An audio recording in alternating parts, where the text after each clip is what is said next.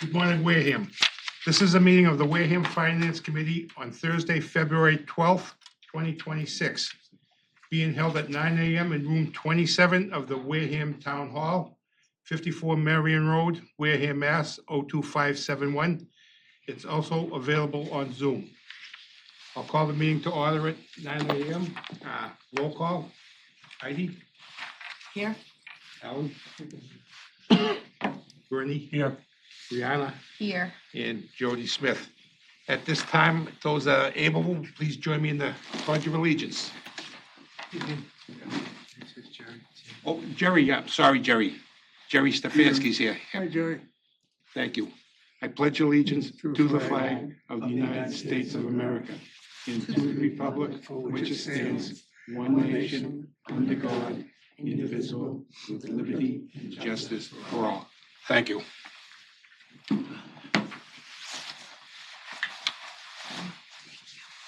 Just a couple quick things to clean up. I have a set of minutes I sent out to everybody. Does anybody have any changes? Okay, so take a motion to approve the minutes of January 12th, 2026. So moved. Second. Third. Roll call vote. Heidi? Alan? Yes. Jerry? Yes. Bernie? Yes. Brianna? Yes. And Jody? Yes. So we're gonna hear from all the department heads today. You all gotten copies of the budgets that I've received. And they're gonna present some of their things they've accomplished, things their goals are. We're gonna kind of stay on point for those things. As some of you may know, the budgets and things, this is statewide, this isn't unique to Wareham, and it kind of it's still a moving target. So we're gonna leave it at that and we'll move forward. So at this time, would you please introduce yourself and Yep, Scott Crahansel, Director of Water Pollution Control. So the Water Pollution Control Facility, we operate over 43 lift stations throughout the town. That brings in all the sewage from the entire collection system and then brings it into the wastewater plant, which is designed for 2 million gallons a day, permitted for 1.56 million gallons a day, and we currently receive 1 million gallons. Some of the things that are going on the plant are, we have a $36 million upgrade. So that gives us new headworks, 2 new clarifiers to replace the 3 that we have. It's going to provide a sodium hydroxide injection system to replace the soda ash tower that was there and really not working. And then we also were able to get a building large enough and heated to house our Vector truck and a few other trucks as part of that project. Additional projects going on is that we were trying to upgrade some of the lift stations that are air lift stations. I think I mentioned at town meeting. They're obsolete. We cannot get parts for them. Or we have to go to Maine. Apparently there is one place that we have to have handcrafted each part, which becomes very expensive and it's just obsolete. So we're going to upgrade them. So we're looking into the best way to do that economically. And we're going to start with 3 to begin with. There's 5 in total. Some of the other things we're doing is we're going to be purchasing a centrifuge, which handles our sludge. Currently, we put out liquid sludge, which is about 6% sludge, solids. And this will bring us up to about 20%, 22% solids. Part of the reason for this is where we send our sludge now, and it's waste sludge. So our system is built around activated sludge, and we say sludge, it's actually a bunch of bacteria that do all the work for us, all the treatment of the wastewater. After a while, they have to get wasted, and that sludge has to then go somewhere after we've dewatered it the best we can to that 6% level. It then gets trucked to Woonsocket, where they further dewater it and then incinerate it, and then truck it out from there. The current expense for that is about a little over $500,000 a year. We're looking at alternatives to that. And of those alternatives, one of the ones that goes away is Woonsocket because it is going to close. So that leaves our next closest and best potential to get rid of the sludge is either shipping it to Ohio at $7,000 a load, or putting it on a rail car, trucking it to Marlboro, and then it gets rail car down to New Jersey. So we are looking into alternatives to satisfy our needs here at Wareham. So those are some of the big hit points. that we're working on, but we're actually very well staffed currently. We have plenty of operators, and we have a good amount of labor, and we have great foremen. Our office staff is up to snuff on everything. They've been there for over 2 years now. Another one's been there for like 9, but they work very well together, so everything's going very well in that department as well. Otherwise, we can go line by line through the budget if you like. I think has everybody had a chance to look at the budget? I mean, I sent all these Okay. out. If you have any questions, I mean, I'll start with Bernie. He's the most knowledgeable in these things. Scott, how long before you think the current processor for is going to last? The current contract you have for the stuff you send down to Rhode Island? We should have them at least until the end of 2026. But it looks like that it might actually get extended. They might stay open a little bit longer. But I will tell you that it will at some point get shut down. Other than that, there's no other alternative. We are working on all alternatives. I won't go too much further into it, but we've got a pretty good process going at the plant right now. Yeah. That's helping save a lot. I might add that you've been struggling with this for over 2 years now, trying to find alternatives and all economical alternatives. Right. Yeah, so I mean, part of the problem is even now, if the plant at Woonsocket has an upset, they shut us off. So we just have to hold our sludge, but that upsets our process. So, but we're able to work around it. We've, over the past 2 years I've been there, we've done a lot of cleaning. So we freed up an extra 75,000 gallons worth of storage. Not that we want to store things, we work hard not to store things. So it leaves us about 300,000 gallons worth of storage overall day to day. So we're in pretty good shape, but it's just a matter of management to make sure that when it shuts down, we're not in chaos. Now, you mentioned a rail car as possible alternative, but you don't have a rail link going into the property, do you? No, we would have to transport. It's basically a crane that takes it off the back of a trailer and puts it on the rail spur. So first we truck it, then we rail it. And that's Cape Cod. I know a lot of my counterparts on Cape Cod. They're shipping it out to Ohio. Like I said, they dewater it with a belt filter press, which makes it more of a cake. And the centrifuge gets a little bit drier, but they're shipping it all the way to Ohio. And it's not cheap. I ask these questions relative to that because it's one of the issues we don't have any control over. We're just, again, what we're working on, we're trying to get our own control over it. So far so good, and with the centrifuge, it should get better. I noticed in your budget you have outside contractors that increases significantly from 70,000 over FY6 56. Say that again? The outside contractors. Yes, Yep. that goes up 70,000. Yes. Yeah, and that goes along really with us doing some of the upgrade work on the air stations. Some of the work we're not gonna be able to do, so I just wanted to budget for it. Do you have a particular program for going through the air stations? Because I remember from reports, there was a number that stations were rather critical. Yeah, so we're gonna start with South Water is the most critical at this point. We're down to one of the air lifts because one of the compressors broke. So that's our focus right now. And as you said in your presentation, a lot of these things are custom because of the age. Correct. Thank you, Mr. Chairman. Brianna, any questions? No questions. Alan? When you have parts you can't replace, have you gone to the tech school? I think they have, printers now, because I know if I need a part for a car, Oh, yeah, like a It's CNC obsolete. machine? yeah, I can make anything now, no matter whether it's big or small. It might be a temporary stopgap.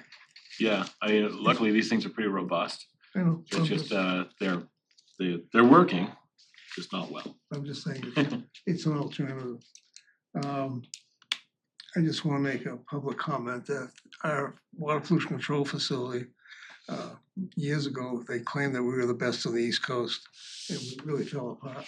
Thank you for all the work you've done, because the place is really running extremely well. The public also needs to know that you guys are working on eventually coming up with an EDU rate that's basically based on usage. I believe your vice chair, Bob Scanlon, has come up with a chat GP type of program, and he's got some, I think it's gonna come down the line, because we know we need to save money wherever we can, because our expenses are really gonna start exceeding our potential revenue. So whatever you guys can do would be appreciated. Yeah, correct. Yeah, Bob is doing a great job on that. Thank you. Heidi? No. Jerry? No questions.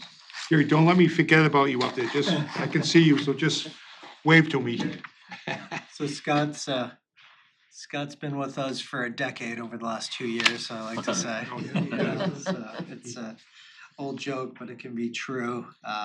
You know, we were glad to get him on board, and our department heads, we call working department heads. So you'll find, I think the first town meeting, he came off of a site with the all the equipment gear on when the rest of the department heads were in their you know, so their ties and stuff. So it's we're lucky to have the people we do.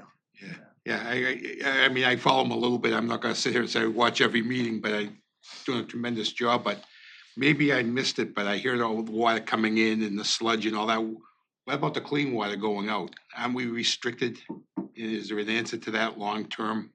So we were very lucky that one of the pipe dreams I had when I first got here was to and you'll see it at town meeting, but to run a new pipeline up Sandwich Road, because we don't have oddly enough a pipe that comes up there. So we can't sewer at this point West Wareham and out towards Shangri-La. We don't have an entrance for the piping.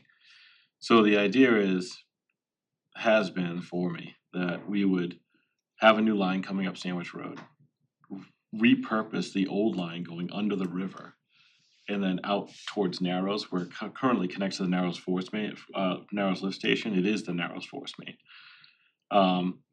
So we had Woods Hole model the potential to do an outfall at the Narrows, and lo and behold, it was a phenomenal place to put it, which should allow us to expand the amount of water we treat day to day, and our outfall, and then improve the plant. Do things like take on more from Bourne, more from Marion, or some from Marion, maybe even Carver. It'll allow us to do these things and build towards being able to actually accomplish this the demands of the CWMP, which is basically a regulation put in where the state has determined what the discharge limitations are to the river and what the maximum nitrogen levels are in the river. And the new outfall location preliminarily looks to be a fantastic option.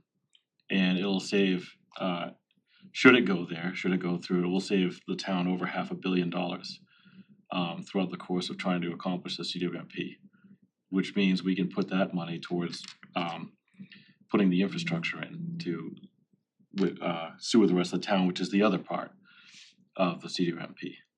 So it'll really, we got very fortunate that the modeling showed that it's a very favorable location to discharge.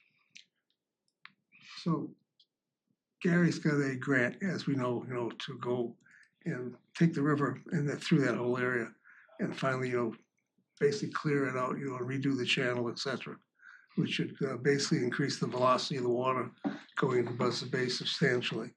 So you're gonna be going an outfall close to that area? Yes, and again, So that means whatever you think you're gonna do is gonna be that much better. Because right now, the water flow is not the greatest in the world, because the channel is filled in over the years. I don't think they've done that channel since 1954. So it should be a big, just so you know, you should have an increase in actual net result on that as well. oh, that'll be even better. But yeah, But they that's had what's to, coming. they literally had to change the scale to make the model show up that there was even a discharge there. Yeah. So the scale right now, the original scale showed just a big red blob coming out of the treatment plant. And when they did the same scale at the Narrows force main, where the Narrows would discharge, the colors went away, so they had to reset the scale just to show that there was gonna be a discharge point there. So again, it was a phenomenal find. So we don't have to bother worrying about trying to do a discharge into Buzzards Bay that we tried to do about 5-6 years ago. No, That's great, because that failed badly. right, so 10 years ago, that was $80 million, so Yeah, you can imagine God what knows it what is it's gonna now. be So today. the next best point was to go all the way out Great Neck. Yeah. So, Thank you. Yeah, I mean, just sitting here listening, I can tell what your short-term plans are, goals, I should say, and long-term. I mean, that outflow is not gonna be for years. And I think that's a pretty safe statement, but, yeah, no, don't have any other questions. I wanna thank you for the great job you're doing, and thank you for being here today. welcome. Do appreciate it. Enjoy the rest of your day. All right, you guys too with all your meetings. Sounds exciting. Listen, we can make you sit there a little bit longer. I'll see you at the gym. All right, we'll see you guys. Thank you. Thank you. And to keep you going, we have caffeine and sugar over in the corner, so. Oh, Jerry, we were thinking about door dashing you something, but you know, unfortunately you'll have Sandy, to we miss have out. She's got the duties. That's what I want. Thank you. Excuse me. Yeah, but come back. I already tried to steal it, it doesn't work. Everybody's trying to steal it. That's a good one. I said the You same thing. shouldn't even let people borrow it. That sounds like regionalization. The project, which goes back 8-9 years ago, you know, through Buzzards Bay, into Buzzards Bay, it failed because of different reasons. We had 4 different towns involved. Yeah. And Bourne, basically, I know some of the select board members, people that, they were gonna fight tooth and nail not to have it happen. And finally, he has an option that we didn't have, because the other option is to build a second plant. Yeah, that was the first I've heard about it. Me too, it's brand new. Yeah, yeah. And actually, you know, we've told people we're gonna try and do a reasonable EDU program. Well, that goes back 15 years now without a solution. No. So their vice chair of their particular, you know, elected sewer commissioners has come up with this chat GP, you know, thing that you can go look at and stuff, and it's opened up it's opened it up to allow them to do stuff that we couldn't get records for before. So that's coming down the line too. I got copies of all those studies that he referenced to. And it's very interesting what they project. It's always been a dollar sign that was difficult to overcome. So Morning, everybody. Good morning.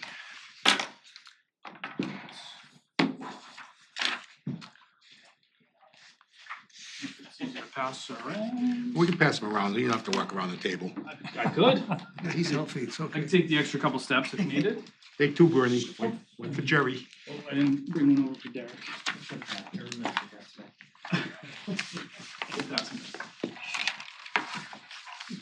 It's got warm in here. I know, that's why I kept the door and I turned the heat down, so if anybody likes it warm, sorry. Sweat everybody out. Okay, please introduce yourself and thank you for being here. Good morning, everybody. I'm Brad Allen, I'm the EMS director here in town. Been here for a couple of years and in this role the last 2. So with the town for the last 8. What do you have for us today? So I have in front of you just a simple breakdown of our department, where we've looked in the last year. Increase in our call volume, we've increased from, gone up about 400 calls a year, we're running almost 6,000 now. Last calendar year, we were at 5,934 calls, previous year we were at 5,515. So significant increase over the last year. Staffing's remained the same, staff is remaining relatively happy. Just currently with myself, I have, as of right now, we have a full staff. We have 1 offer that's pending, just somebody going through testing, so we should have a full-time staff for first time since I can remember. We're usually running about 14 or 15 out of my 16. I have 13 per diems at the moment, and I just put a quick breakdown of what vehicles we have, and then the last couple of years of our of our revenue, and then I also put our year-to-date as far as end of January where we stand. We're about 123,000 ahead of last year in the FY. We increased our billing rates in the last year and a half, so I think that has some, plus the increased run volume has increased our revenue quite fairly. Following page is the budget request. The salaries, pretty standard. It's just standard step and contractual increases, which I believe were 3% this last year, plus our stepped out averages. Throughout the rest of the expense lines, there was no major increase there was no increase other than our billing service from 55,000 to 70,000. Our billing service, they run off of a commission based. They collect 3% of our current, of any revenue that we take in. So with our revenue increasing, the cost of the billing service has increased. I think last year we were right around 67,000 of billing service, so the increase, or it was right in the 60s, number off the top of my head, I can send it over to you if needed. But the 70 would just be to cover that increase, which is all percentage based. And then I do on the, anybody have any questions on that so far? Sure. Okay. The budget expense, just so people know, they probably haven't noticed it. Excuse me, look quickly. The last item at the bottom, it says capital. Yes. With a change in how we handle capital. Is there a change on how that's supposed to be? No, not, Okay. it's a change that makes it easier. Okay. We basically raised the threshold substantially up. So you have a capital budget, almost every department should have, I believe, a capital budget coming through this year. Because if you look at it, you're gonna look at the bottom line, and we're about $500,000 more in expense than the previous year. But if you also look down, there's 480,000 in capital. Which Yes. has never been accounted for before. Because if you look at the next, I have a project sheet for, it's a potential replacement of our 2019 ambulance. Yep. Our build times are quite significantly longer, so we have to get these orders in faster in order for the replacement to come in an appropriate time, so that we're not running into vehicle wear and tear and breakdowns where we would end up with our repair expenses. Previously, it was about 24 months we could order and get an ambulance. Right now, we're looking 36 to 40 months. Yeah, 3 With or 4 the- years. Yeah, So- I thought it was about 3 years. Yeah, they're sitting at 3 years, and some of them, they're actually stretching a little bit longer than that. So that's where this, it seems soon to replace the 2019, but this is, ideally, if we order here in calendar year 26, we're not seeing this truck until 29 or possibly 2030 at this point, because of the delays in the just the manufacturing. So How often do you have either 1, 2, or do you ever have 3 on the road? we Any particular?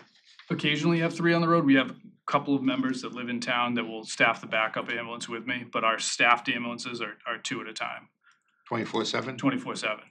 So we do cycle those out for rest periods, because we just put an ambulance into service in June. And I mean, it's been running straight through. We like to give them, every couple of months, just give them a couple of months where they're not being utilized as a frontline piece, just so that we can kind of, catch up on maintenance and things like that. Right now, our oldest, which is set for replacement, is a 2016. It's actually out for repairs at the moment. But that's where we're kind of just playing that timeline of, we were hoping that the timeline for builds was gonna catch up, but there's really no end in sight with the turnaround times on ordering. How often do you have to depend on other communities to back up your calls? It greatly varies. I can say in the last week, almost none. We've provided mutual aid to other communities several times. It depends on the week, depends on the day. Time of the year? I used to say it was the time of the year. I wanted to say that it used to be during the summertime, you'd see a major increase. We do see a significant increase January, February, March, the height of flu season. And then we sometimes we taper off in April into May, kind of slows down. But predictability on relying on other communities, it's difficult to predict. Sometimes it's 3-4 times a week. Sometimes it's no times a week. Where In the billing situation, do you bill for the call or do they bill through their own? This example, if we have Bourne, so they if Bourne bill- comes in, Bourne bills on their own. they bill their own. So we only bill for transports that we provide. I see.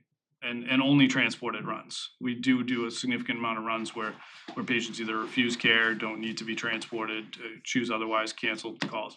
We only bill for loaded mileage calls. Yeah, you just answered one of my questions. You know, just, and I'm sorry to interrupt. Sure. Speaking about population, it used to be we'd say we doubled in the summertime.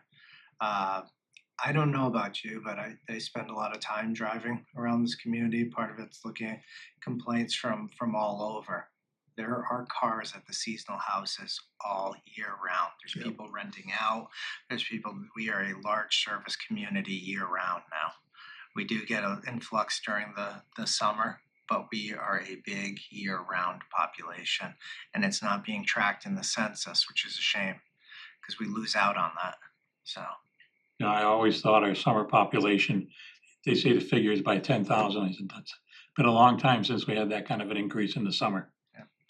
I think your during the day population might increase, but your Yeah. seasonal year round, I mean, we're going to these seasonal communities, the small cottages that, you know, previously were summer seasonals down on Swiss Beach and things like that. They're being occupied year round, whether those are, you know, the residents that are there or whether it's being subbed out. We're finding that there are a lot of places that we didn't used to go to during the winter and we're still going to them. Unless someone else wants to. I have no questions. Thank you for all that you do. And then just to back up the pricing on the ambulance, is I have an email exchange that I had with our dealer that I threw in there just to kind of show what we're up against with the pricing increases and things like that, just for supporting documentation. You guys end up, you know, looking for something to read. Do you have fewer manufacturers now? We have the same amount of manufacturers, it's just COVID backed us up quite significantly because there was a delay in the manufacturing and then because nobody wanted to place orders, funding was kind of unsure during that time. And then as soon as that stopped, everybody ordered. So now you had this delay of 2 to 3 years where nobody was ordering, and then now we're catching up to, you know, all of those orders. There are some manufacturers that are coming out with these, I would say substandard, you know, they're just pushing out ambulances that have wheels on them and they're just marketing them at not even a significantly reduced price, but it's substandard material, they're not tested, it's just not a good product, but some of them are starting to pop up in the field of these that are pushing out there, but you know, the manufacturers, there's, like I said, they're all still trying to play catch up at this point. My plumber has one. An ambulance? You know, The 2019, so we should either be doing for spring or fall town meeting. Put that one up because that'll be 3 years out, and that would give you your time frame. You know. That's the basically. request here, is to replace the 2019. Okay, so the 2016 is The already. 2016 has been ordered. It was ordered 2 years ago. We're expecting that ambitiously this fall. Okay, so. They're saying possibly into winter or Okay, so spring of the 27. 2019 is coming forth for an order. Yes, this request would be to replace the 2019. Super. Thank you. So we would be about on that 9 to 10 year replacement cycle that we try to keep. About 8, which is fine. I think if we get the 2019 replaced in 29, potentially 30, we'd be almost 9, 10 years. Hope we get it quicker than that. We've been hoping. When I first came on board, I think our newest ambulance was close to 16 years It old. was terrible what it was. They were breaking down constantly. That was part of it. It was unsafe for our staff, for the people we were transporting, and so, you know, put a plan together. Brad's been keeping up with it, so I appreciate it. keeping up and, cause our volume's increasing, the wear and tear on the vehicles is increasing, you know. We used to do 3,000 calls with the same 3 trucks, now we're doing 6,000. You know, it's almost double the workload for these ambulances, so they're getting worn down a little bit, so we just gotta keep up with the replacement cycle and keep them fresh. Plus, we have an older population. The run volume's not going down, that's for sure. What do you mean by that? Speak for yourself. Well, I'm not a frequent flyer yet, but I'm getting there. And as you know, this is an offset receipt, which is why we voted separately. So we use the revenues that it generates to offset it. The turn back funds at the end of the year. These benefits, so insurance, retirement, and you know, any of the insurances are covered through the general fund budget. So it's not like a enterprise fund, it's slightly different. We have one of the last ones in the Commonwealth, and they always try and get me to stop it, but it's I think this is the best thing for our town to continue it in this manner. I mean, if something's working, why, you know, just out of curiosity, buy a new ambulance, how much of the equipment in the ambulance you're turning in, do you transfer?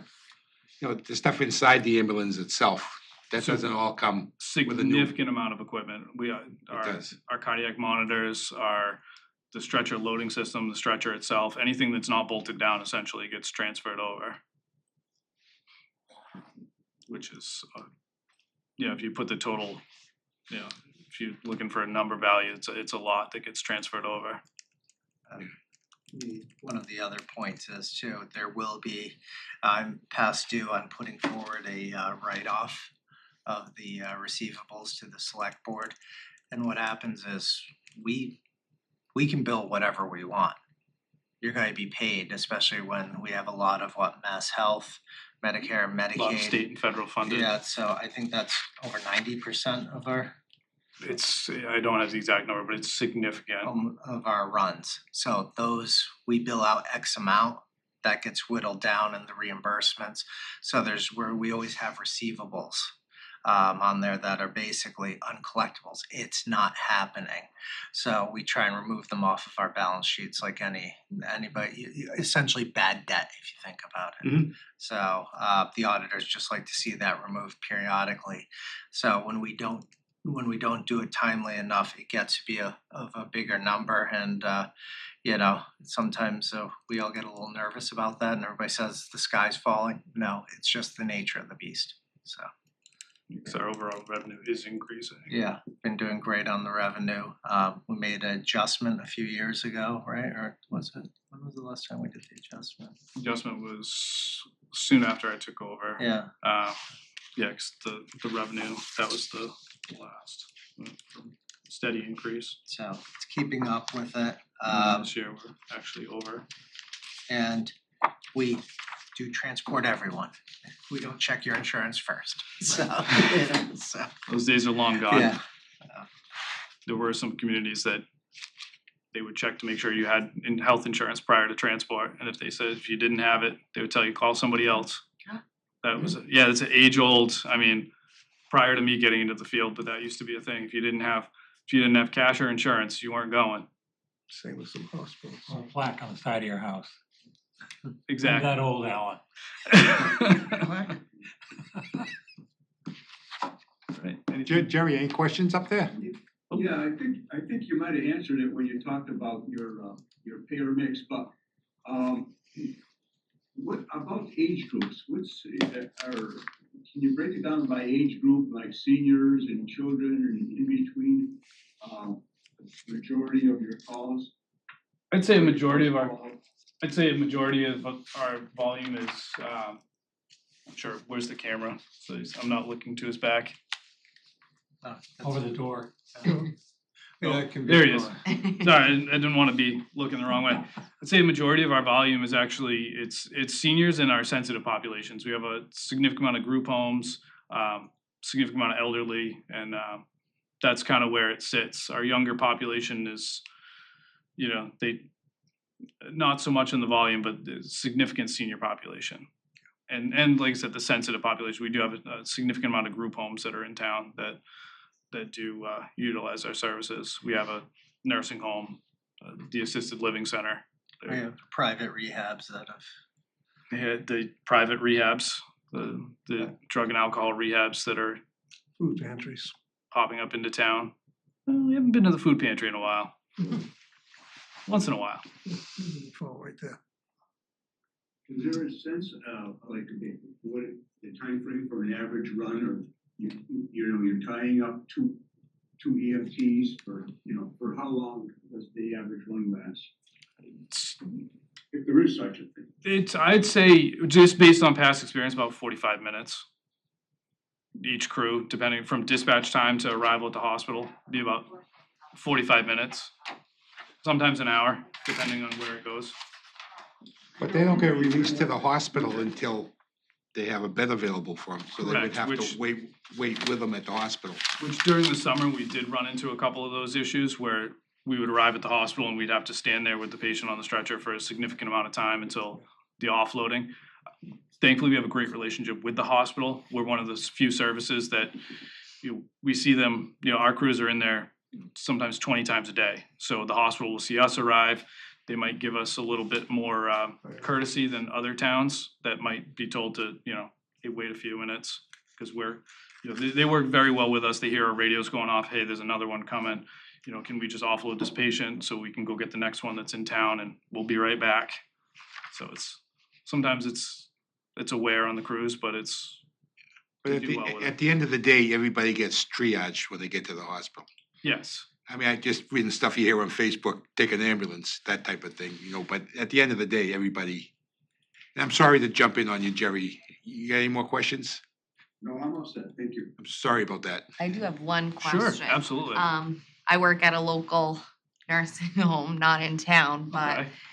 I understand sometimes a lot of the calls are that you guys have to come in, they may not be emergent. And we have actually met with our local EMT in the area to discuss what is an emergent call that we need to call 911 EMS versus is it they need a transport to the hospital. Right. And then we utilize a different transportation and kind of schedule it. Has that been something that you have met with the facilities to kind of go over what would be emergent versus where they So- could utilize a different transport? Two sides to that coin. We used to have several private ambulance services that were stationed in town that were available for those transports. We're finding that there's not a significant amount of work in the area for those private ambulances companies to make their ambulances are available. So for the, for simple transports that, the non-emergent stuff, they can wait a couple hours. Those trucks aren't, there's not enough work in town for those companies to make it worth it to be around. So that's when, those facilities do end up relying on us, because unfortunately private EMS is suffering just as much as municipal EMS to try to find staff, to try to find, people that actually wanna work and show up. So, and then the hospitals are utilizing them for the transports out quite frequently. Mhm. So with us only having one nursing home and one assisted living in town, it's not enough skin in the game for the private ambulance companies to even be around. So it's tough where we are.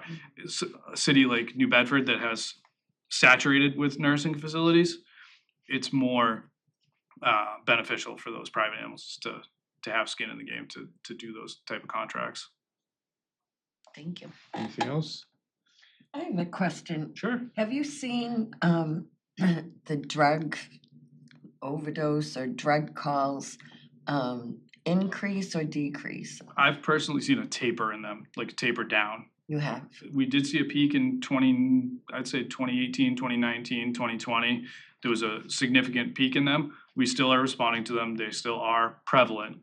But the opiate crisis, I don't know, there's a couple of factors that work into that.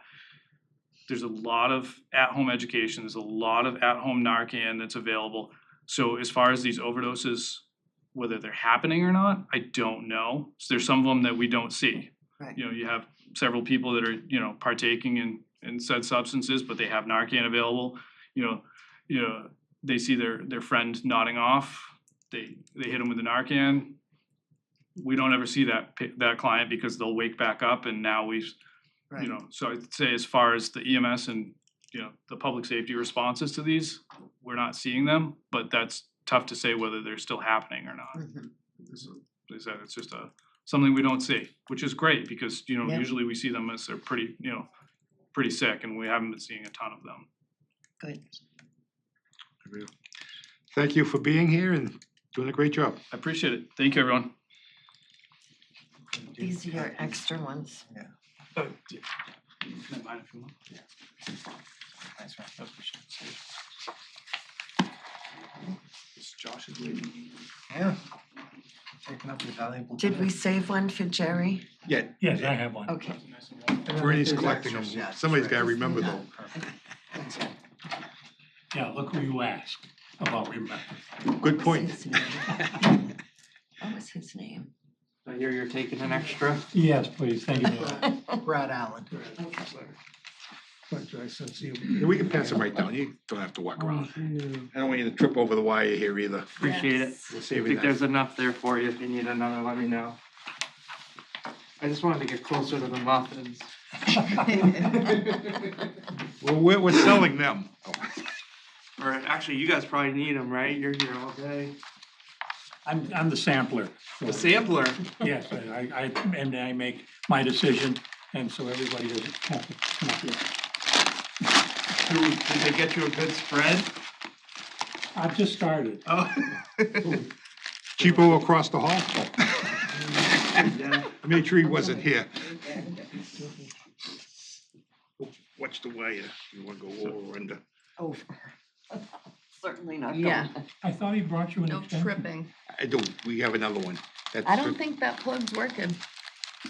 Yeah, yours isn't charging. Is it on? But it's this, I think. Still not on. Which one are you plugged into? I'm up high. That That one one's working? worked. Yeah. But this one I don't think is working. Well, I think on our next,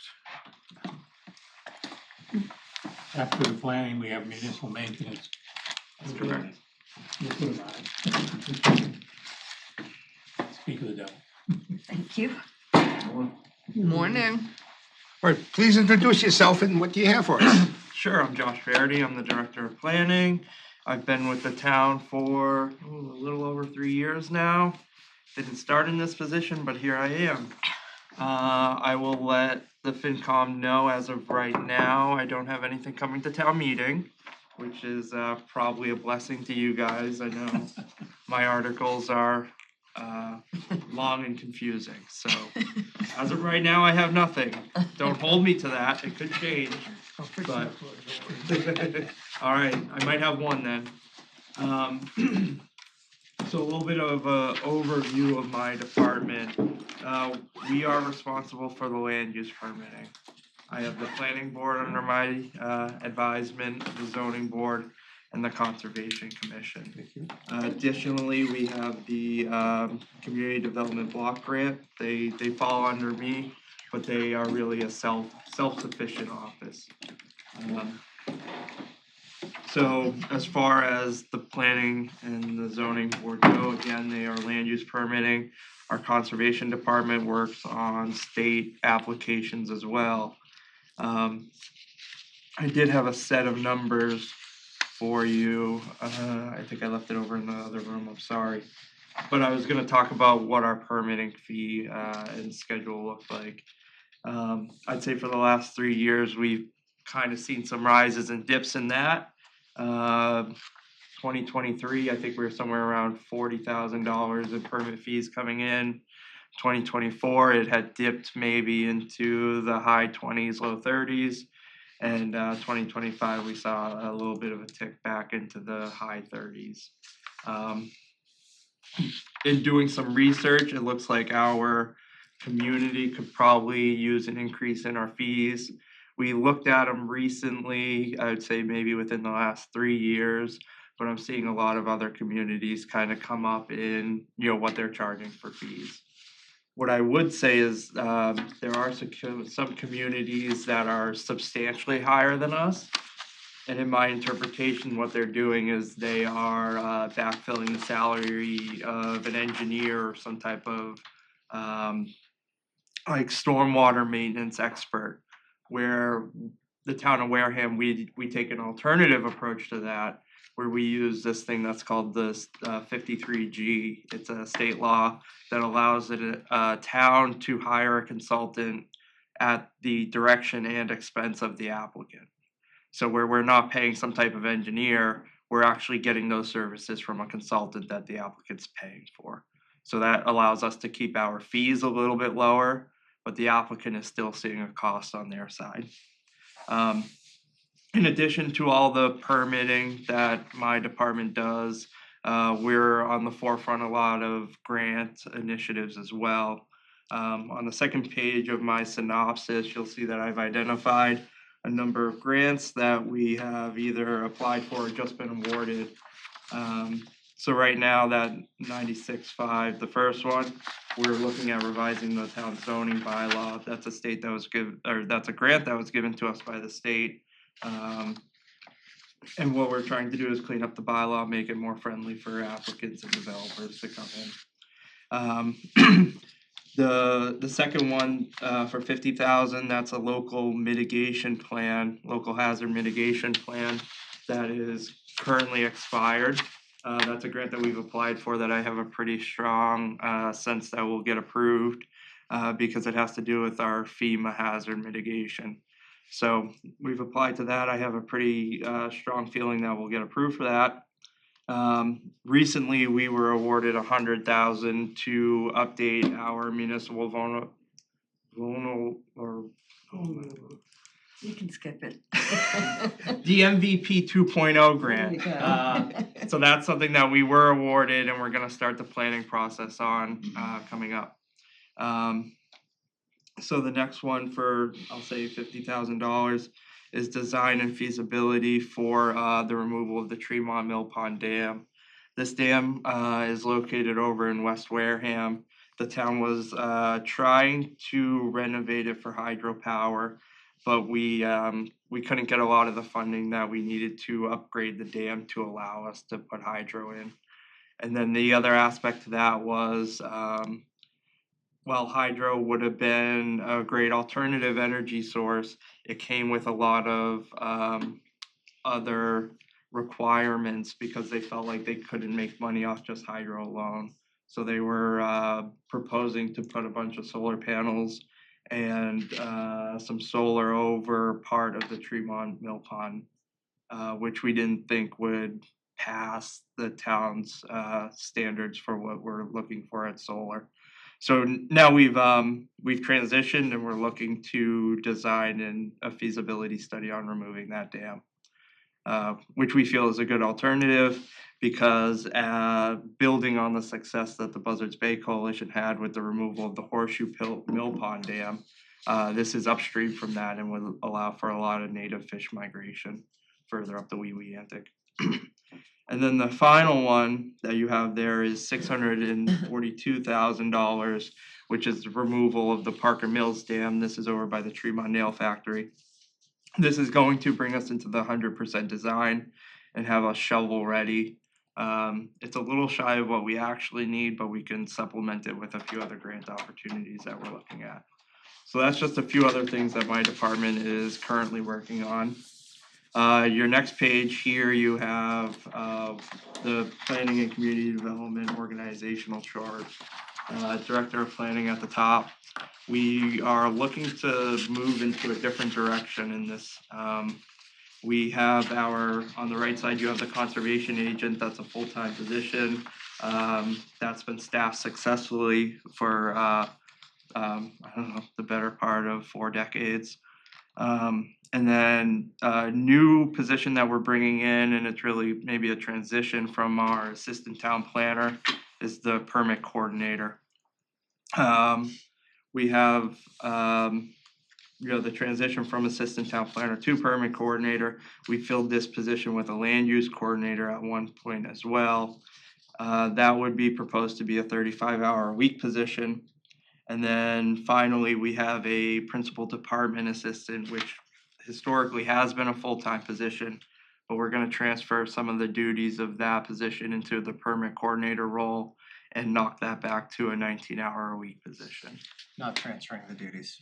Sorry, That's misspoke. Yeah. Thank you, Derek. So then moving on, we have the expense budget. Jody, I believe I sent this to you. Okay. And I think what you'll see is, with the transitioning of some of our roles, we were able to find a decrease in our budget from last year. And when you start to look at some of the expenses, you'll notice that I've shifted a few of the expenses around, particularly like the cellular expense. We had been paying that one, but we hadn't been expensing it correctly. $350 was never really enough to cover it, so I've kind of moved a couple line items around just to show the real cost of those expenses.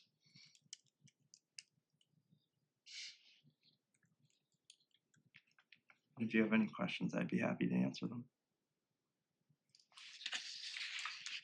Brittany? Your printing and mailing went up extraordinarily.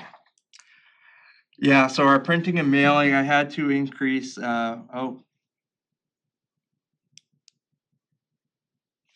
Scrivener's error, hopefully. I think, yeah, I don't think my mailing should be tenfold what it was. Unless you got something else going on. Yeah, it's likely that I meant to put that at $950. Sorry about that. And the explanation for increasing it a little bit is after every town meeting or before every town meeting, we have to pay for the advertisement of the warrant articles and the planning board hearings and that such those items. So yeah, I'm sorry for that. Good catch. I guess that's why we pay you the big bucks, huh?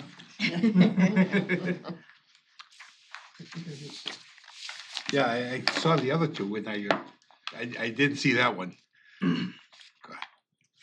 I have no explanation. I just hit fat fingers, maybe. May not be wrong. Yeah. Anything else, Brittany? No, thank you. Rihanna? I do have, this is maybe just, I'm just curious and might not have anything to do with it. So with this Tremont Mill, these grants and the potential work, obviously the Tremont Nail Company is for sale. Is that, what is like the? Well, there's a small part of the parcel that's for sale right now, right? It right now it's run as a private residence and a private business. Okay. What the town currently owns is the actual Tremont Nail facility, the big building okay. and the metal building behind it. So those currently aren't for sale. Oh, What you're seeing is just that small piece In that's the right front. on, yeah, right in the front.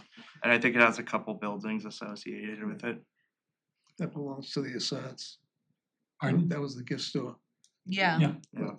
I'm sure they realize by now that part of the dam that they own too. Cause that wall, and there's there's a piping that goes through their property over to the white building, if I'm not mistaken as well. Yeah. Yeah, I think historically there's always been a question about ownership of the dam. The grant funding that we're going after, we don't care who owns the dam. We're moving forward and it should go fairly well. And will that open up that road eventually? No. No, Okay. that's Not the plan. that's that road, it's interesting, it was a cut through. And I understand because people I don't like Tyhonet and the other through the way it's set up. We've gone to MassDOT a few times on it.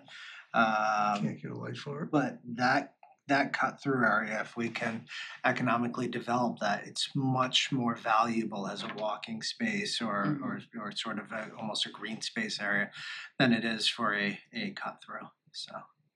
Doesn't Makepeace own a piece of that? Lots of pieces. Yeah. Lots of pieces, yeah, but I mean, there are complications. They So might we can not spend the agree money with you on on the that. grant, but we can't spend it on private property if we go into to develop. We've got it all set up with our plan moving forward so that it Okay, is legal. That was a sticking point several years ago. Yeah, yep. We're no longer concerned with the sticking point. We found the path forward and that's how we're moving. Until it's a sticking point again, it's not a sticking point. Right. Okay? Yep. For today's. Yeah. Alan, any questions? No, I could say with our, the committees, conservation, planning, zoning, the volume just keeps increasing, keep redeveloping and stuff. And this push for housing and everything else. It's a tough job. There's a lot of work, and again, our staff is minimal. It's interesting because as a community, even us, I think sometimes think we're a large commercial community because we go through Cranberry Highway or other aspects of what's happened in West Wareham. We are not. No. We are still significantly, and it's residential that's had the biggest boost. In fact, when looking at it, in the early 2000s, our new growth had reached over 900,000 a year. Our best we've ever had since I've been here over 15 years. It's been close to 800,000. We're traditionally at 5. So, when you think about it, 16 years later, we are making less money on growth than we were before because most of it is residential. And as a community, we have to figure out what we actually want because we need growth to pay the bills. And if we don't have that growth, we know our community doesn't want solar in some aspects. We don't want big growth like the potential would have been the dog track could be given $3-4 million a year. We understand that, but as a community, we have to figure out how we're going to fill that void because it's not working. I think there's 16% of our tax base is commercial.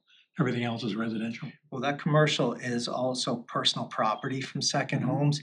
Your true industrial is closer to 6% with a small commercial. And that commercial is the 61A cranberry bog lands too, which are low valued.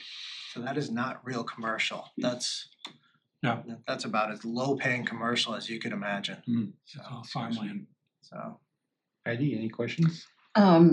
I have one question on the dam at the Tremont Nail Factory. Is that, I know you're working on engineering and safety improvements. Is that dam slated to disappear or? Yeah, so the idea is dam removal with fish ladder to increase fish migration in Now- the upper regions. How will that impact the flow of the river? So I think what you'll see from the Parker Mills Pond is that it will turn into a more riverine system than a pond itself. And then you'll get fringe wetland where pond used to be. Because most of the hydrology will still be there. So you'll have more of a riverine system. And if you've driven down Main Street at all at the other dam, the Tremont Mill Pond Dam, names are very confusing. I know. You've kind of seen what's already happening. If consider it a dam removal scenario currently, where you're seeing that riverine system start to build out. Okay, thank you. part of the removal, I'm sure you probably mentioned it a million times, is we now have to figure out what's the impact upstream to the bridges and dams that MassDOT has. It's, you know, I would love to not do a single study. I'd love not to come from conservation, I'd get killed, but we'd love to just get things done. We have to follow the laws, and we have to go through certain paths to get federal or state monies. You know, I agree, I can see our residents getting frustrated by, you know, certain things. But this is, we didn't make the rules, we're playing by it and trying to get the most for our community to offset this. So even if we were going to fund this ourselves, we'd have to go through 90% of these hoops. I'd rather take the extra steps and get somebody else paying for it than our residents, so. Jerry, any questions? No, I'm good, no sticky questions. Okay, I'm good to go. Thank you for being here. Keep up the good work. Oh, Alan. On the dam, we did this study a long time ago, and we worked with Beth Lambert from the state.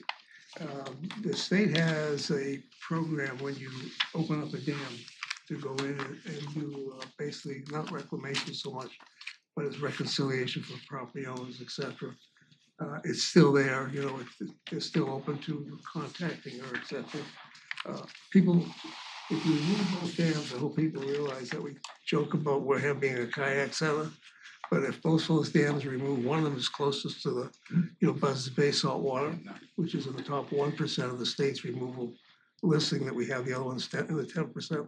We would end up with, I believe, Derek, if I remember right, 53 or 54 miles of navigable riverway, which would open up a whole new economic boost for the town. Yeah, 100%.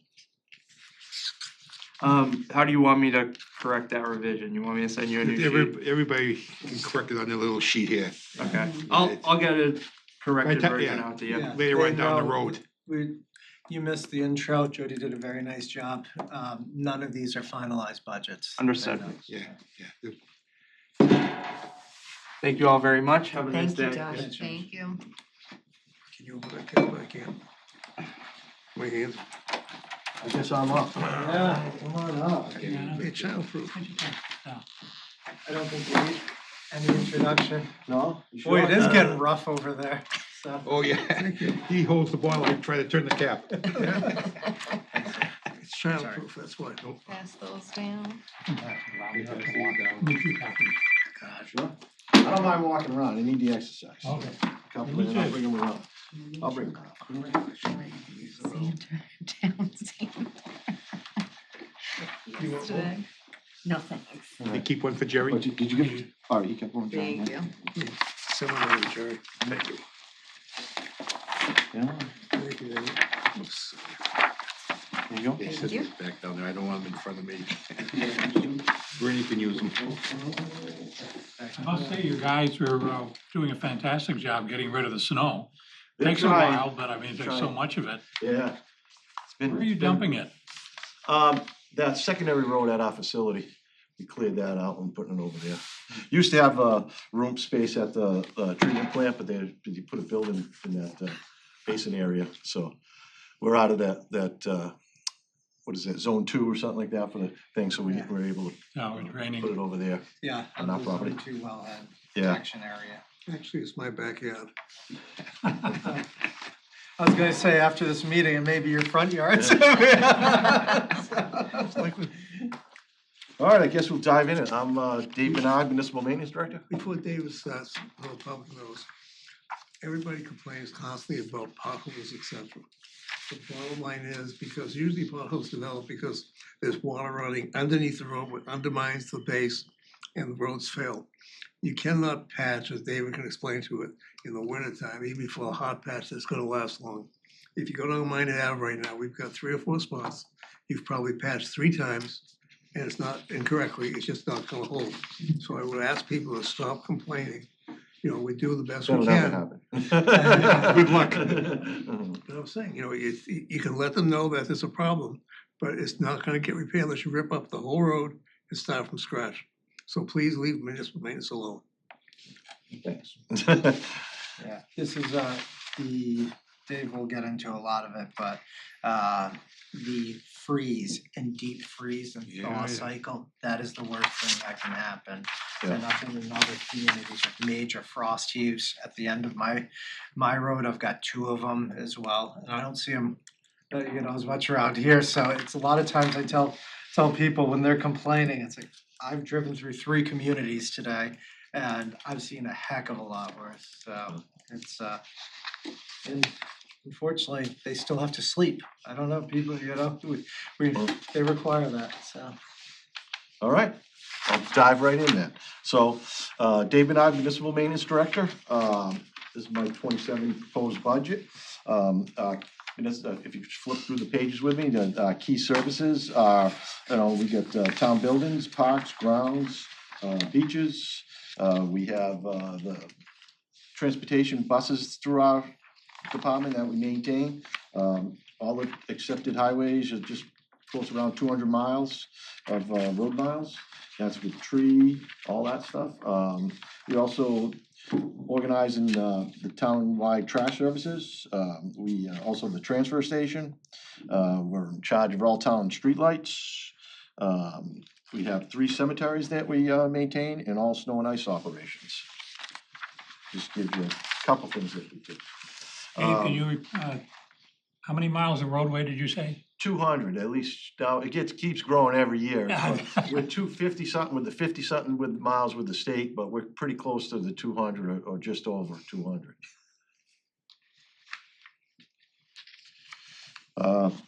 Then we go to page 3, it's actually, not really page 3, just the contents of what this packet provides. So we can start right on page 1, which kind of gives you how the department is laid out. And then we can get right into department expense budget. That just shows you what we've had over the past few years, fiscals. And we can actually go probably start right with the page 3 instead of page 4. I want to start right with the payroll, I guess. All right, so as you can see from fiscal 26 to fiscal 27, there's quite a bit of increase that I'm actually trying to put an administration assistant in our position from bookkeeper.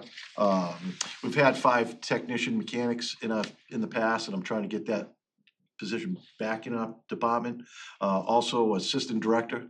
We haven't had since the early 90s, but I think it's at a time that, you know, I'm already been here 31 years. I'd like to get some management under my belt here that somebody can learn the ropes before I retire. So I've been telling him for, you know, 6 years that we got to get somebody in. It's a lot to learn. I got 31 years here. Glenn's got 41 years, and we're both going to be probably, you know, retiring close to similar times because we're similar age. So I'd just like to see something.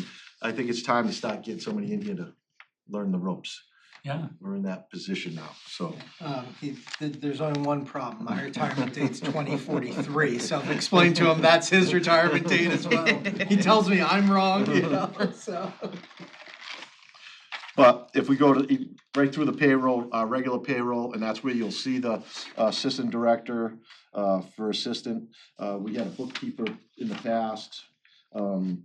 That again, I'd like to see, she's been taking a big role like during like maternity leaves and stuff like that. So I think that's where she needs to be instead of the bookkeeper. Which we swapped off. We got one of the heavy equipment operators left. So actually we're gonna drop that down to a laborer's position to try to save a little funds there. But again, I'd still like to see my 5th mechanic in there. It just seems like that shop's so busy that I'd like to see him back in place, just before we can get the workload done. Page 6 goes through basically the overtime payroll budget. It's based on like pretty much 5 hours a week for each person, and then 100 on the office staff to doing like the things as far as with the trash programs and stuff like that. So there's a little bit of based on that.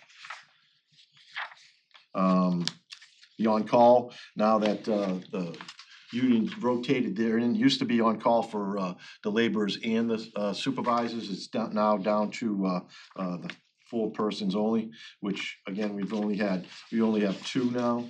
Years ago, this where the assistant director, we had assistant director, we had a general foreman, highway foreman, parks foreman, cemetery foreman, buildings foreman. So there was a lot more management than it is now. Today, it's just a director, highway foreman, and a building foreman. That's all we have for management. At one time, you had almost a third more staff. Yeah, oh yeah, we had, I believe it was 50 some odd employees at my building at one time. We Now- have a third of the staff today. Yeah, a third of the Yeah. staff today. So, yeah, we do. Yeah. And page 8, we're going right into longevity.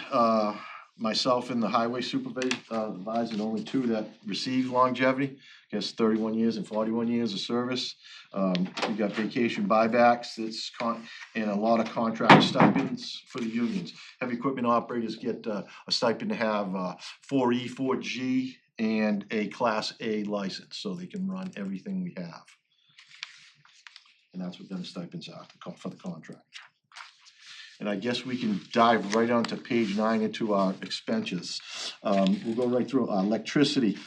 Basically went from 130 to 165, and the reason being for you'll see all my utilities have gone up because the Deacon's, the Hammond, and the Tremont have no leases currently. So all this in 27 is gonna be coming down to me to pay all the bills. So the electricity costs, right now, we have people in there right now paying the half of electricity and all of the natural gas. So this is a factor of, we're gonna have to absorb the cost. Hammond School, we had people leasing that out too, and they just got out in January, a couple weeks ago, so.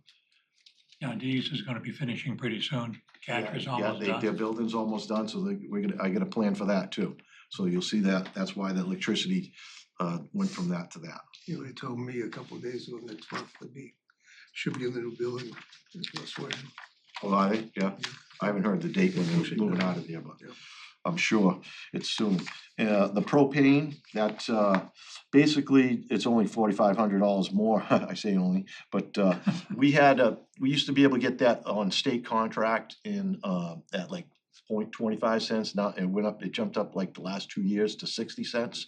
It's been holding at the 60 cents, but it's made a difference in the cost. They say it's not clean energy, that's why the state got out of it. So they used to, it was forever, they had it on the state contract list, so we were able to save a ton of money, now we're not able to do so.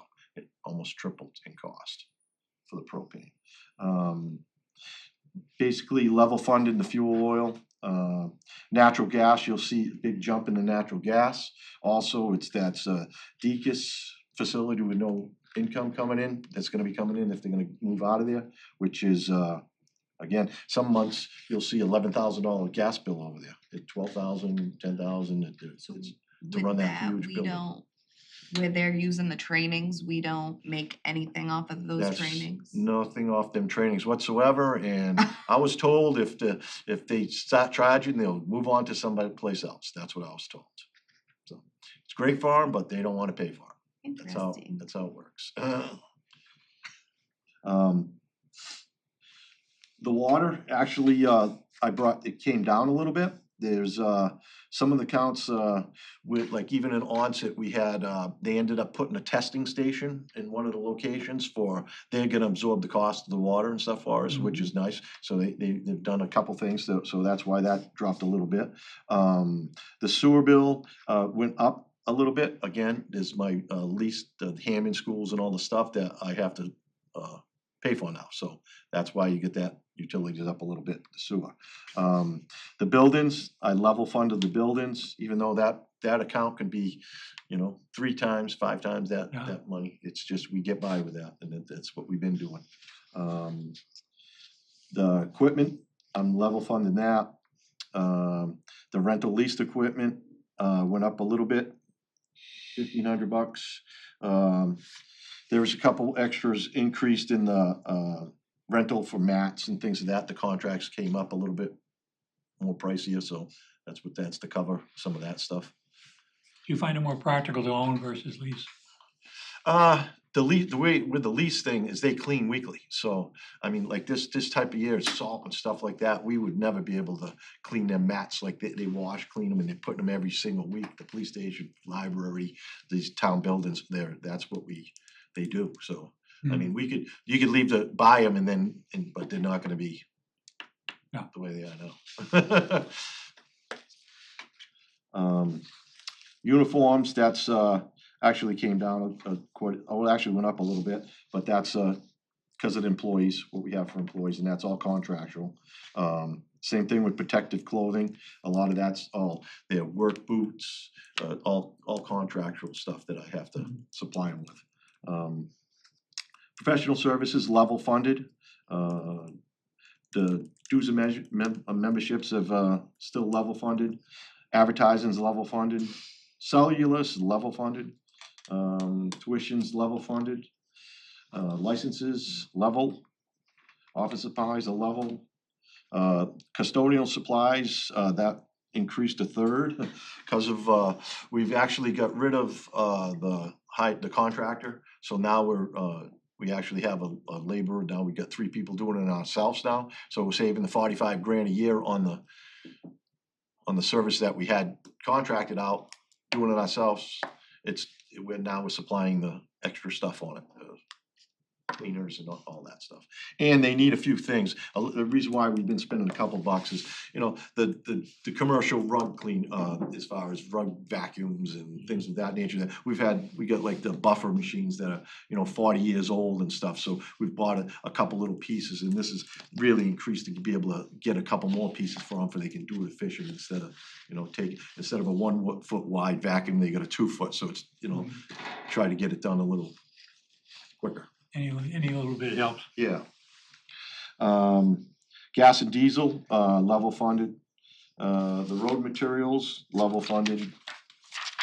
Let's see, highway supplies increased a little bit. This year, we're down to a lot of our catch basin materials and stuff like that. We're getting down to you know, we usually do pile of stuff up, and then, you know, it just, once you deplete it, you deplete it. This year, we got a lot of projects I'd like to get going as far as Minot Avenue is one of the roads that need to be done, so that's gonna be all new castings and stuff all the way up and down that road, so that's why we're trying to get a little extra funds to be able to do that stuff. Now, any of that come out of your chapter 90? Chapter 90, that's only repairs on that stuff. I've never bought castings out of chapter 90. It's usually, you know, it's just all road maintenance part of it. Mhm. I guess I could dig it, but then you do there's less road. You don't get very much in chapter 90 Yeah. anyway. Yeah. It's this year, last year they did give us a little bit extra funding in the chapter 90, but it's so did everybody else got it, and there's only so many asphalt companies out there that even a contracted asphalt company, they could not get to a lot of our work last year because they're so busy with everybody else. The other problem is the way the state does the chapter 90, they basically have to do a bond. By the time they get the bond done and release it to the municipalities, because you can't Yeah, contract until you have the money. Yeah. It could be June or July. yeah, in July. Yeah, In that you July, already everybody's already booked out for booked the year. up. Yeah. It's a problem. Operating supplies, we went level funded, tools are level funded, R&M, maintenance vehicles are level funded, vehicle supplies level, outside contractors are level, and MS4 stormwater is level funded. So that pretty much brings us through the expense account. Now, a transfer station, if you go to page 11. Can you just hold on 1 second? Sure. Before we go to the transfer station, you guys have any questions on that first part? I kind of treat them as separate. Okay, if you want, that's fine. I mean, do you agree with that? Yeah, it's just, there's no vehicle or equipment replacement. For capital item stuff, we have, nothing Okay. on this round. He said that, I guess there wasn't even he didn't even have certified free cash or nothing like No, that. as of today, So, still not. So we didn't put any capital items in for this year. Rennie, you got anything on that first part? Just a reference back to the chapter 90. It used to be a phraseology, $1 million a mile. Still is. Yeah, That was a long time ago. yeah, And you've been trying to save it so you get some of these streets done. yeah. But that's still is, the $1 million a mile is still a good figure to be able to go by. We try, it's always cutting corners. You don't do it you don't do a full depth reclaim. You're just doing a mill and overlay type thing and try to save and get more road for the thing, but it's not, again, in his thing, if you're not correcting the base, you're not correcting the problems of the potholes and stuff like that, you're just buying time. Doesn't last a third of the time, I see 10 stuff that's 10 years old and it's falling apart because it's just, they're never done properly. Got a new asphalt plant coming in Rochester. Yeah, hopefully that'll be down the road, it'll lead into some competition that maybe we can get some, and actually even help another person down this way will help us dramatically for contractors. Brianna? Thank you for all you Anything do. else? Heidi? Gary, Kerry? any questions? I have no questions, so you're probably one of my most favorite people to work with in this town. I absolutely, anything you do is good with me.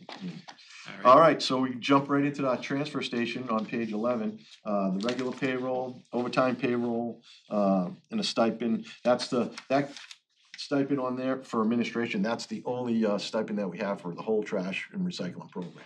So They do an awful lot to keep track of all this stuff that's going on with the trash program for a small amount of money. The overtime is pretty much a supervisor day, because we operate that on every Saturday. So we have to have some supervisor check, make sure that the place is open, make sure the place is closed, things of that nature. And we have fill-in, so that the part-time, we have part-time staff over there. So if they go on vacation or something like that, we fill it with our staff.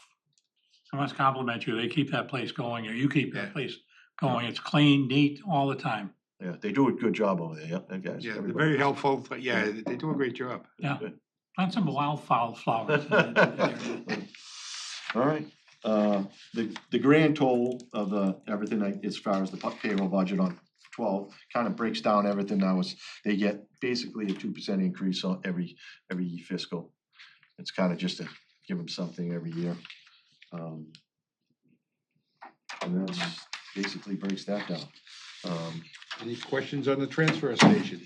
No. Should be very good, thank you. Yeah. I try to break this stuff down, that way you guys can actually see Yeah. every little thing that's going on with it. Yeah, it's very good. So, our street lighting budget, it's pretty much a level fund. And basically, contracted, we have a contract once a month and stuff like that. They come out and well, actually, if there's a lot, they'll come out sooner, but they basically, it's a monthly thing. They come out and they fix as many streetlights. Let's say we got a dozen streetlights out, they'll come in and do them in a day or two and get them out. That's what it's been running about once a month for us. Sometimes if you got 24 out of something, they'll come like, depends on the workload. They might come out a couple times a month. And you did a good job. Dave got them converted to LED, which Yep. is, they've been lasting longer, doing better, and set up this program.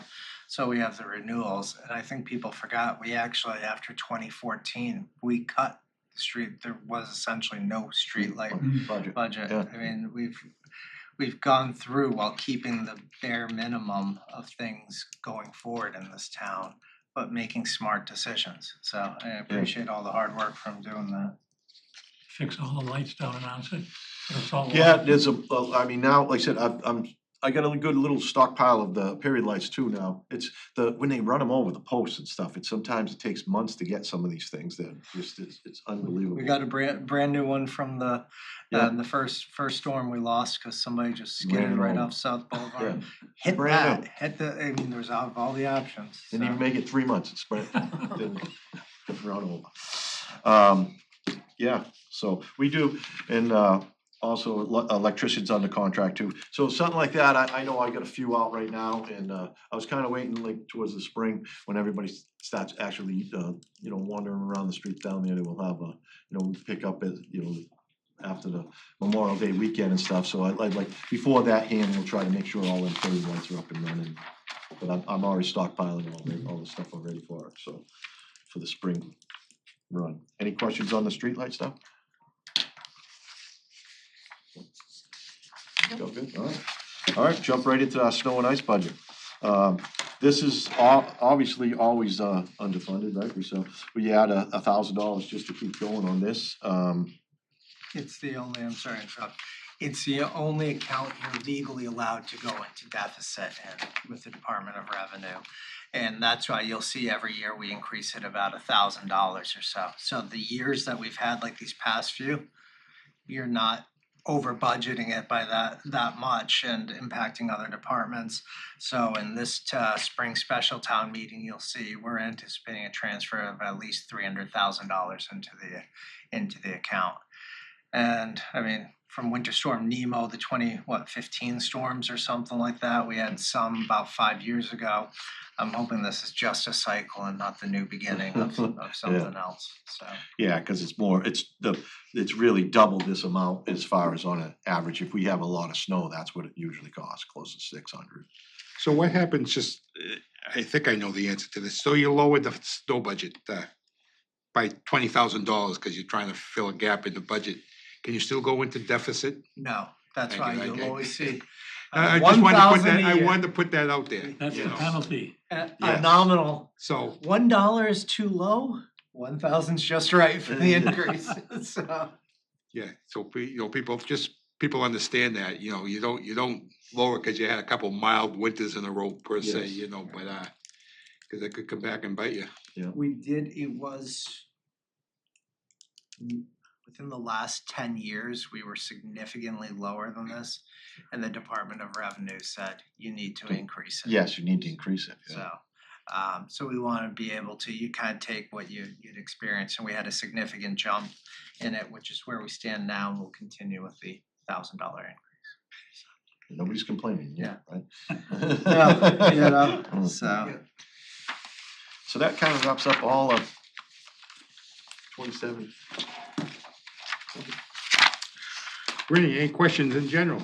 No, they do an excellent job for the staff that they have, for the conditions of our roadways and like, there's a lot of like Swift Eastman, like they're small, narrow, and they could need replacing, but he maintains them well. I can't find any fault at all, the way the place is run.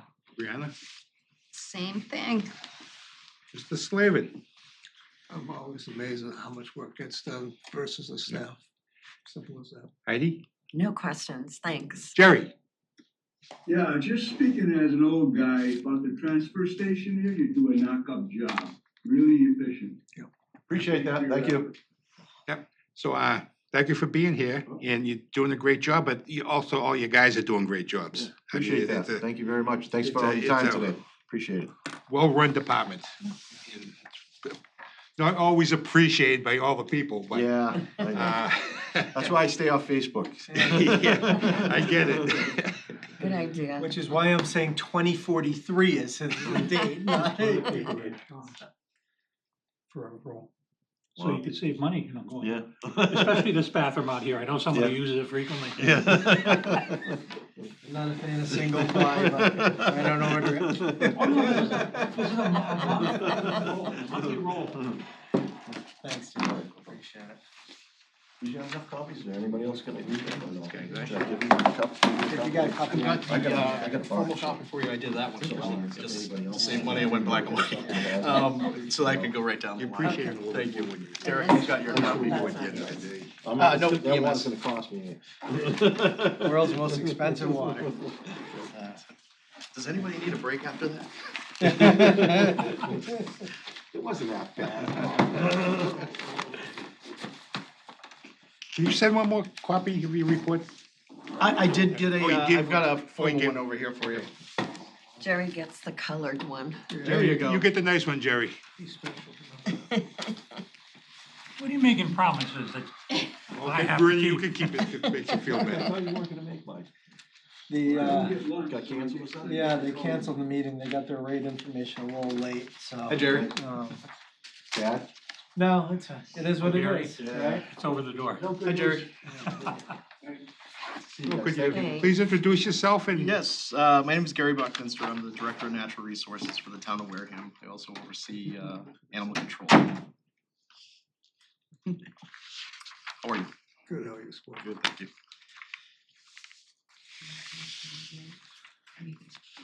I want that colored copy back. You need one more? Yeah, You sure you don't want the black and white? Here, I've got, you Either need one one for Jerry? yeah, This one right here. thank you. We're saving ink. Yeah. You want a regular one? I got one over here. No, don't worry about it. Okay, copy. Thank you. All right, I'm not as much as Dave has, so we'll go through this a little easier.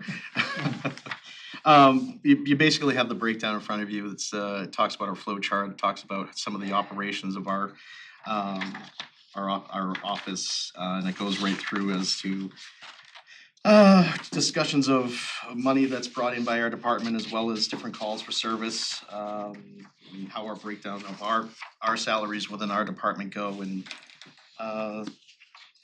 permits that are processed through our agency. So we can start through the flow chart if you'd like and just go page by page, is that okay? Yep. All right, so under our flow chart, you'll have, there's myself and a deputy director. We're all animal control officers, we're also shellfish constables for the town, we do smelt, herring when they're in season, but we still have to maintain the runs. We do the parking program as well during the summertime, just for like the kiosks and the beaches. We do a lot of maintenance on the waterfront. We build a lot of our work goes on going through. We build everything in house, and we try to keep as much in house to try to save on money. going from our two positions, we fall into one portion of the department is obviously animal control. I have one clerical person. National resource officers, we have two. One is in the police academy right now, and he'll be finished in May. Everybody is required to go through the full-time police academy on top of their first responders and also harbor master and shellfish related classes that we have to do. So we always have yearly training, and everything that the police officers do, we do the same thing. And finally, we have parking enforcement, which is also, they're also known as a community service officer, so they can actually issue bylaw citations as well as the parking enforcement. But they also help us out with cleaning and maintaining the bathrooms in onset, trying to make sure that we tend to have people either lighting the porta potties on fire, blowing them up with fireworks, driving through them with cars. We try to make sure that we are always on our game with making sure these things are all put all in place. And then we have seasonal deputies as well as pump out boat operators and launch operators. Finally, we have a launch service that we need to hire licensed seasonal employees to operate, so they all have a launch certificate so they can run and transport passengers. The department overview, basically, I think we can let you read through it, but for the most part, under the natural resources, we do a lot of hunting, shellfishing, dealing with trespass, dealing with illegal dumping, ATVs. This year we had a pretty active hunting season, so we did a lot of hunter inspections. We had a few cases of motor vehicle trespass. And we just work on all of the private properties that we know that they're hunting at. So we go out to them and we inspect the hunters. We do a full breakdown of their rifles. We go through their permits. If they have actual animals with them, that we check, make sure they're tagged. The same as what the environmental police do, we do in-house. So it's actually nice because the environmental police, we can get them, but they also have such large areas for one person. Like right now, we don't even have a officer assigned to our area, so they kind of like it because we cover a lot of the duties they normally would do, so they don't need to really rush here for calls. I never realized you took the hunting part. Everything, you name it, we're there. I just never gave it a Yep. thought, just. Trespassing's a big deal, and illegal dumping. We try to be as out in the public as possible, especially for illegal dumping. We go on the hunt. I will sit there and dig through trash bags and try to find something that identifies the people, and sometimes it's just a mess, but we get through it. So, we do work with the Audubon Society. We actually have to monitor all of the birds down at Little Harbor primarily because it's on public land. So we deal with the piping plovers.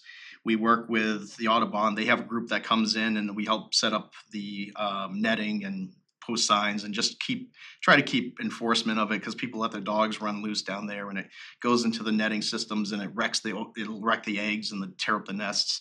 And it deters what we're trying to accomplish with establishment.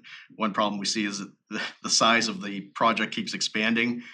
So Little Harbors, we have to actually go down there with a beach comber. When we try to clean the beaches, it's changed now. We have to be down there for not only the birds, but we have to be there for the turtles, and we also now have to be there for the horseshoe crabs. So during horseshoe crab spawning season, we have to watch where we're going. We have to walk in front of the machine and identify if there's any nests. So we have to go, everybody recertified every single year as a bird spotter with the Audubon Society, and we have to go down there and meet municipal maintenance and walk the beach, which I should be doing a lot more of. So it's good for me. Shell fisheries, this year we didn't do much with propagation on growing, I had one in the academy, one was going out, so we were a little shorthanded on it. And we did work with the Buzzards Bay Coalition the year before. Just this year they started expanding on their sailing program, so we didn't line up really with a lot of staffing to be able to run shellfish upwellers for growing oysters and quahogs. But I think we'll probably get it back into it this year, depending if we can fit the fire department as well as the upweller in front of it and be able to go from there. So we're looking to expand. We used to do shellfish relays where we get shellfish out of the Taunton River between Fall River and Somerset, and we do transplants here. That has that has priced itself out of wanting to do this. We've gone from $12 to $15 to $18 per bag to 28, plus we also 28 to 30, and now we also have to pay $1 a bag to the city of Fall River or Somerset, wherever they're harvesting from, because they were upset that they were taking shellfish out of their communities, which are not allowed to open, but we were still taking the shellfish out of their communities, so now we have to pay them. So for me to do $1,000 bushel of cohogs, which we normally would do, we're looking at $31,000 to have a project, and we don't generate that much revenue a year to be able to continue to maintain it.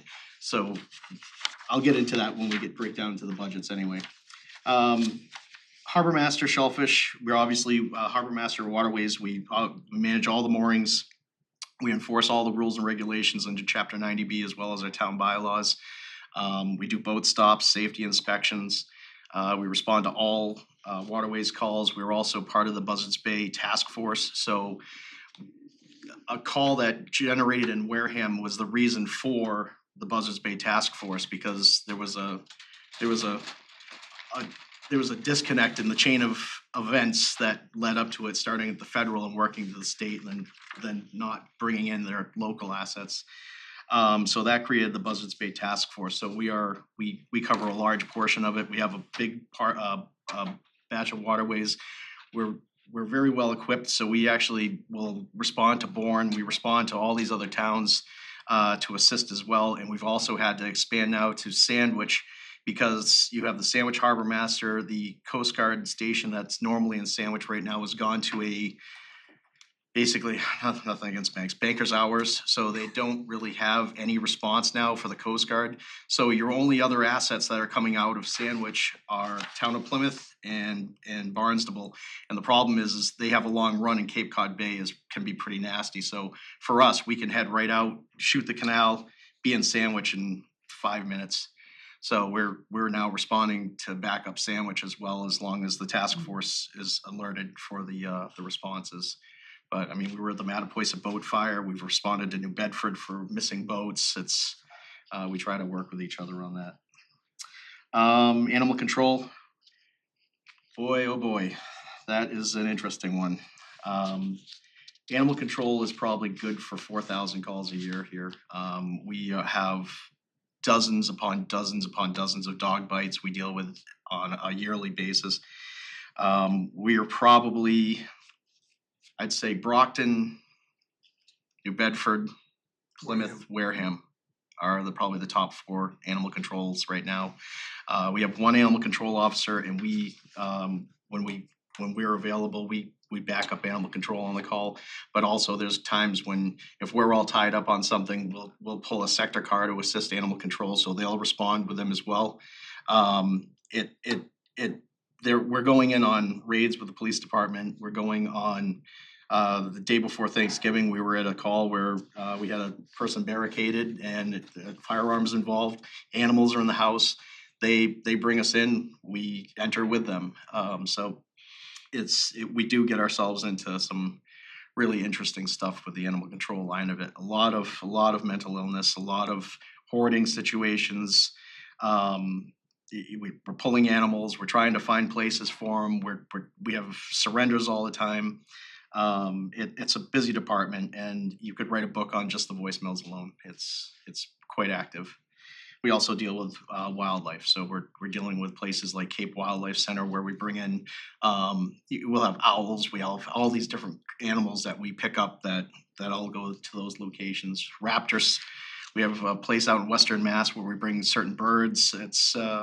It's pretty extensive. So parking, recreation, I think we touched on that already. It's just the enforcement of parking regulations. We hit all the beaches.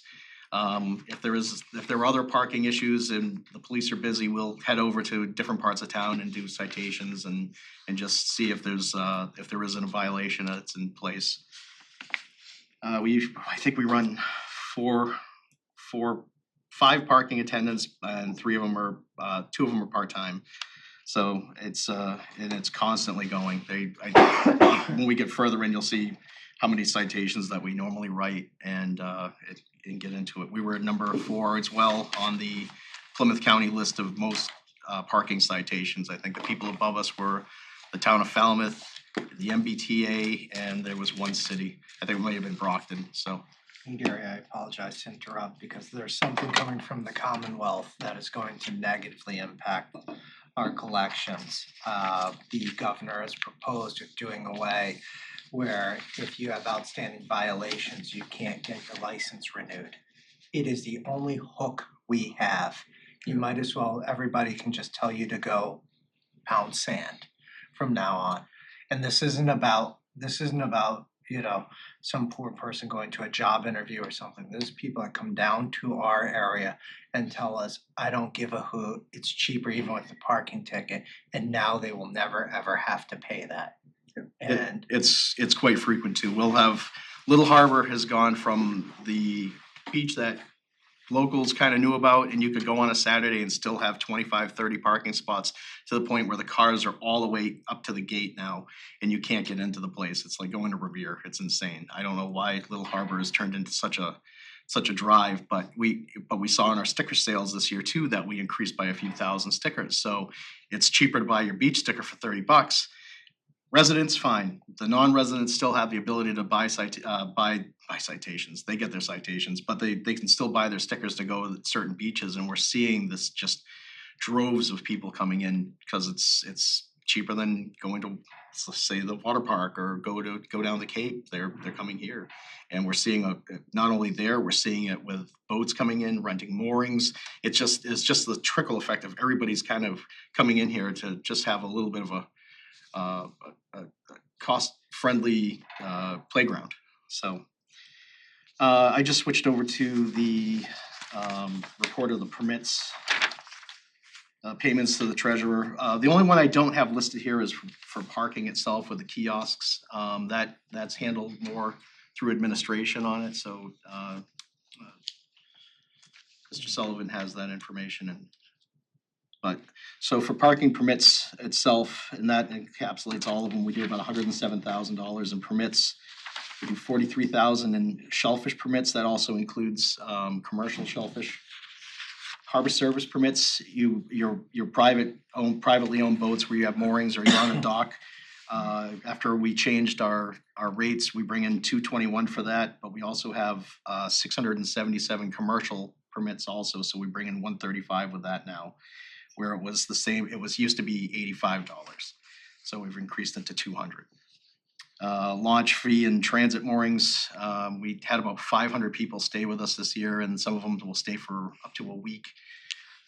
So that generates about 26,000. We got we got a grant this year from the Governor's Seaport Council to upgrade our harbor management plan that's been in place since '96. We got 112,000. We have to put a 20% match, which I got to request at town meeting. And then for the amount of citations issued, we're around 90,000 in fines that were issued. we actually have the grant match already because working with the finance committee and the select board, we've put in articles ahead of time for grant matching Oh, good. funding, so Great. we're gonna have that in place. Thank Can you. you use labor costs for grant matching? I'm sorry? Can you use labor No, costs? I don't think so. I think this has to be, because we have the company, we have a company coming in to assist us with it. There's a full engineering firm. I know you're talking about in-kind Yeah. services, some of them don't allow it, and I think this That's is what I'm one of asking. them, yeah. Going on to the next page, call for services. We respond to probably around 5,600 calls. That includes all of our harbor related, hunting, you name it. It could be as, it could be as simple as a dead animal on a roadway up to dealing with, serious events. We did 90 civil infractions, which are your bylaws and hunting violations, things of that nature. Did 1,699 parking citations this year. 9,000 gallons of waste was removed for pump outs and 414 reservations. I think I said 450, I apologize. For reservations for boats that have come in and rented moorings from us. Permits processed, we do 1,172 permits. Those are private moorings, 677 in commercial. Dinghy permits, which are the ones that are tied up at Tempest Knob, Onset Pier, along the shorelines, we have about 73. Shellfish permits, we're running around 1,400. Commercial permits fluctuates every year. I think we're around 20 right now. And parking permits, we did 7,300 up from 40. I think we had 4,700 previous year. Next one is salaries, with a breakdown from the director down to looking at overtime, seasonal staff, longevity.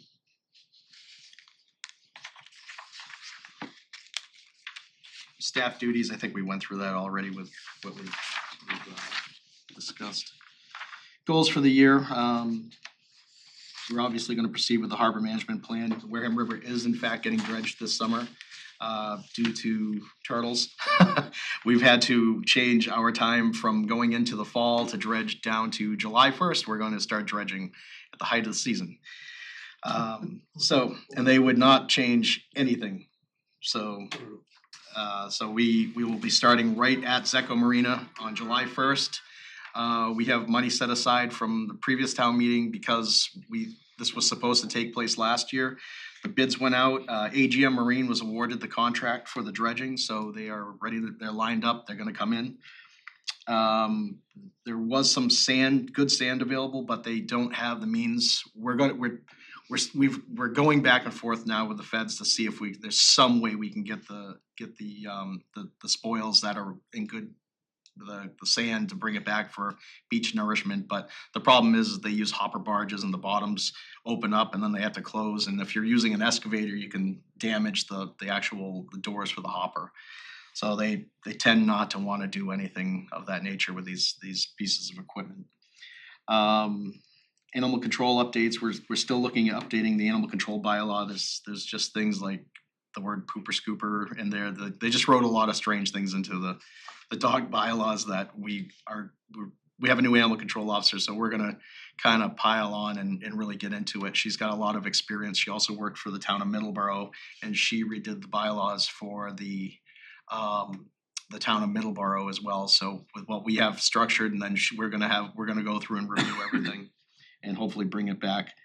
One of the big things we need to update signage in town, that's on the list. So the beach regulations, parking regulations when you drive in, some of the signs are getting funky, and I do like having aesthetically pleasing signs for everything that comes in. So we're gonna be trying to update that and come in with some beach bylaws. So, you know, we obviously have open container, but there's just different things that people are doing, like digging craters in the beach. At least you have a little bit of an enforcement power. We'd like to tie that into our bylaw at some point.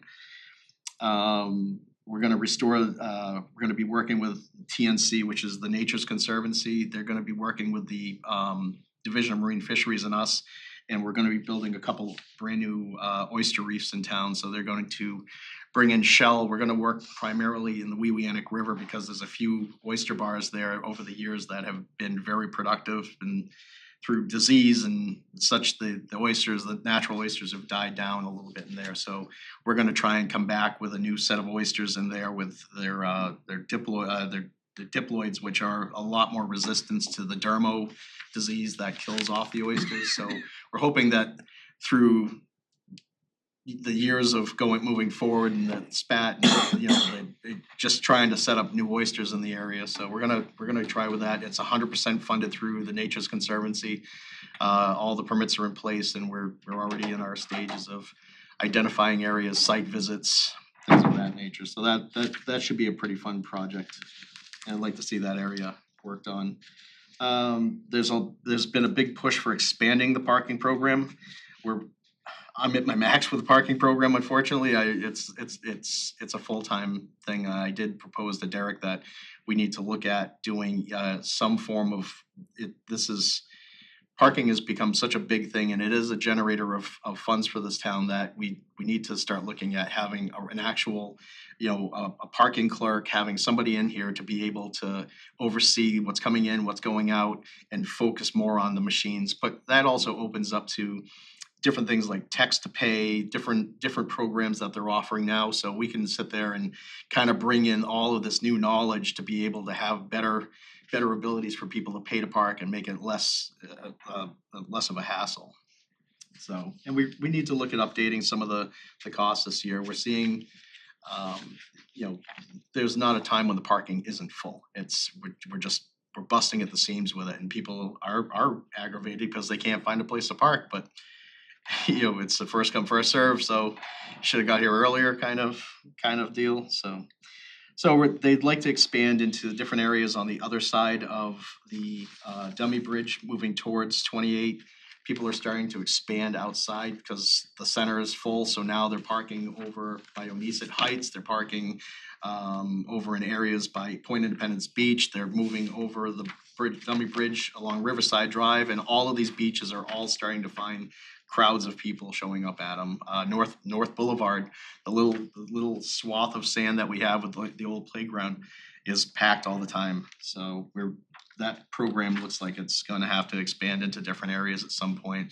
And we don't wanna just target Onset. I feel like it's always Onset, and they're like, oh, we're also the cash cow for the town. Well, effectively they are because they're very busy.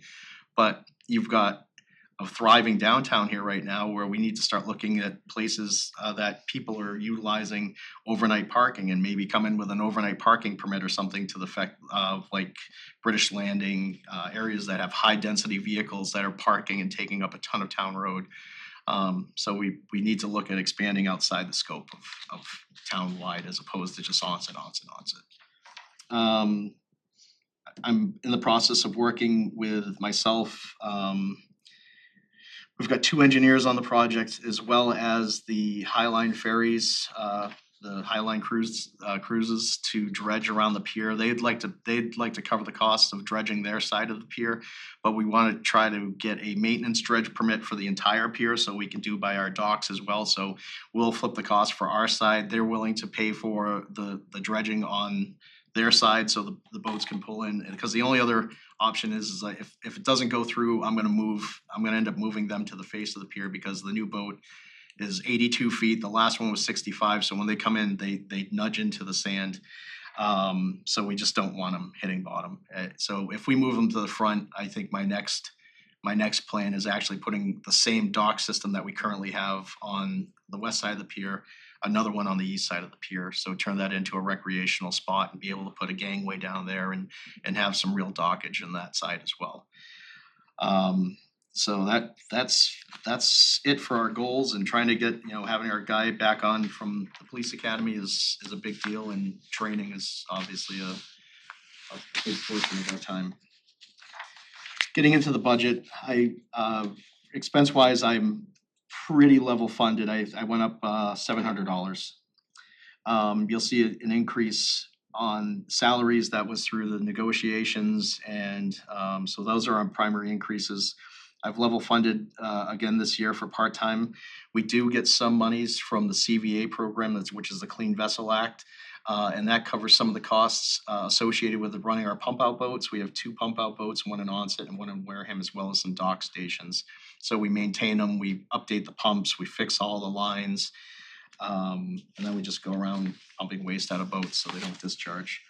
And that we send in for salaries and expenses. So they pick up 75% of all of the expenses related to the pump out boats and the pump out equipment. And they also cover the same for the cost of employees that we have. So if they're assigned to that duty for the day, we put in for it. So we cover 25% of their day. The other 75% of the day is covered by CVA. So, and we do eat a little bit more just because you're out there so much. It's just, there's only so much you can do. So, because we're capped on the grant. My overtime did go up. We have tons and tons of call outs, and I'm usually the brunt of all of them. So I usually get the calls, and then we designate it to officers that are able to handle the call outs at night. A lot of animal control calls at night, and we do go out for boating incidents, shellfishing at night.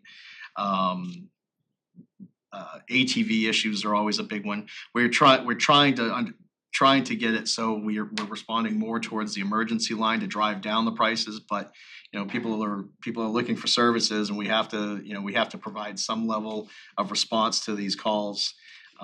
So the overtime is pretty important for us to get out there and actually do these calls. I mean, we'll have some calls on the waterways that'll last 6, 7, 8 hours. It's just, especially when you're tying into searches and things of that nature. Longevity, obviously, that's part of the negotiations, so there was the increase into the payroll just for those purposes of the overtime and the negotiated contracts. We did a little shifting around on costs for our budget this year. Electricity went up, obviously, it's self-explanatory, we have a facility down at the Onset Pier that we cover, as well as a workshop up at municipal maintenance. We actually reduced in water. We tried to keep a little buffer because we weren't sure what was going on with some of the places, but we're down 200 on that. And some of this is just looking at more fine tuning these line items and putting them into other line items to help us out.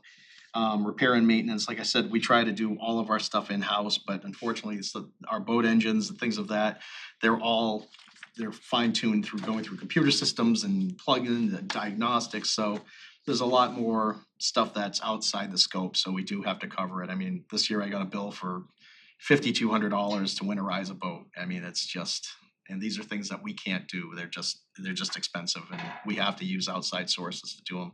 We try to stay in town because it's closer for us to be able to trailer and do things like that. Plus, it provides a service back to the local businesses, which we try to focus on. Water went down. We're level funded for sewer. My repair and maintenance was the one that did go up, and that was through funds that we reduced along the way to bring into that line item. Professional services, I was around 18.5. We've had what that covers mostly is we get stuck with having to either deal with some vet bills. We have to deal with holding animals. There's a lot of costs that come along with it. Last year we had a pretty big hit. We took 14 dogs out of a house, and we had to essentially pay for them to be held because the person didn't have any money, and we have to utilize these shelters. So we end up getting stuck with a lot of the holding fees. We've been trying very hard to, like with surrenders, we have to hold for 7 days. So we're trying to get people to pay ahead of time before they decide to surrender and pass the costs off to them, because usually they'll surrender, pick up, and then they cry that they can't do it anymore. So we're seeing people are actually just doing that as a service, and we're trying to catch them. We're trying to catch them ahead of the game and let them start paying the way for some of their things. And there's just some expenses that we for professional services that we have to deal with. You have an engineer that has to come in for something, anything that that's working that we have to bring a group in to work with. Printing and mailings have gone up, obviously. We're dealing with a lot more permits. We have to print out more permits. We have to, every year we're going through, and the costs are obviously increasing, so that's pretty self-explanatory. We also do a mailing for the harbor service permit, so everything is printed, all of your permits are printed, envelopes, return envelopes, and we send it out to everybody, so that's covered. Cellular is level funded, rental lease, photocopiers, that's level funded. Other purchase services, usually that can work into custodial, that can work into just little maintenance things that we have going on in our shop that we have to take care of. Where are we? Other supplies, I'm not sure what that is. I'm sorry, all office supplies was level funded. All other supplies we eliminated. Building and equipment supplies, we're at about 3,000. Custodial, repair, maintenance, cleanup, bathrooms and onset are they're a workout on their own. They're very busy. And we have essentially 4 units in our building with 1,500 people on the beach. That's why we're dropping out houses, and we've restored some of the bathrooms up on the top of the hill, so we try to keep that open, especially for events. Vehicle supplies, they all turn into that's all, we probably should just leave them, that's all part of repair and maintenance. Gas, diesel, we've level funded, we're pretty comfortable with that number right now. Propane, we went up a little bit. Uniforms, we dropped down, just we don't have anybody going to the academy right now. We don't have any big expenses that we need to worry about for providing like bulletproof vests and different items. So that was a reduction. Dues memberships, Cape Cod Harbor Master, Cape and Islands Harbor Master Association. We belong to a bunch of animal control avenues which provide training to us. So that covers it. We also have different that'll be the next one. Conferences, we do some traveling. We go this year, end of February, I gotta go out to Oregon for a boat that we had built, so that's gonna be covering some of the expenses for that. Licenses, we hold hydraulics licenses, we hold captain's licenses, we have what else? There's a whole bunch of them, but there's 5 of us that carry all these licenses to be able to run some of the machinery that we have in our department. And that's the last item. The final tally was on the back page. Unfortunately, I couldn't fit all of it. But the increase is primarily all salaries, and we're just about level funded, so.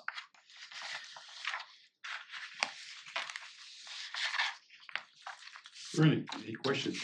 No, everything's fine, Gary. You do a fantastic job. Oh, thank And you. it's amazing the underlying things that you do that are so critically important, but we don't see them in the headlines. Yeah, we're a mutt. We really are. It's interesting. Yeah. No questions. Alan? I'm looking forward to the harbor management plan, which I did back in 2006. Yeah. Pull it back up and see if we can get it through town meeting again. And it is an item that really is supposed to be updated every 5 to 7 years anyway, so this has been a long time coming. Any questions? Yeah, I have a few. With the oyster restoration reefs, and you mentioned the wee wee antic, Yes. can they go in fresh water or brackish water? So brackish water is fine. That's where we actually have a good set of oysters in there, is because you have the Sipican River and you also have the Weweanic River feeding into both areas. So Dermo is a leading cause of oyster death, and what it does is, just as they get to the size of being able to be harvested, that's your 3-inch mark, Dermo gets in and it starts deteriorating the adductor muscle that holds the shell closed, and then that's when the predators get in and kill them.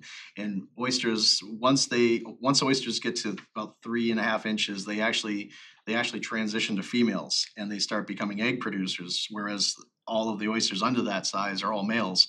So you're losing all of your egg producers, so you're not seeing a big climb in reproduction of oysters here, and that's why we ended up having to stop commercial, because we were harvesting 2, 3, 4 bushel a day out of 25 people, and if oyster's good, everybody's jumping onto the oyster wagon because it's big money. But oysters are still our largest harvested product here, because we have shellfish grants that are managed by people that bring in their own seed. They have to meet all the criteria of Division of Marine Fisheries. So we do have all these great oyster guys growing here that are allowing to help set up these areas too, because they're buying the same product we're buying. So we still have a good avenue to be able to do some restoration in these areas, and the brackish is very helpful, especially in that area. So, and it's easy to access, so we can actually get down there and monitor it much better, so. Okay, and one other question. What's the difference between regular harbor permits and commercial? What consists So of commercial covers your marinas, it covers all the moorings that they have out there. So let's take Safe Harbor. Safe Harbor has a mooring field that has been gridded by the Army Corps of Engineers, and they have, I believe they have 29 moorings now. Yacht Club's 29, I believe they're 45. So they have 45 rental moorings that they deal with, but those are people just coming in, they're renting the moorings. So we charge the locations that are renting these areas out a commercial rate. The residential, we can't do residential, non-resident anymore. Some towns still do it, but it's frowned upon. So we jumped right into it, just across the board, this is what we're charged. So your moorings that you normally see on all of our harbors, those are all private moorings. So the boat that's on them has to be registered to that mooring. It's privately owned. They pay for all the gear. We assign the locations, and every year we require them to do. Every 3 years we oversee them getting their inspections done. We make sure that the boats aren't breaking free. If we see something, we act on them. There are moorings that sometimes we know that there's a lot of wear and tear prior to, so we'll actually inspect their moorings just to see what's going on. So we charge a reduced rate of, it's $100 plus $4 a foot, so if you, we have a cap, so anything 17 feet and under is $150 flat fee, and then our mooring onlys where people, you look out there and you see all these moorings that are empty, and it drives me crazy that they're not using them because they're hoarding them, and you can't get people that are on the waiting list to move into these spots. So we increase that rate. I think we're at $175 for a mooring that doesn't have a boat registered to it. And then your boats, your $100 plus $4 a foot, which is pretty common with all of them. Marion is probably the most expensive town you can keep a boat in because they have different, you have to buy a parking sticker, you have to buy the mooring fee, you have to buy, it's incredible. By the time you're done, you've got a $600-700 mooring sticker every year. But we go by footage, and that's what we charge for people to take these spots that we designate, so. Okay, thank you. Yep. Jerry, any questions? No, busy department, Gary, thank you. Thank you. I'm good. Thank you for being Yeah, here. thank you for your Doing a time. Great Appreciate job it. and enjoy the rest of your day. Feel free to come down anytime, boats, check it out, see what's going on around the harbor. Thank you very much. Thank you, Gary. Thank you.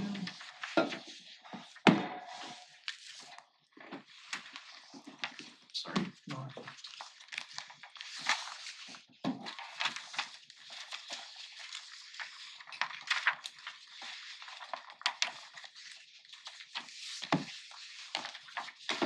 Thank you.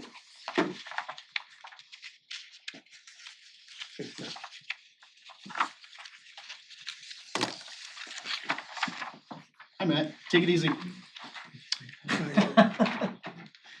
See you guys. Bye. Matt, can you line another one up, please? We have it for Jerry. Yeah, I'll bring it down. Okay.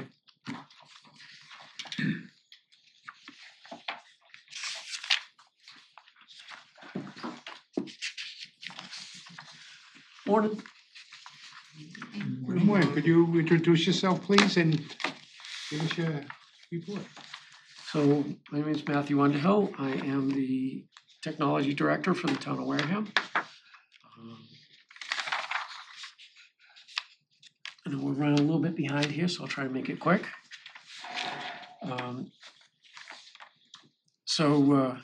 As I go through the budget, I'll give you a brief synopsis of what the department does, and staffing, and then we'll get into the budget figures.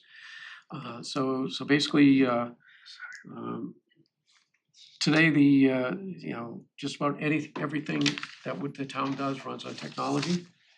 The technology department currently supports 30 departments, 33 boards and committees, commissions, and other agencies. We've got over 200 employees. We maintain over 50 servers and more than 350 computers. And on those computers, each department has their own applications. So we're running about 150 plus applications, from appraisal to computer-aided dispatch. We have over 33 locations in town that we have equipment in. In addition, the department handles network security, telephone systems, including call boxes, cell phones. We do GPS tracking, internet, email services, websites, video surveillance, voting equipment, life packs in the ambulances, the police cruisers. We oversee the roadside signs in town, emergency alert systems, et cetera. Basically with all the IT, with all that, all this stuff that we do, the IT covers a lot more than just fixing computers. It supports the entire town's operations. Cybersecurity continues to be one of our biggest resource hogs. Basically, it takes a lot of our resources.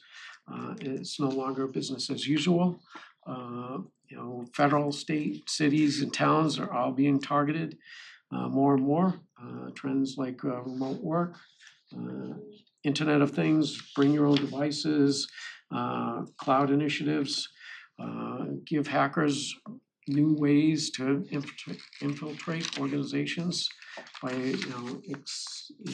expanding the attack surface. Technologies like artificial intelligence, machine learning, give these hackers new tools to distribute their malware, vector in on high-end targets, and reach bigger and more diverse audiences. Federal, state, and insurance mandates, they become overwhelming.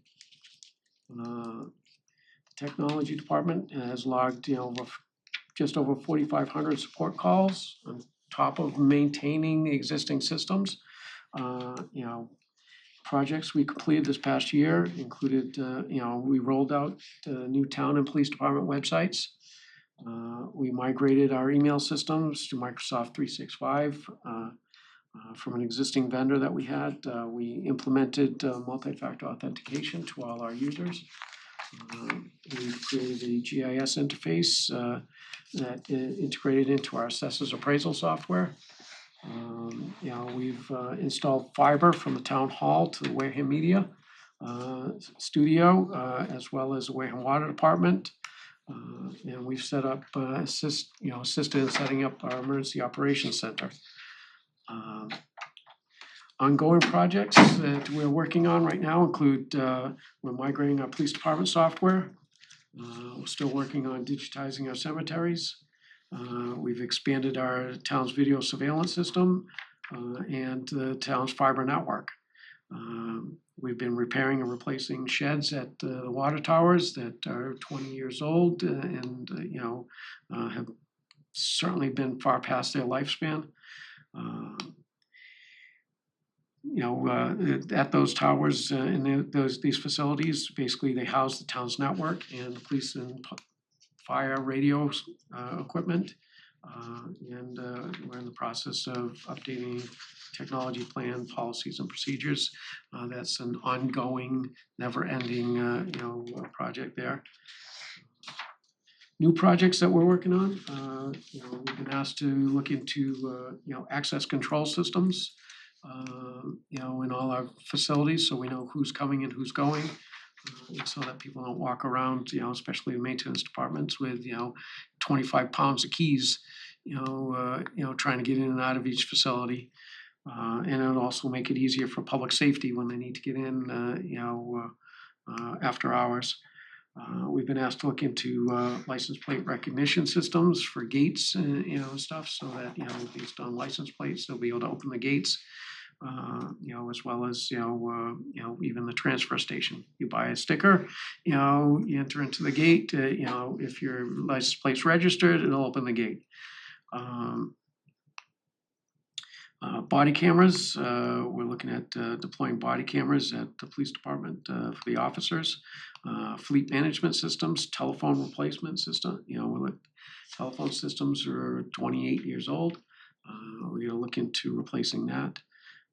Fixed assets and integrating our GIS system into permanent licensing. Currently, we've been awarded grants to continue our cybersecurity awareness training. Derek actually signed the 2026 one yesterday. So we'll be training, continue training. We think it's our 7th year in a row, training the town and school employees on cybersecurity awareness. We also got a grant to update our incident response plan, and it actually included a tabletop exercise that school IT and town IT participated in. We just applied this week for last week actually, to replace 40 computers in all our vehicles. Hopefully we'll receive that grant, and starting next month, we got another grant that we're prepared to fill out as soon as it's available to extend our fiber network down to Onset, down to the pier, the band shell, the Onset library, the Onset fire station, municipal maintenance, and a few other facilities along the way, sewer department, EMS. So we get that grant ready to go.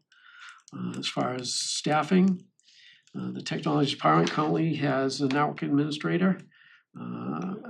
Has recently hired a new network administrator, started this past year. He's brought a wealth of knowledge in securing our systems. With that, it brings the total department to 4 full-time employees, a director, 2 network administrators, one's dedicated strictly to the police department, and a support specialist. Many departments currently rely on the technology department to pick up the slack. When they're faced with reduced staffing and when they have turnover in staffing. As we continue to automate and increase services and support boards and committees, the department has become more of a 24/7 operation. With increased cybersecurity threats, the staff has gone, above and beyond keeping our operations up and running. Including in the salaries, currently we have a 2.7 cost of living increase for myself and one of the network administrators. And the other 2 get a 2.7% cost of living plus any step increases that's contractual. Also included this year is overtime. I've added a line item for some overtime as we continue to average over 700 support calls after hours, all night, weekends, holidays.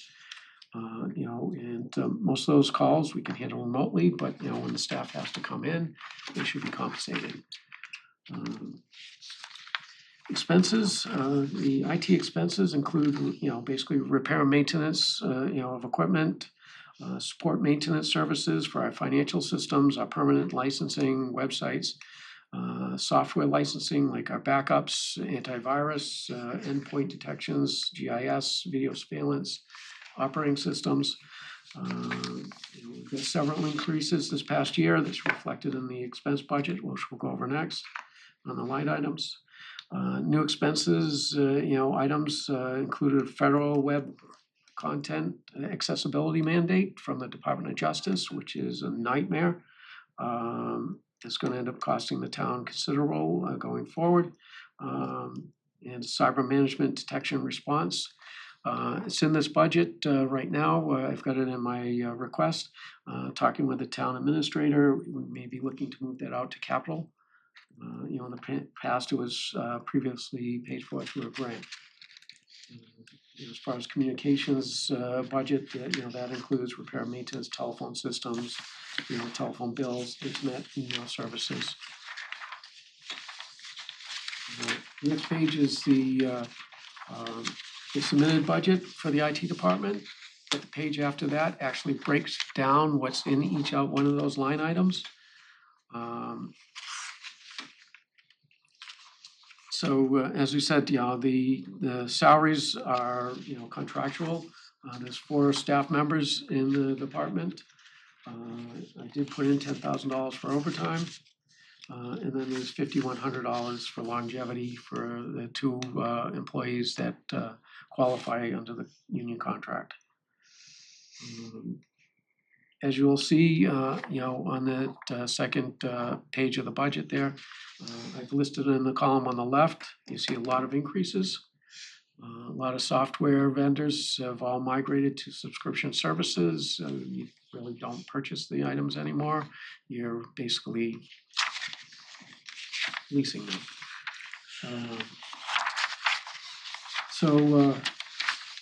Repair and maintenance, that includes, the major power supply units, in the server rooms. The only printers that I keep under maintenance contracts are the 2 plotters that we have. Each one of those are over $10,000 a piece, and to replace those, can be quite expensive. We have a network, a wireless network annual maintenance that has increased. Basically, we have microwaves on all the water towers, cell towers in town, police department's tower, and it goes down to most of the town buildings. Which keeps our network and our communications between the buildings together. This is basically, it's an insurance plan. They manage it and they replace it is included in it. We do have all these water towers, they're metal structures 100 feet up in the air. They're lightning rods, basically. Under this, it's their responsibility, to replace the equipment, if it happens to get hit by lightning or weather damage or any other type of damage. There's $3,000 for repair and maintenance equipment, trying to keep the budget under the town administrator's requirements. That doesn't leave much. $3,000 for, the town-wide, it's not a lot of money. Do have money there for annual maintenance support for our servers. They're all virtual, the servers with storage arrays with virtual servers on them. Purchase services, our website has increased, almost doubled since last year with the new websites. And there's a line item here that is almost $11,000 now, just to get our website to comply with the new Department of Justice's regulations on web content. We now have to make sure that every document, and we have provide tools so that people can, with either hearing or visual disabilities or language. We will now be able to change the language of our documents so that people can change it to Spanish or Japanese or whatever. But every document, every PDF, meeting minutes, agendas, all have to comply with the Department of Justice's new federal regulations for disabilities. Communities that are over 50,000, including the state, in population, have till April 27th to comply. Communities under 50,000 population have until April 27th, 2027, which includes all digital documents, emails. So every email we send has to be comply with, so it means retraining every employee. Every spreadsheet that we do has to be conformed to this. Basically, this meeting here would not be legal anymore because we don't have sign language, not closed caption. Sure we do. And each and every person here has to identify themselves when they, speak. You have to give your name, description of yourself, what you're wearing, so that the person that is on the other side, who may not be able to visually see, will be able to know who's speaking at that time. Question, Derek, are these considered unfunded mandates? Absolutely. Yeah, they're come We'll down from reflect that. federal, but so we've seen what the legislatures cared about unfunded mandates. We asked the select board to write a letter. Yeah, we said to the state auditor on it. I know I got refused 3 times. From the old state auditor. Yeah. And, the new one is fairly aggressive. Yeah. The actual law, it took me months to try to get a copy of it, and it's actually 300 pages long. Oh, they make it miserable.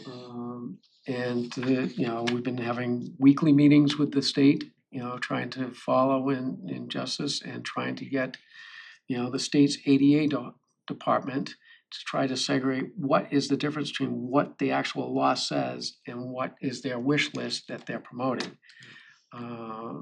It's very difficult because there is no real one document you can download that has this law in it. It refers to chapter, refers to sub-chapters, which refers to other chapters. It's very difficult to find out exactly what is included and what we need to comply.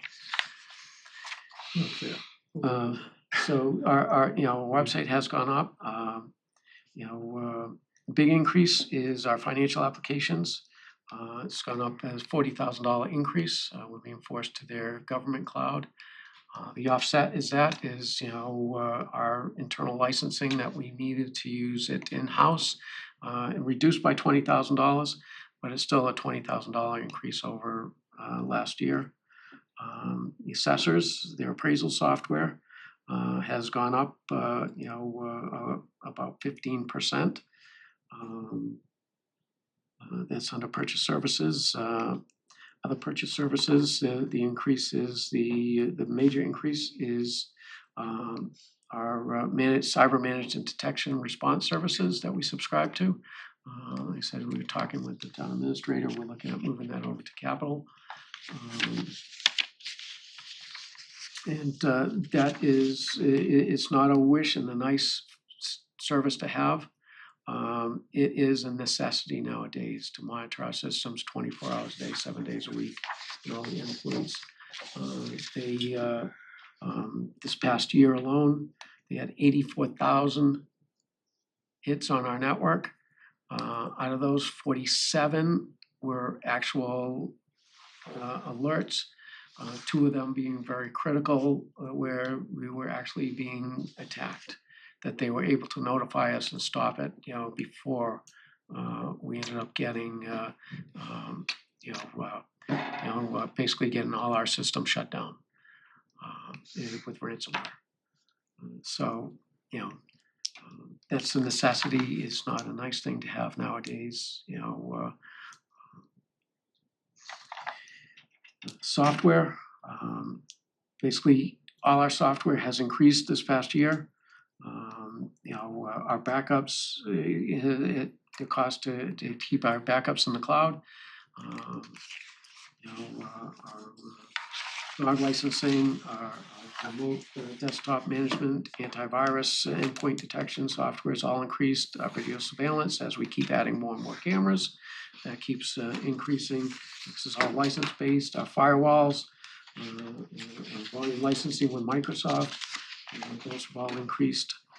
They said that, we were able to remove our Citrix licensing, which we paid $26,000 for last year, because of it's now moving to our financial vendors cloud, part of that increase. So we've got a little bit of money for office supplies, other supplies like, paper, toner, and stuff like that, which also includes pre-printed forms. We end up buying building permits for the building department, the 1099s for the treasurer's office, the assessor's permits all come out of the IT department's budget. There's also a line item in here, the billboard, the roadside billboard trailers. It's an argument between maintenance, police, who's responsible, so IT gets it.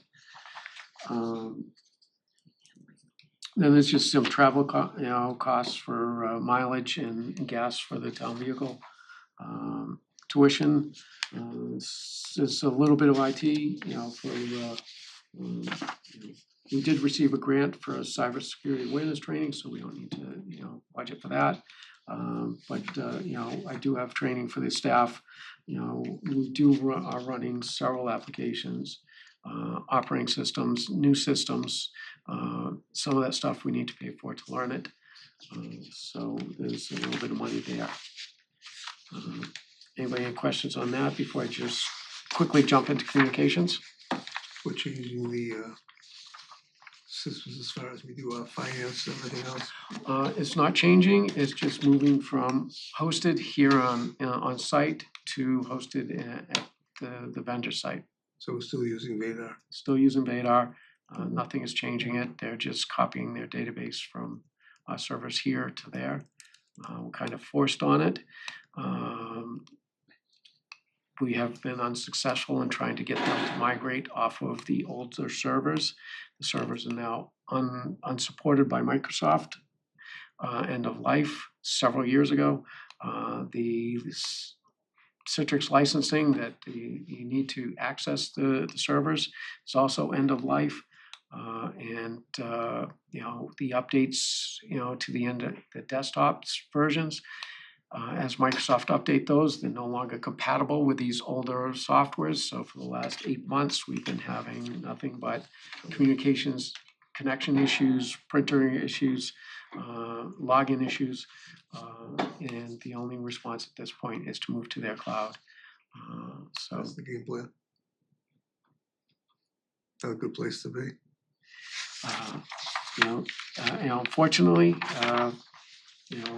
you're stuck with it. The options, there are very limited options that we can go to, and they're very expensive if we were to look at something else. And I think what we've come to realize is talking to our peers is there's no good system out there. Hasn't been for years. So to spend the money on conversion, I think Middleborough's paying now their support's 350 to 400,000 a year. Some crazy number. People are going to Munis, you're looking at 750 to $1 million to purchase it, and you're looking at 300 to 500 depending on modules, and the size of the community is what you're paying annually. There's supposedly the Cadillac system, but there are other vendors out there, but they start off with an accounting system. So they got a great accounting system, but their collection system isn't very good. You get somebody's collection system, but the accounting system isn't very good. So there really is no perfect system out there. The impact on the migration on the staffing from IT to accounting to treasurer collector's office, assessing all of us is a nightmare. Yeah. So. Yeah, like I say, when I was working, we had Munis. The license fee back then, that was a number of years ago, was about $80,000 a year. So to hear that number now just makes your toes curl up. God. I know Middleborough's paying $350.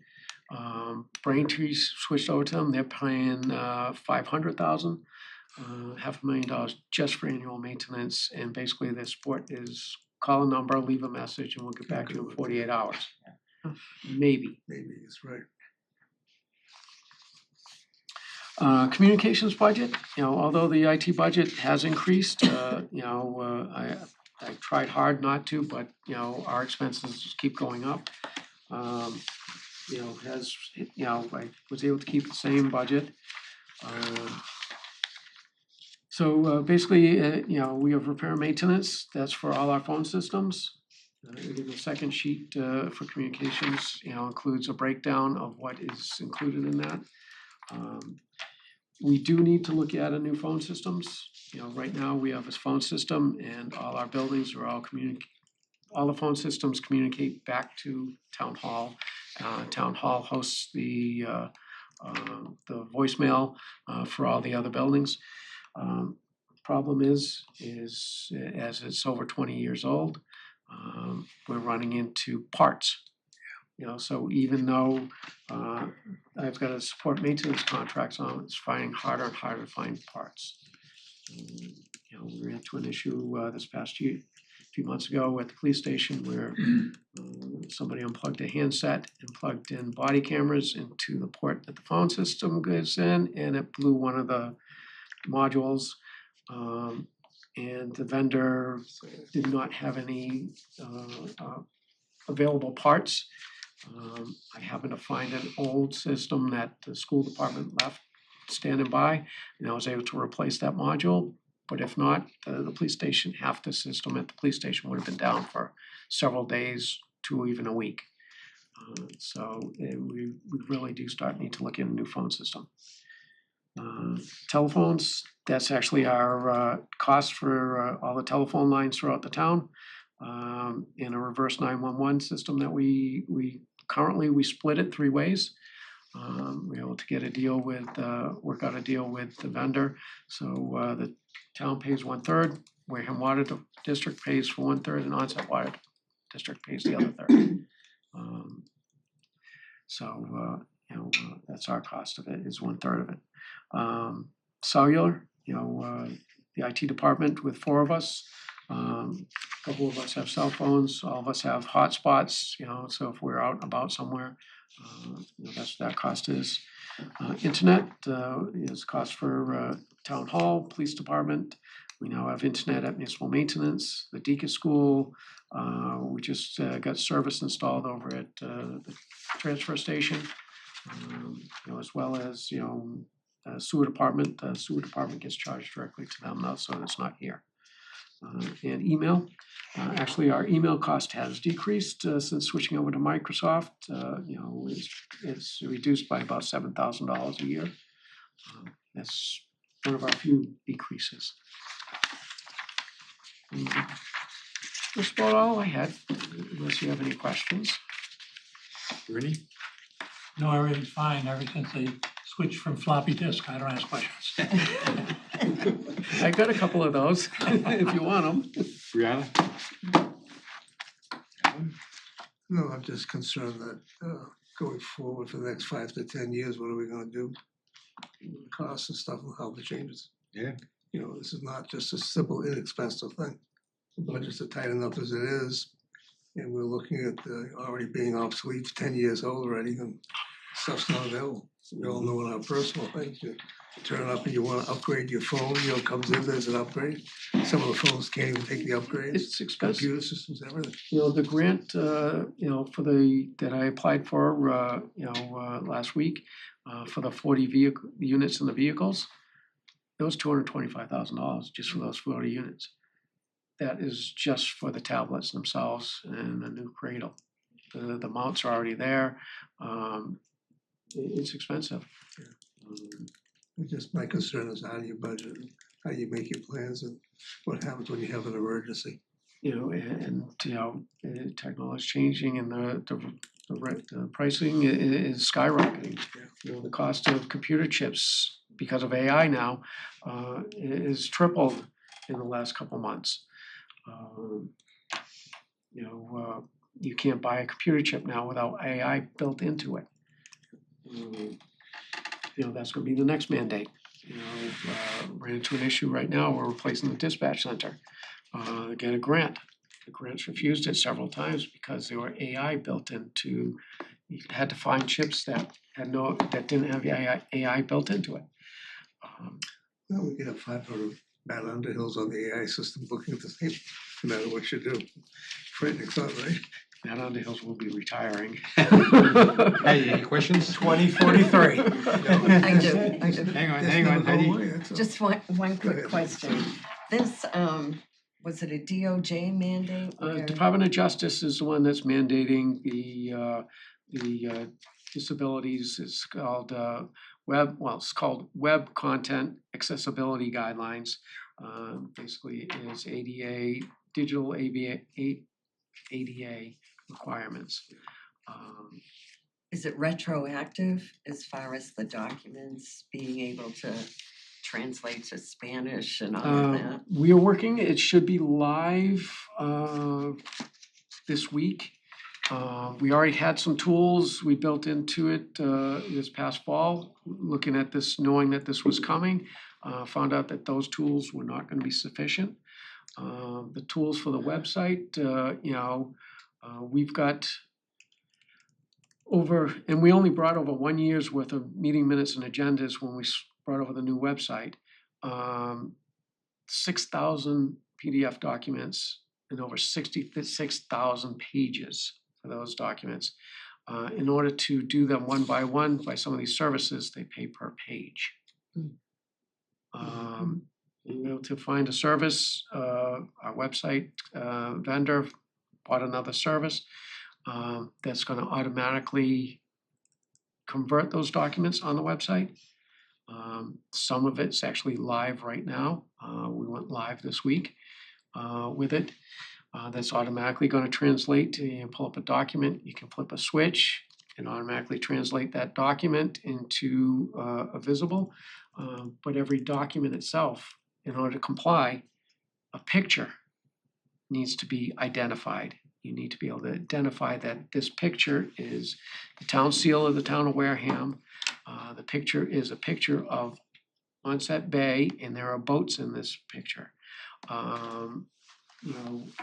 GIS maps from engineering we put up on the website.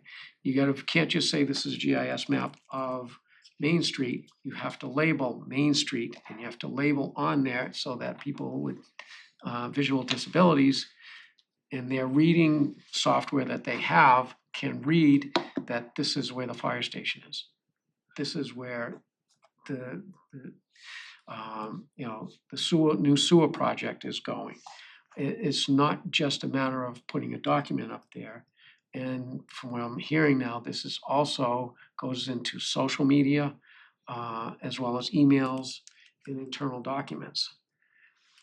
So we have to label, basically take a spreadsheet, create a table out of that spreadsheet, label those tables so that somebody with a document reader will be able to, read the spreadsheet. And we have to do it internally as well as externally, because we don't know who's getting this document. My name's Derek Sullivan. I'm wearing an ugly blue blazer with a quickly graying beard. We are close to an hour behind. Jerry, any schedule. questions? So, None. Thank you for being here. Sorry, guys. I know I was gonna tell you that you've been out more.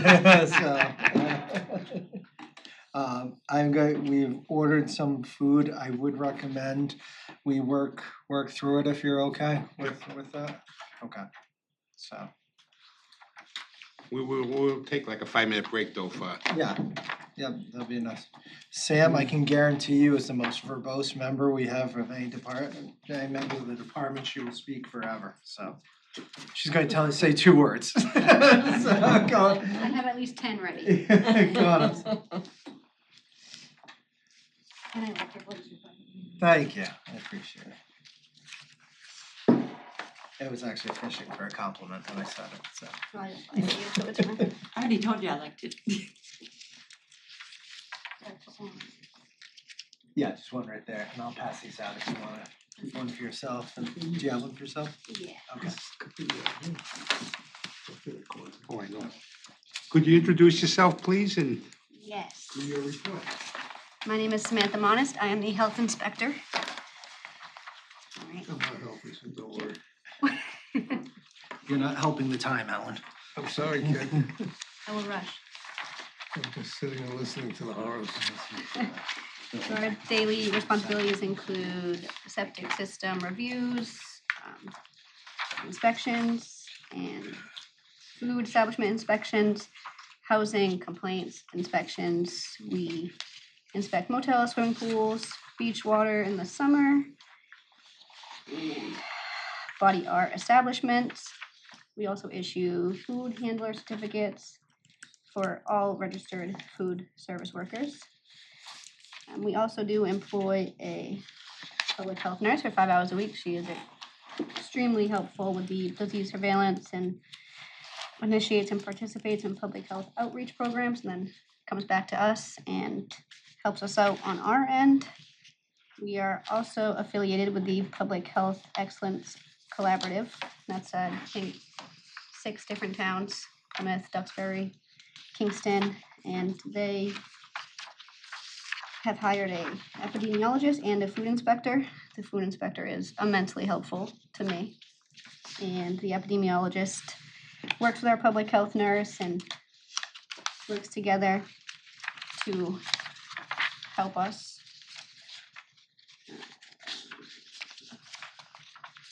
Next page is the members of our board. A couple new ones this year. Page after that is a breakdown of our employees. We do have 1 vacant spot, which is the housing inspector and code enforcement.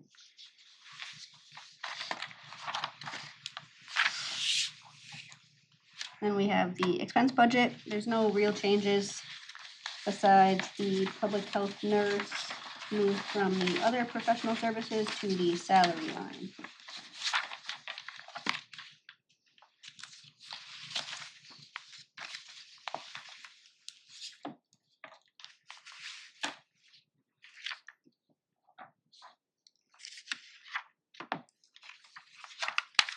Say thank you. Is that quick enough? That was very good. I can go more in depth if you really need. Not necessary. She's good at reading a room. I know they're waiting, I don't want an audience. I'm good. I'm not allowed to speak. remember? Thank you. That was my favorite meeting Yeah. yet. Now you gotta wait till. Thank you for being here. Enjoy the rest of your day. Thanks, Sam. Yeah, I knew this was gonna be. There's a method to Jody's madness on all this, so. All right, so let's see. I didn't catch her name. Samantha what? Do I give one to Monist. you, Derek? looking for? Yeah, No, this is one- my, Yeah, alright, perfect. so one for you? Yes, thank you. And did you say one here? Yeah, that'd be great. All And right. then the rest of the members, and there'll be one extra for Let the me members spell at it. the end. One, And that's two, for Jerry, who's playing the role of the Wizard of Oz back there. Yeah, five, Jerry's hiding in the back there. I don't know what order it's supposed to be in, but. Thank you.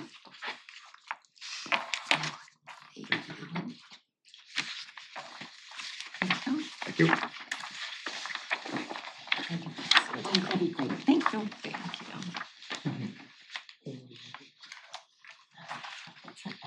I love we get into finance. They have such colorful charts.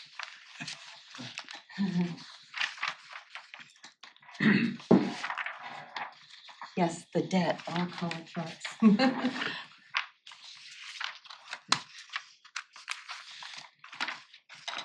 Looks like it goes like very conveniently to 2043. You know, it's Derek, should I keep these extras for the other folks? Yeah, sure, well, I'll put them over here. Thanks, Tracy. Thanks so much. Could you introduce yourself, please, My and name's Tracy Donovan Lynch, the treasure collector. what do you have for us today? Well, I guess let's start with, I guess the debt. We've got the principal and the interest. We pay that, and this is the debt schedule. So this is this year's budget for the debt. We also do the retirement, that's the retirement cost for fiscal '27.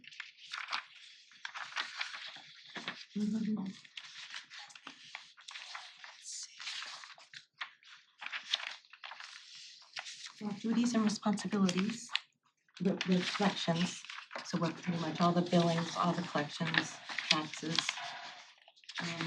Treasurer's receipts, we collect those, we have to reconcile everything, weekly, monthly. with the county. How many bills and stuff do you roughly process a year?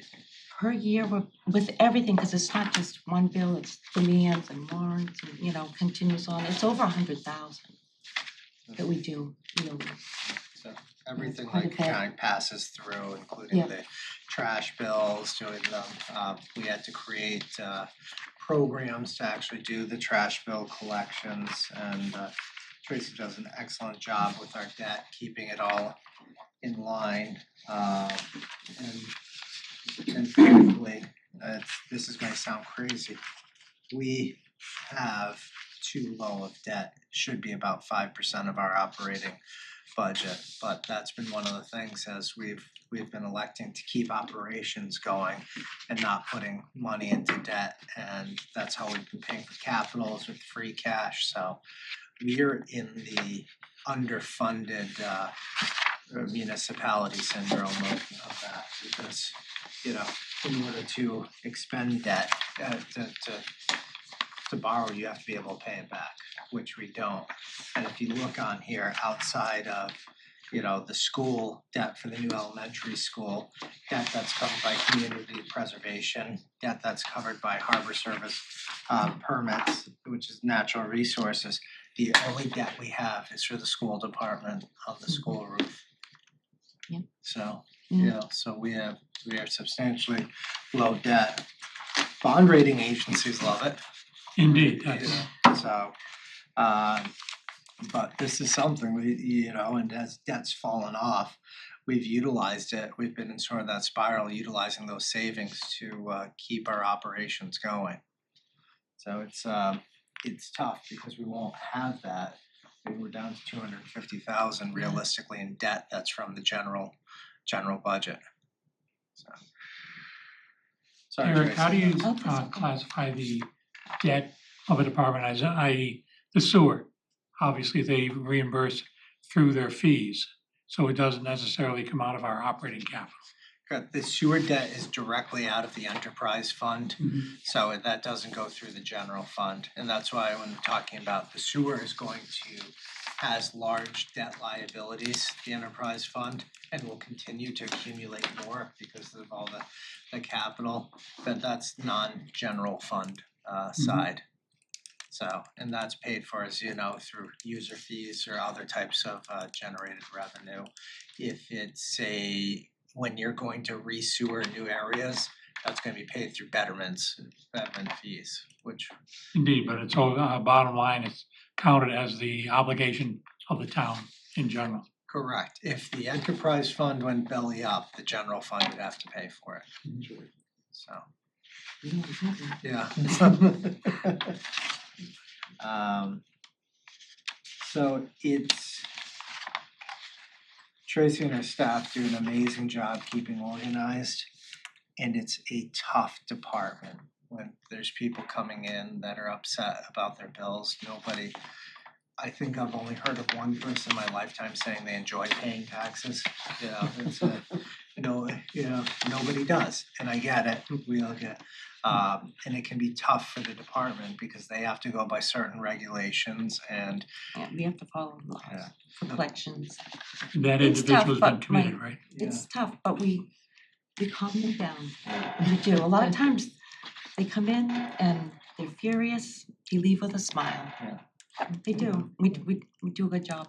that's fantastic, Yeah. and that's the Yeah. goal. We understand it, and that's why we're here too, so I appreciate it. So I guess that could bring us to the staffing, which is staying the same. Treasure collector, assistant, 2 bookkeepers, and a senior department assistant.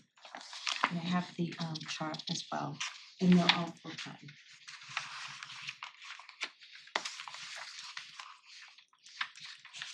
And I think the last thing is budget. The expense piece of it. There's just 2 changes. One is the law for the tax taking process changed in November of '24, I believe it was. It's a whole new process we have to follow. And it was kind of on hold for a bit because they were just debating about what interest to charge, 8%, 16%. So that's all been worked out, so we're gonna need to start our process. And a big piece of it is we have to put a notice on every single property that we're going to advertise in the newspaper. Because advertising is a piece of it, so we have to have someone physically go to the property and post the notice. So that's gonna be an additional cost. So that's why that went up on that line item there. Yeah, and it's a real problem because it used to be when we foreclosed upon the property, if we sold it, if there was excess funds, the town kept it, so you were able to afford all these extra costs. However, they passed a law calling it equity theft, and now we have to not only to go through the process, selling everything, prove our fees, prove that it was an additional to what we traditionally do, and then we have to try and get that money back or be able to utilize it. And then we have to find whoever should be getting the money and give it over to them. And while this is a completely unfunded mandate when it comes down to It it, is, yeah. because you can keep some of the money of your costs of they're not calling it unfunded mandate. And then they even went, as you said, from the interest, which is normally what, 14%? It goes to 16% for tax title. For tax Yeah, title. yeah. Once so you're going through the whole process, 16%, and then once you moved into one stage, they were lowering it down to 8%. Yeah. It made no sense It whatsoever. didn't, because the real estate interest is 14%, and usually when you move into tax title, you go up to 16. Yeah. Now the 14% on real estate, if you go into tax title, is going down to 8. So, and then this is why I'm so confused about it, because the DOR, the Division of Local Services, always allowed us to fund 100% of what we would get for taxes. Yeah. Even though your collections will never be 100% because you would recoup it at some point or from either the foreclosure, selling, getting the extra money, or you know, people would have an incentive to try and pay the funds and pay it off. Now they've changed it where there's no incentive to pay it off because the interest is so much lower and you don't get the funds. So it is another, on top of things like I just told you about the driver's license, the change for that, this is another one on top of it. And nothing is coming down from the Commonwealth to offset these for the municipalities. They're saying it's your problem.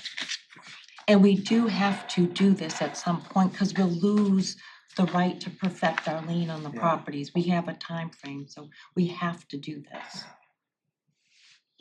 So I can tell you, we recently had one that we're foreclosing upon, and it was a duplex, and the neighbor was having issues with the owner.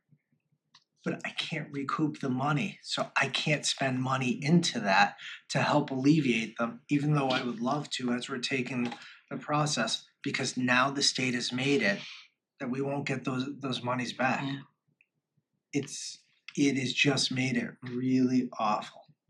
And again, I don't like taking properties, we just want people to pay their tax bills, but in this case, the other person's health, safety, and ability to function in that duplex is being impacted by the other side of it. So.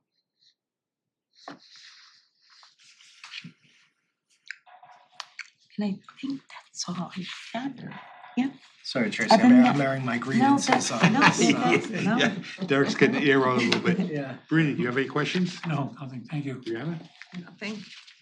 Ellen? No, they said, you know, Heidi? very quickly, Nothing. just, you know, these other funds. Jerry, mandates, it's Questions? brutal. Yeah, from a balance sheet perspective, I think the debt as a percentage of your assets is remarkably low.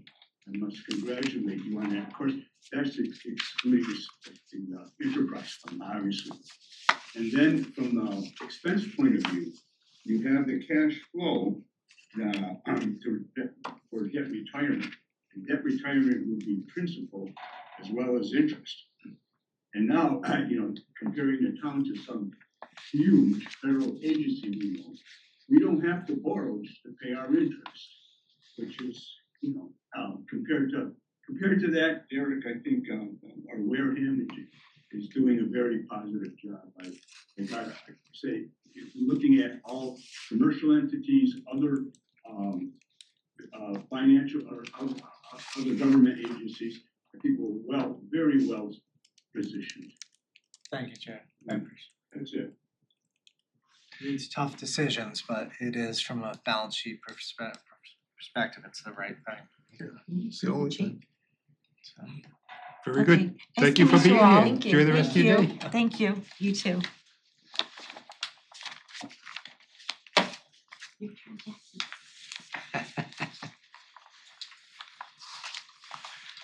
I think we're definitely not making it easy for us. We're catching up. No, it's just, it's. Although are you gonna talk about what the Senate just passed for exclusions? I'm not talking about anything like that. They just nickel diming you in reverse. Yeah. They're taking money away and then you go, But this is nickel diming. that's not nickel diming there, but I'm just saying, it's just taking. It's frustrating to listen to, you know. Well, they're removing your incentive to do a good job. That's what it amounts to. Yeah. Thank you. You're welcome. Just don't understand it. Yeah, I do want you to unplug your computer And I need one more for Jerry. Just for the record, we're not an hour behind anymore. I know. Look, I think the food just got here, so I was like, well, let's wait, we'll do it perfectly. Yeah. So we can pretend like we have manners when we're not eating in front of Jackie and everybody watching. I have always had this spot. Yeah. No Is there worries. anything you're gonna want to say before you start? we'll discuss it when it comes time. Could you just introduce yourself, please, and Good morning, everybody. I'm Jackie Nichols, the Director of Assessing. Jackie has hit over a decade with us. Yes, it'll be 12 years in June, but who's counting? but who's counting? Okay. As usual, my budgets are fairly simple.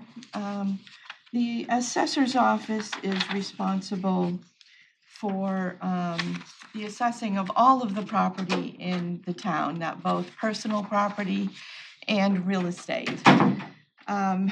We right now have over 9,500 just single-family homes and over 14,000 accounts that we have to look at. So it's 54 miles of coastline, and a very diverse housing stock and businesses that have been growing and developing, and so it keeps us all on our toes. I have for you my budget sheet, which I did send out, that we'll go over very quickly. But I also put in a listing of all of the different things that our office is responsible for. On page 4, there's an organization chart, and page 5 is something I want to discuss in a minute. As far as the budget is concerned, the biggest increase that I have is mostly in my salaries, which are contractual based.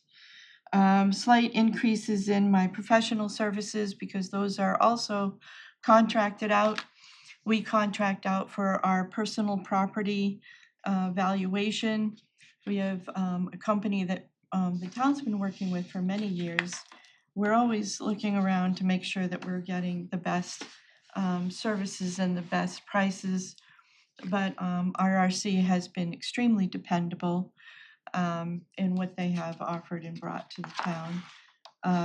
So we use them yearly for updating and maintenance of accounts, discovery of new accounts, all for personal property. We also value over 2,000 personal property second homes, in which case if you have a second home here in Wareham, you are taxed on the contents of that home. And that goes throughout the state. That's a state law. It's not something that just Wareham has.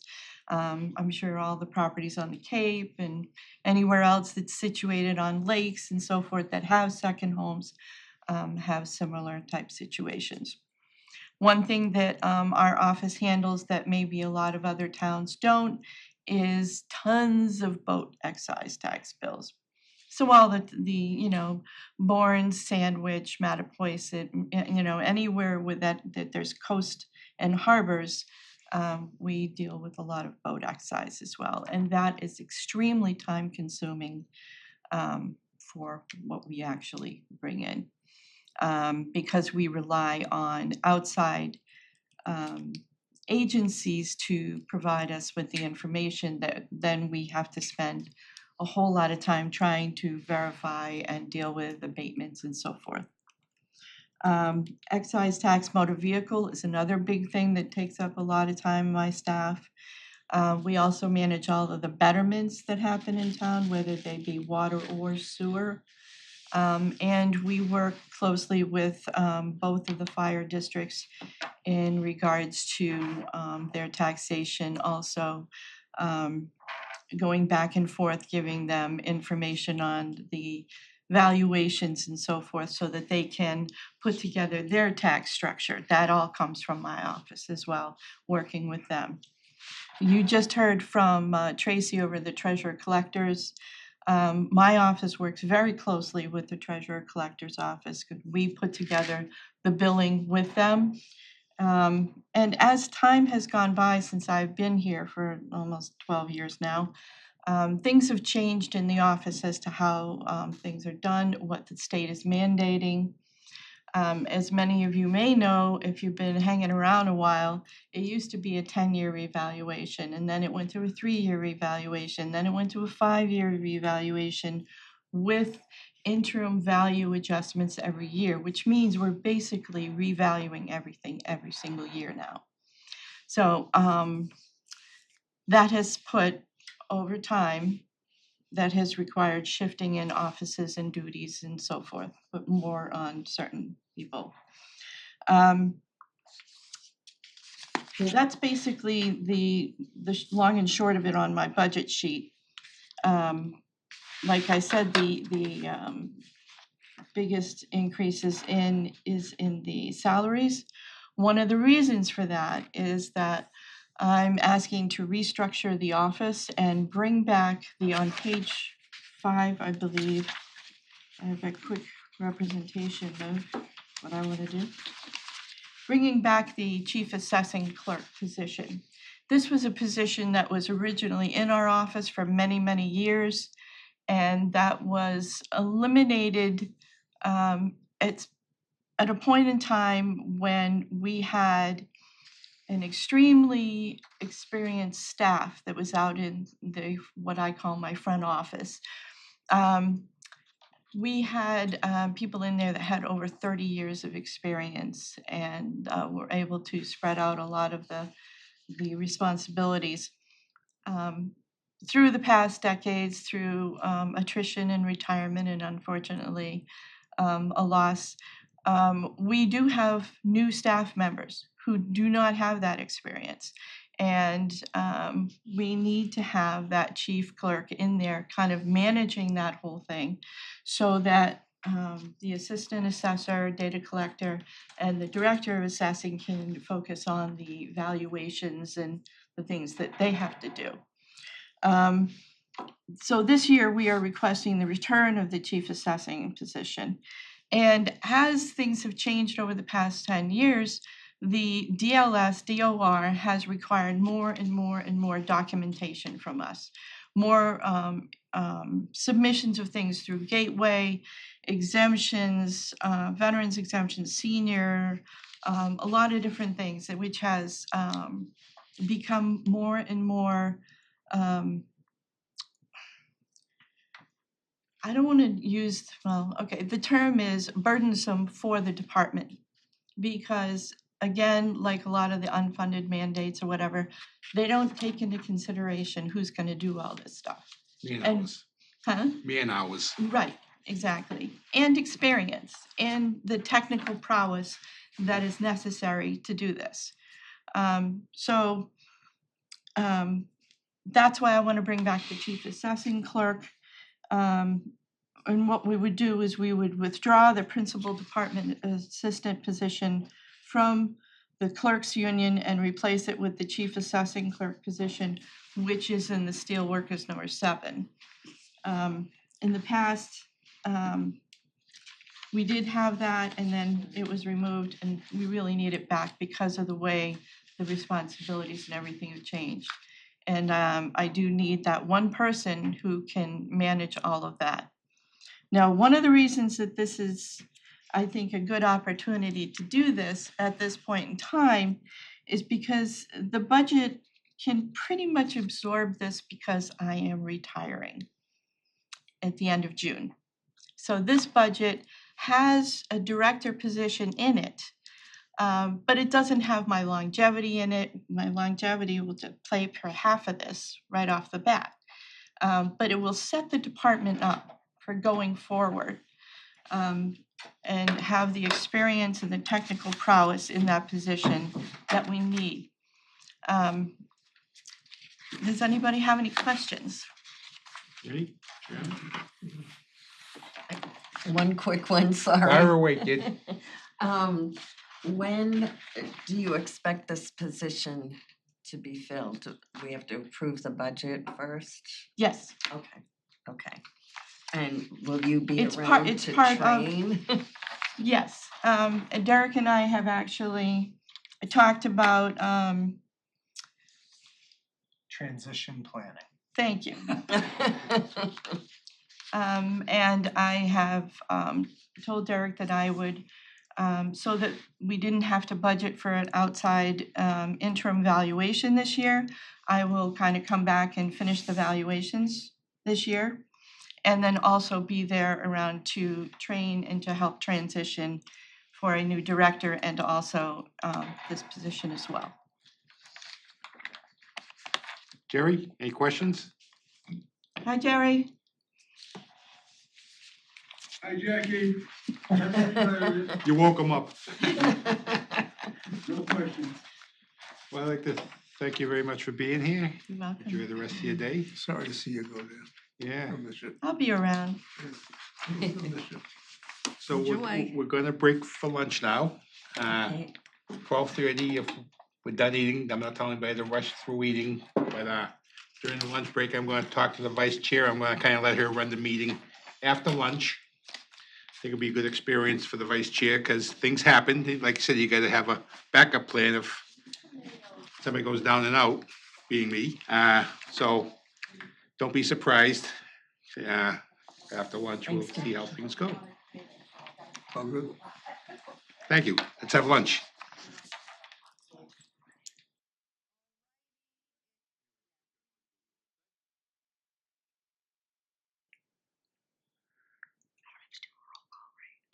You're back.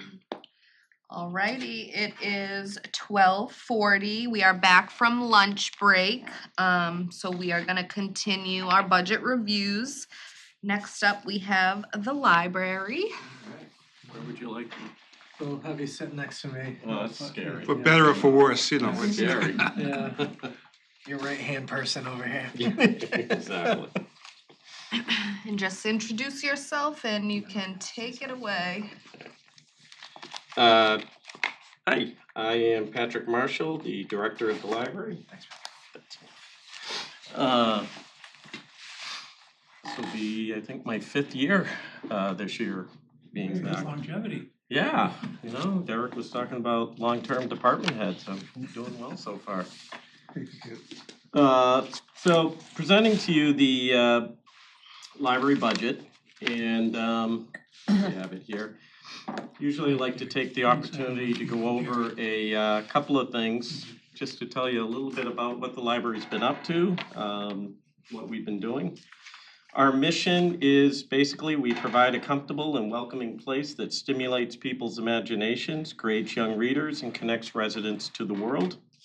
And our vision is that the library is a vital community hub where people and ideas come together. We sustain ourselves through excellent customer service, careful stewardship of financial and physical resources, and attention to the ever-changing needs of the community. Fiscal year 25 was a very busy year. We continued to see increases in usage. We circulated over 113,000 items, which included about 67,000 books, hard books. We were almost at 15,000 ebooks and 14,000 downloadable audios. It represents an increase of almost 5% from FY24. And it did cover the time period that we were again closed in August for mold in the building, and all operations had to move to Spinney. So August usually is one of our busiest months of the year. For the first 6 months of this fiscal year, we are about 6,000 items ahead in circulation over where we were at this time last year.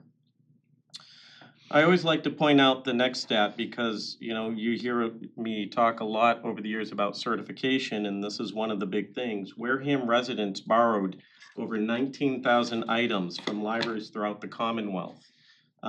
We sent or lent out to libraries in the Commonwealth only 14,000 items, so we are a net borrower. What's that mean? I didn't have to buy those 19,000 items to have them in the library. And that's a part of being in a certified library system where residents are able to use libraries across the Commonwealth. Attendance, we had a little under 50,000 people that physically came through the building. Obviously, that's not counting outdoor programs where they didn't come into the building or programs held elsewhere. And you can see that we usually average over 5,000 people a month. The biggest were July and March. And no surprise, December was the lowest month with just under 4,000 people coming through. The fiscal year 26 budget, of $433,405. The current year is roughly 18.6 per capita, or 0.5% of the town's overall budget. And I have to use FY '24 numbers to compare only because the state is changing the company that handles holding the stats and whatever else. So they haven't posted the FY '25 stats yet. But it really hasn't changed that month. When you compare libraries in our population category, which Wareham is in the 15,000 to just under 25,000 category, we rank 56 out of 59th with budget in our population group, with the median municipal funding for libraries in that age group of about $872,000. Current staffing, we are at 220 hours per week, an FTE of 5.5 employees based on a 40-hour work week. And again, Wareham ranked 56 out of 59 communities in our population age range. Usually the median staffing level time is double with our library group.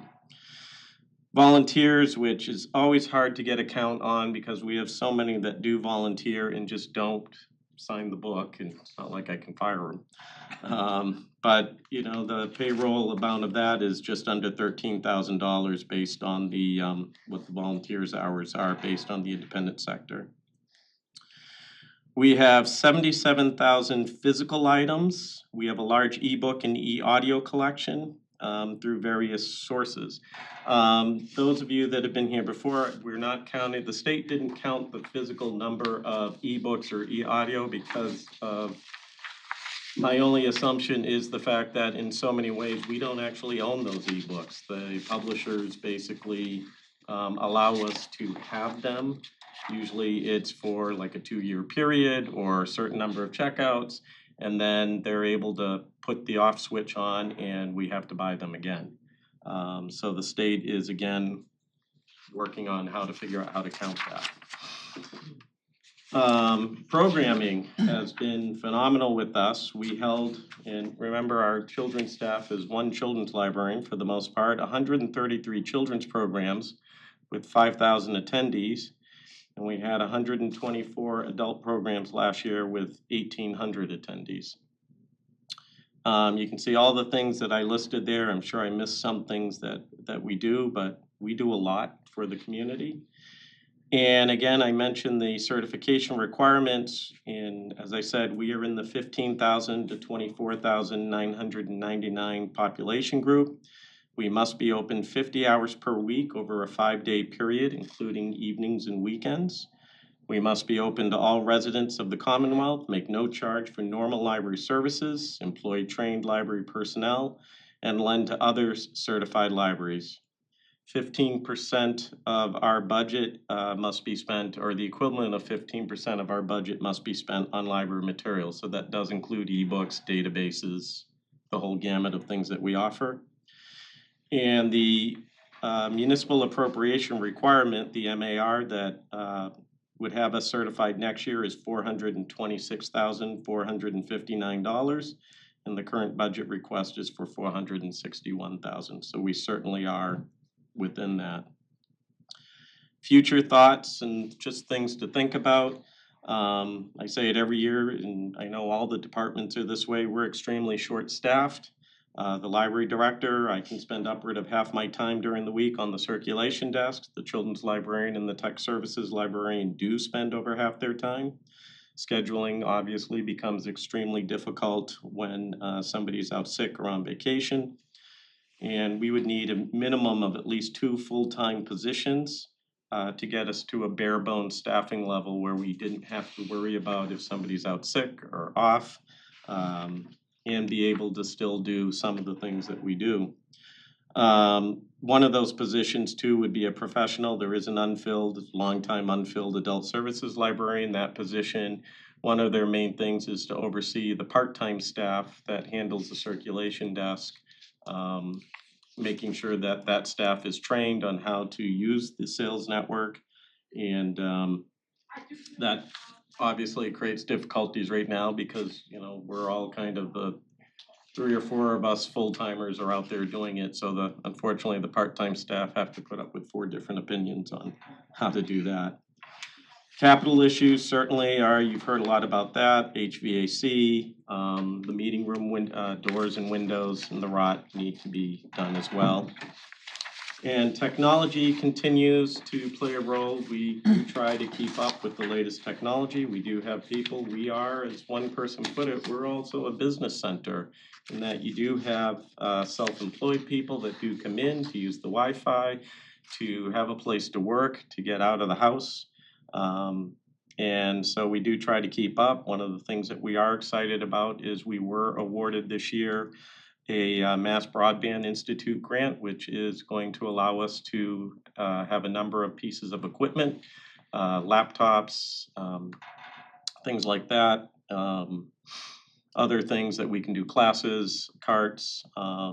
It was a minimum was a number of equipment, so we've combined that with the Lakeville Public Library and also the Wareham COA will be getting some equipment too.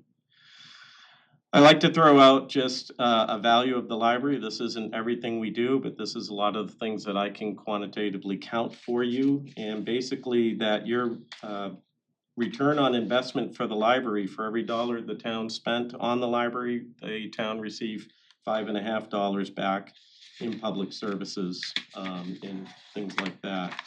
And as I like to say, we are the information place for the citizens of Wareham, providing cultural, recreational, educational resources for everyone. We're not just a physical building. We are we're out in the community. We're out in the with different groups in town, and we're basically your library when you want it and where. The next page, I do have the organizational chart. It's pretty easy. There's myself, the tech services librarian, reference librarian, and children's librarian are full-time positions. And then you do have 4 part-time positions. One is paid through the town funding. 2 of the 19-hour positions are paid through the foundation, and the 10-hour position is also paid through funds from the foundation.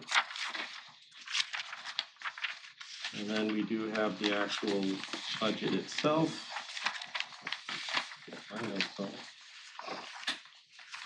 Most of the town's budget is salaries and utilities.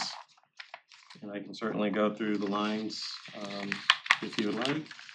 The salaries are the regular salary, the $331,758 is pretty much what the contracts are for the unions and whatnot. The part-time salaries, excuse me, as I had mentioned to Derek, I'm trying to increase the pay for the 19-hour positions is currently $18.50. We've been working to get those up to a normal level. We've had a very hard time filling those positions at the level when I came here 5 years ago. It was only $15 an hour. I would like to try to get those to $20 an hour this year.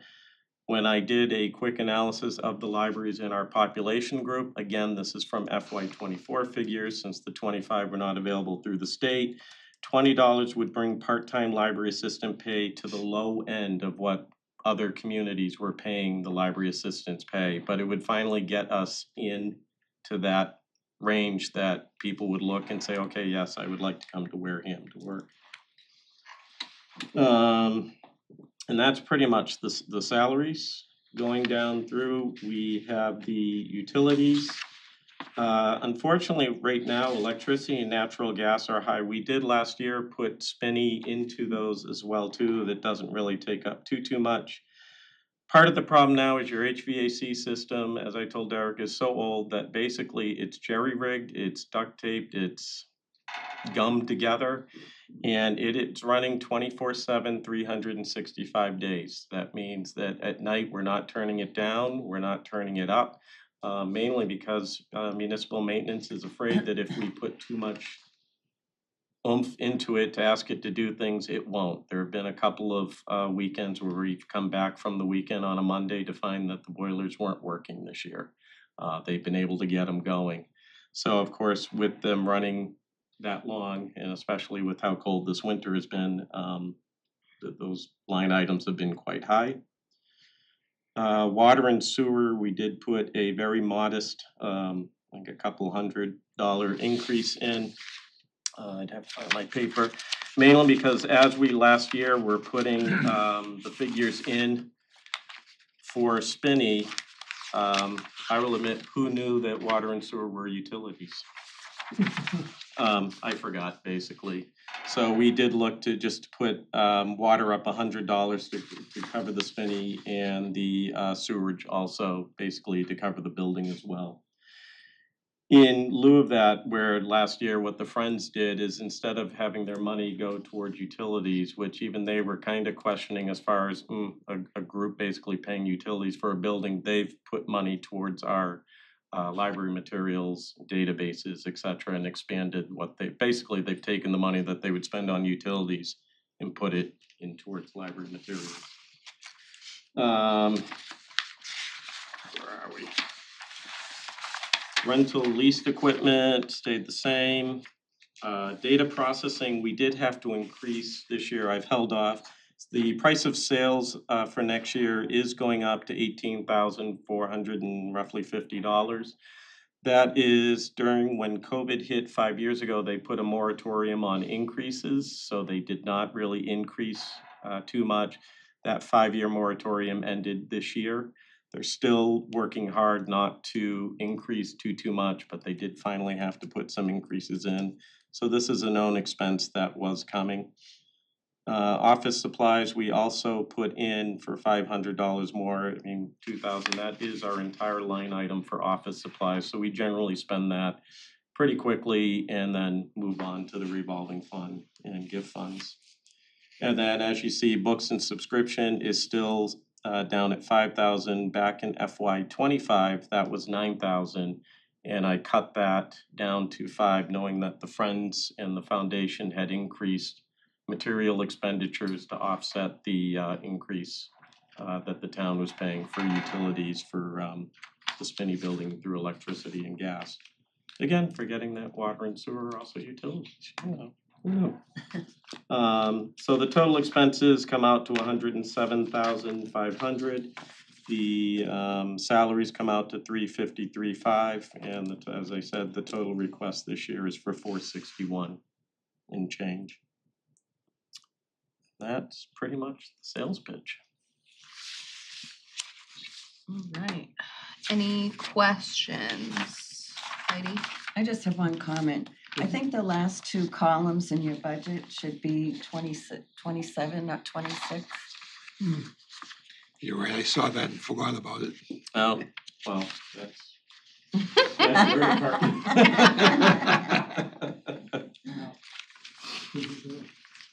Tough rules uphill in these challenges. I will say mine says FY27.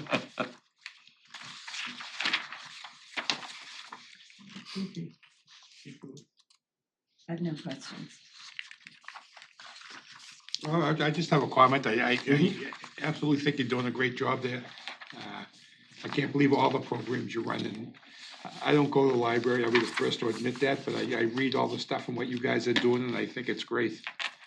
No, we're trying. We you're did get last year a Mass Cultural Council grant for $5,000 as well, so you'll be seeing a series of music programs this spring.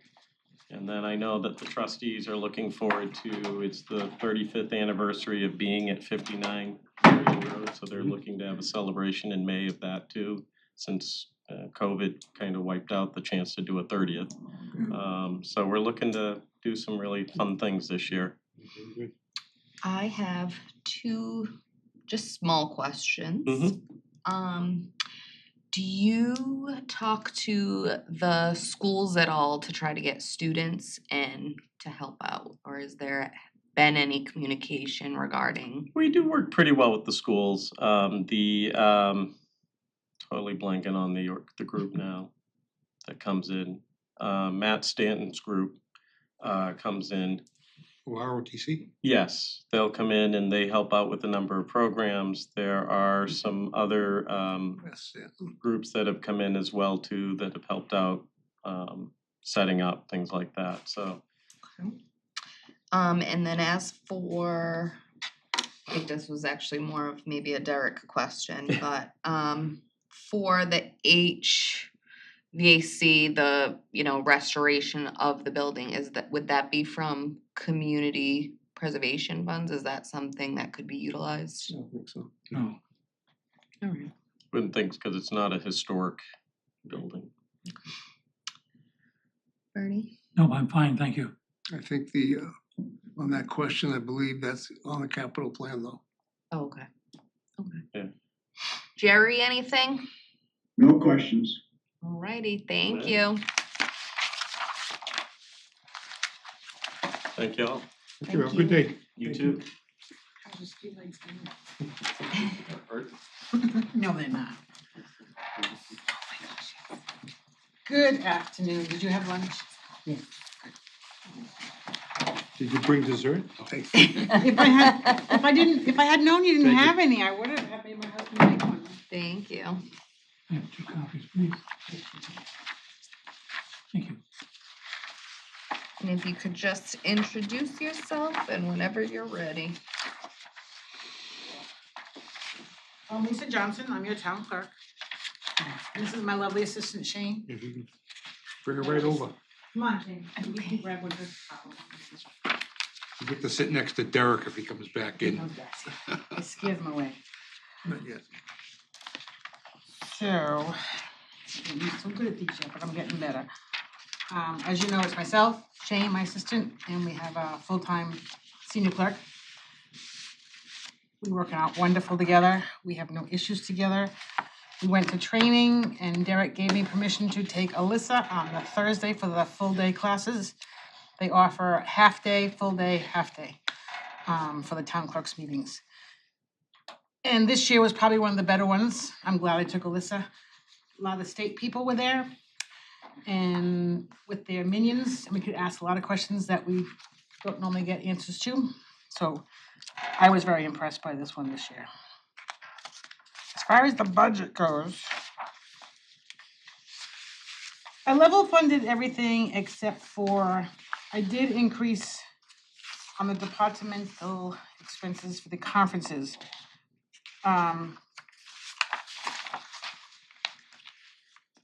When we were up in Devon's, I got a room because Shane and I stayed overnight.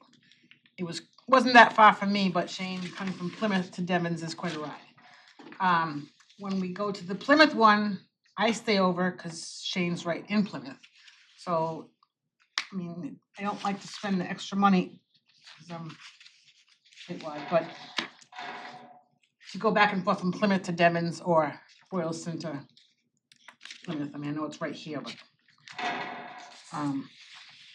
what we usually do there is we go from like 1 to 4 or 5 on the half days on Thursday, Wednesday. They have 2 classes. They provide, well, we pay for lunch. And they have a dinner that we go to. And then Friday is half the class. So we did close the office for that Thursday. There were a few people that complained, but not that bad. And where it was just one day, I would never close, I'd hate to close the office for 3 days for all 3 of us to go, but one day, that Thursday class is well worth spending the extra money. So I did increase that this year. The departmental on the elections and registrations, we do have the 3 elections this year. I did not increase anything. I want to save that increase for 2028. Because we'll probably need more for mailing and such like that for the presidential. So we didn't really change too much of that. And Derek didn't think it was really worth changing much. I know you mentioned, Mr. Slavin, capital expense is a little different from this meeting, but we have some things coming up that we're gonna need, I would like to change. The current dog program we have is run by, what's it called? Maps. Simplicity. It's a nice program, but it really doesn't suit our needs. If we have one home with 5 dogs or 2 dogs, you have separate files. If we go with the LL Data Design dog program, which I've used before, and we have their boards and commission program already here for our use and selectmen's use, I can bring up the file and everybody that you own in your household is on that file. And it's much easier to manage, much easier to print. You're not going in and out, in and out, in and out. Shay made a good point this morning. You have 2 dogs. You're over 70. One's free. You're 70, your other dog passes away. We're gonna still think you have to pay for that other one, because they don't usually tell us until they get here and say, well, that one died 3 years ago. Well, thank you for telling me, but you know, if you don't tell me, I don't know. So you could get 2 dogs free, and we would not be so aware of it, kind of thing. Heidi. It could happen, it probably does, but we just haven't figured that part out yet. So that would be a very nice addition to go to. I believe, I tried to speak to Matt yesterday, I forgot when he was busy. The LL data programs are all very friendly to use. I believe it's probably even cheaper than what they're paying now for the program they have. The LL data people are always at our conferences, they're a phone call away. Nancy uses them all the time for the boards and commissions program that she's working with. And they're really good. Then we have all of our fees. And Shane made a really nice thingy to show who the towns around here who charge what they charge and what we charge. Do you want to speak on your fee thingy? Do I? I think we're pretty much in line with what's around here. You're getting $10 per copy for all vital records. To get a marriage license is $25. To get a business certificate is $50. I don't feel that they're on the cheap side at all. I feel like they're comparable. No, it's right in the middle. Yeah. And it beats going to Boston, because if you go to Boston for a vital record, it's gonna cost you a fortune. But you can look at that one later. The next one is poll pad upgrades. We will have to do that by the end of '26. And they've given us a per price device, and the total for all those, which is how many of them? 12, is $9,000.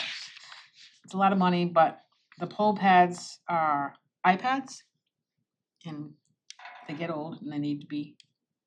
This is from them, so I mean, if you don't want to, you don't have to, but it really would be nice.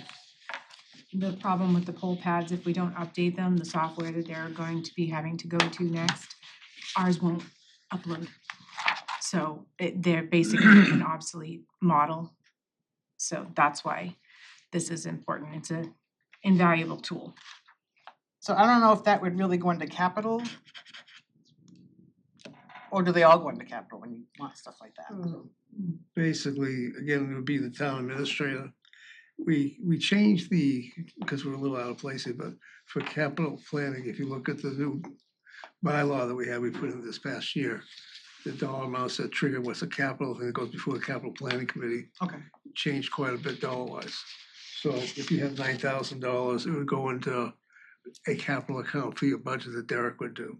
Okay. So when, I think we're next month, all the departments are gonna come with whatever they were, to us and ask questions, and we would update the capital plan. But something like this would not go on the capital plan, it would go on to a regular capital account line item in your budget. Okay. Does that help? Yes. And then the same company we have the poll pads from is LHS Associations. They do everything for us for that, for town meetings, elections, everything. Their prices are going up per tabulator. Now having any input for that, except for we have to do it. I'm not sure where he would put that under my budget for elections and stuff. I'm not sure. It goes somewhere. The last big one is two big ones, I guess. We have 7 tabulators for our elections. Each precinct has one, so you have 6 precincts and we have 1 spare. I brought this up last year, but I didn't hear anything about it, so I'm gonna bring it up again. They are 10 years old. They're over 10 years old. and we have been advised to replace them. We don't have to replace the bucket that the machine sits on, just the actual machine that we keep in those little suitcases that actually you put your ballot into. So if we had done this last year, they would have given us a nice little discount, but other than that, it's $36,000. And the general code one, Judy asked me to get this quote. We didn't do anything about it this past, even though it says November, she's given me a couple quotes because she wanted to get the bylaws and the zoning bylaws cleaned up. When you give it to general code, you wanna have it as clean as possible so they can just take it and put it on their system. And what general code does is every time you have a zoning change or a regular bylaw change, you just send them the approved Attorney General's paperwork, your new wording for that bylaw or whatever, and they do it. So they change it, they give you updates of just the pieces you need in your book. So like in other offices, each office had their own book, like one book per department or whatever you choose. And so just this part gets fixed because that's the part that you changed, as opposed to the whole book. They also take care of your website, so they'll put it back on your website the correct way. So you don't have to have the book in every office, because that's an expense too, but it is a wonderful thing. Every time you go in to change zoning or general bylaws, over the years, different people touch it. She might know how to do something better than I do, so by the time I get to it and I change it, I mess it all up because now I'm sticking something over here where before she had it really nicey nice and now I didn't do it nicey nice. This does it nicey nice. And it's always updated. There's no qualms about it. I've had this one in a couple of offices also, and they're very good. But Judy wanted to wait until everything was updated through all of her cleanup episodes. That's about it. Any questions? Any questions, Bernie? Everything's fine, thank you. Alan? At one time, I think this Community Preservation Committee had arranged for, I think $50,000 to digitize the records. Because that's always been a problem. When you go to find something, it takes forever. If you're actually able to find it. So that's something you could check with Sandy, but I think it may be too late to request it for this town meeting. For Community preservation funds. we did meet with some companies that do all that stuff. The money could come from them. They could, okay.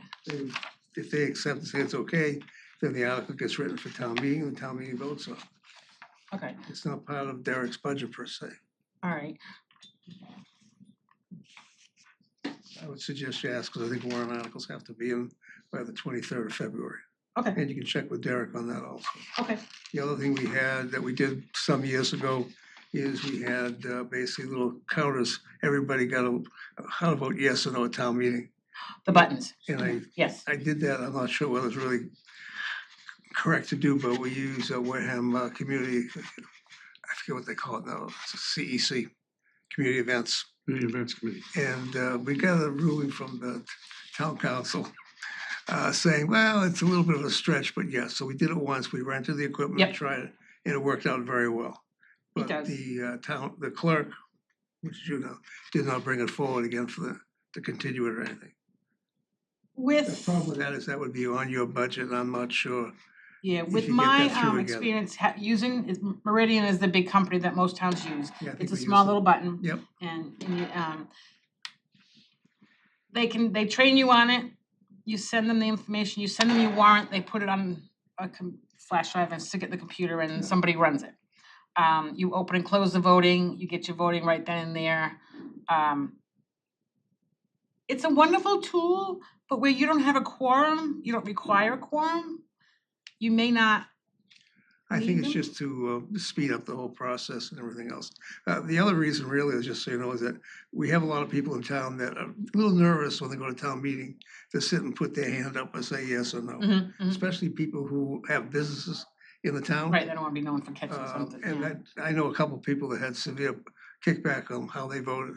It affected the business for a Mm. couple of years. I'm just bringing it up there because it's outside of your institutional knowledge, what's gone on before. Right. So these are things, but The experience I've had with them was like 800 people at town meeting one time we had them. Yeah, you need it for that. Yeah, that was too many people. That was a big override, so they wanted to be. It's expensive whether you have the company come in and train you or the company come and run your we town have, meeting. we have. not the town Either meeting, way. but They ran their part They of the ran operation. all that stuff, but yeah, that's big bucks, cause not only are you doing that, you're paying for the person to stay overnight somewhere. The other office I was in, the assistant town administrator man, he learned the program, so he ran it at town meetings. I have not seen a clerk run the program yet. It's just information for you. Yeah, no, it's a good thing, it's very expensive, no. When they work, they're great. I can tell you, this past fall town meeting, they sat there for an hour and 15 minutes while they tried to get the software up and fixed and running again. Oh, see, Yeah, but that was their fault. That was our town meeting. No, another town my wife is involved Okay. in, Stoughton. Stoughton. Well, any computer thingy can be. Yeah, they were great. I voted with them many times when I lived there. Mhm. They had going back, but that's representative town meeting, so they know there's gonna be Little different. 168 people there Yes. at the most. Yeah. Easier to get the equipment back too.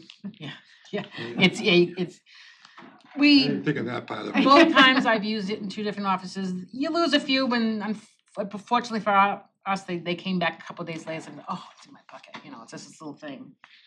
We have a sample of it downstairs, it's this little itty button. They usually come back, but yeah, it's fun to try and get them to give it up when you leave, And then everyone tries to go out the other doors that you don't want them to go out on, and it's like, where's my button? They are a good tool. I won't say no, but Sure call. Jerry? No questions, you sure? I'm sure. All right. Alrighty. Yeah, anything, Thank you can always you. reach out to me. We're teaching Shane everything, so even though she has no idea what we're doing, I have no idea what we're doing either. Thank you. It's a Thank team you. effort. Be safe, guys. Thank you. Thank you. Next up, accounting. You can. Okay, yeah. I'm gonna leave these here somewhere. Okay. Do Thank you have you. more members, right, on here? Yeah, Brittany's collecting extras. Oh, for he the- did, all right, I'll leave those there. Thank you. Yeah, I'll sign. Sure. If you could just introduce yourself and you can get started when you're ready. So hello, my name is Hannah Maderis. I am the assistant town accountant and I have been for 1 year. Before that, I was a clerk for 2 years, department clerk.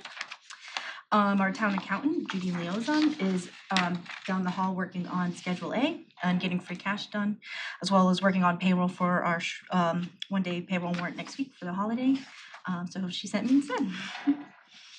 Okay, so to start off with our personnel salaries, of course, it's based on the contracts.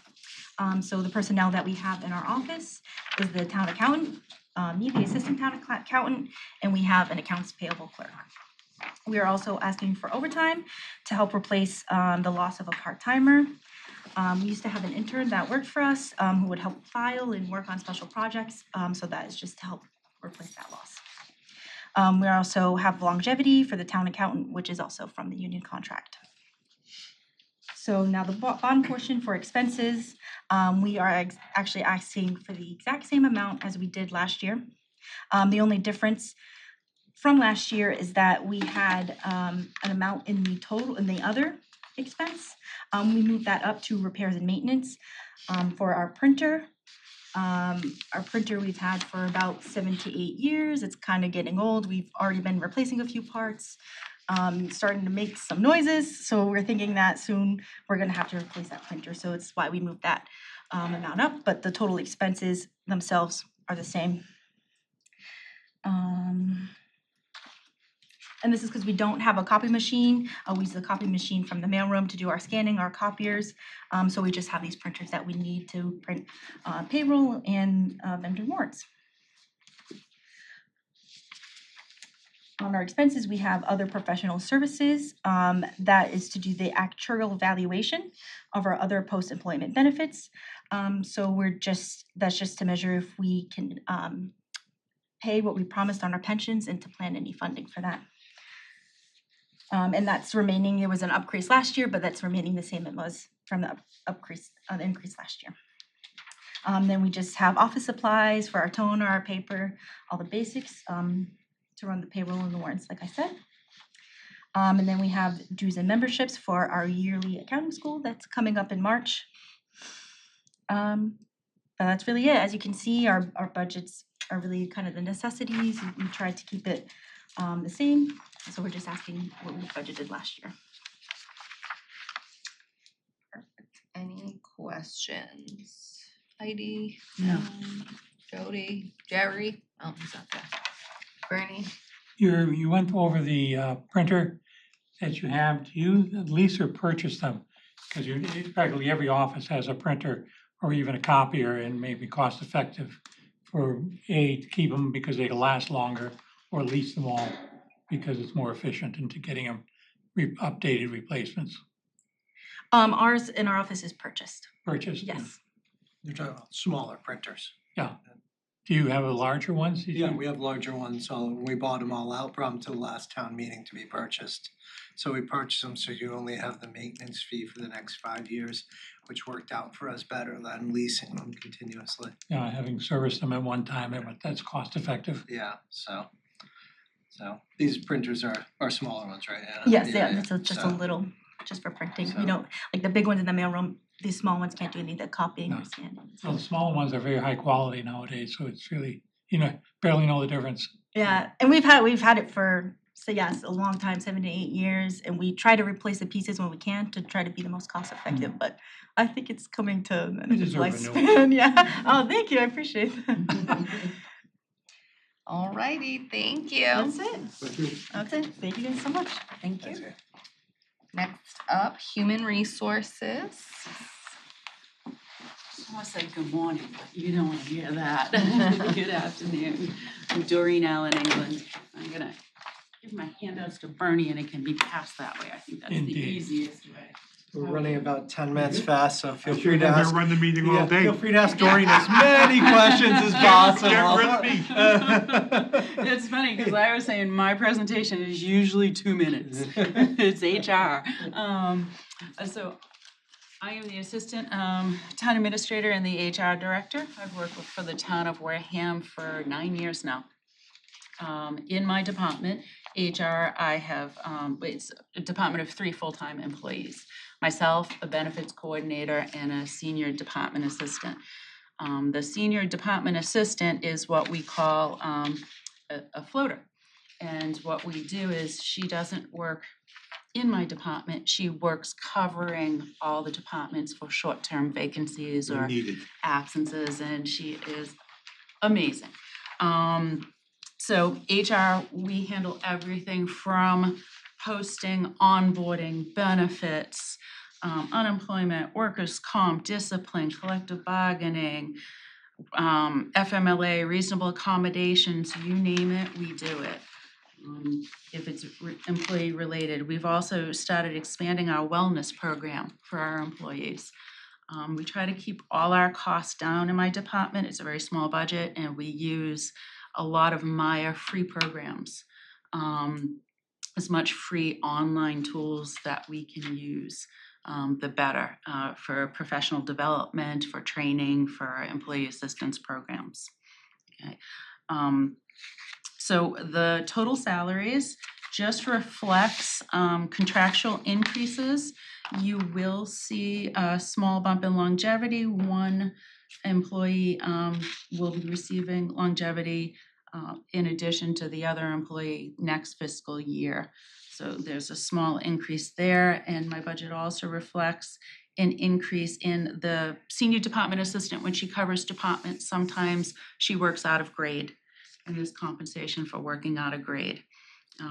So the total salaries are $281,859. The expenses, we've been able to kind of reduce them, which is amazing over the last year and a half. We've gone for different testing for our pre-employment physical and drug tests. So we've been able to shave off some money there. And that's most of our budget, believe it or not, our pre-employment testing, because we do pre-employment physicals for all employees. We do drug testing for all employees. And then for our specialized, our first responders, our EMS and dispatch, we do full psychological testing to make sure we're getting qualified applicants who can handle the stress of the position. Then the next large amount you'll see is tuition and conferences. That's for training. I mean, I attend one or two small conferences locally, but the majority of that budget goes for training our employees, bringing in discrimination and harassment training, bringing in, any type of training that we can get.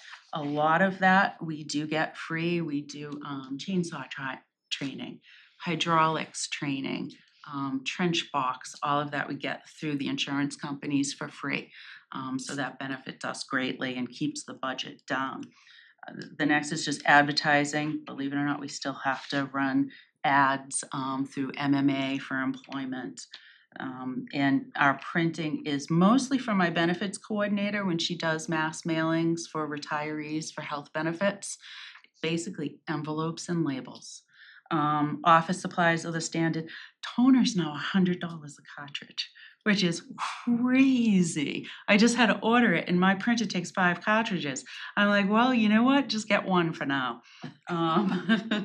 So my expenses we have reduced over the last year to $15,250. Okay, for a total budget of $297,109. Right? Any questions on any of that? I know Derek wanted me to kind of drag it out a little bit, so. Any questions? No. Bernie? No, thank you. All right, thank you very much. Thank you. Enjoy the rest of your afternoon. Thank you. Thank you. You as well. Next up, inspectional services. I know. Thank you. Yeah. Well, come on up. Oh, sure. Sure. We're going to put the, thank you, we're going to put the speech pattern on like half, reduce the speech. Now we read the whole thing? Yes. Mr. Sullivan, board members, Paul Turner, Inspectional Services. Suppose I'll read this to kill some time. The Inspectional Services Department is responsible for permitting and inspecting all residential and commercial building construction in the town of Wareham. The department collected 1.3 million in permit fees, issued 4,000 permits, and conducted 4,800 inspections. The department is additionally responsible for zoning interpretation and enforcement. Our inspectors also perform Massachusetts life safety inspections for all restaurants, schools, hospitals, hotels, motels, bars, lounges, group residential buildings, and recreational entertainment facilities. The inspectors and employees of our department work professionally every day to ensure the safety of our residents by issuing and inspecting projects expeditiously as possible.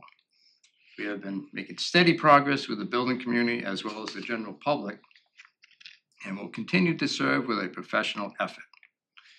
The issuance of building permits are as much about safety as they are about the building code. Resident complaints are handled as they are received and time permits, unless a life safety condition exists. With the implementation of the enhanced 40U ticketing program, with time and persistence, the department will eradicate the perpetual zoning issues and make the town a more pleasant place to live. The Assistant Code Enforcement Officer for the Building Department, who works jointly with the Board of Health enforcing the Mass General Laws, Chapter 40U, Mass State Sanitary Code, issued 292 tickets during the period July 1st, 24, July 30th, 25. The building department is mostly responsible for unregistered automobiles and general debris in people's yards under this program. As a result of the 40U ticketing program, 8 properties were addressed and brought into compliance by this department. A number of other properties that are still not compliant continue to be assessed violations. The town of Wareham has assessed $21,900 of property fines issued by this department, which was committed to fiscal year 2026 property tax bills for each of the locations that were in violation during fiscal 2025. This program's success is not in the amount of fines assessed by the building department, but the number of properties that have been brought into compliance, resulting in the aesthetics of a neighborhood vastly improving.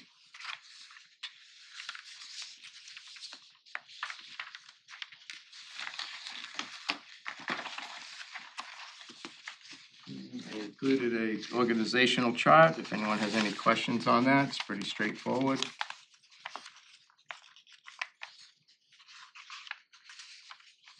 And a copy of the proposed budget. There's no increase in last year.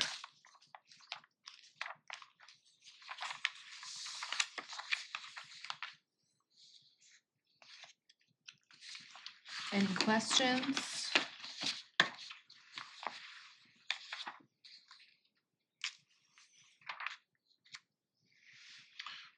Just, so what is a Massachusetts life safety inspection? That's not a fire inspection, they do that. It's a but- combination, so we'll go in, the Board of Health will go in, and the fire department inspects buildings all annually. So, the life safety inspection will go into, a building to see that the egress is working, open, clear, say like a package store, make sure the back room, the door isn't as full of boxes, restaurant, and the back doors usually have trash barrels. Make sure the doors actually work, make sure they're not locked. Fire extinguishers are up to date. Access to in front of the electrical panel in case there's a fire in there, the room is full of smoke. First place the fire department wants to go is go to the panel, shut it off. They don't want to be tripping over boxes and trash barrels, et cetera, stuff like that. It's just a general look at the property. Most of the properties stay up to date, but if you have an absentee landlord, a tenant, it's not really their responsibility and it doesn't get done. Yeah.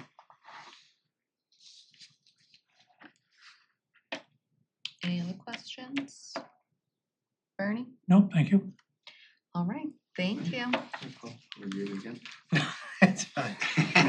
No, it's just a practice I run. have one Sure, question. go ahead. What's going on with the Little Harbor Kitchen? I don't know.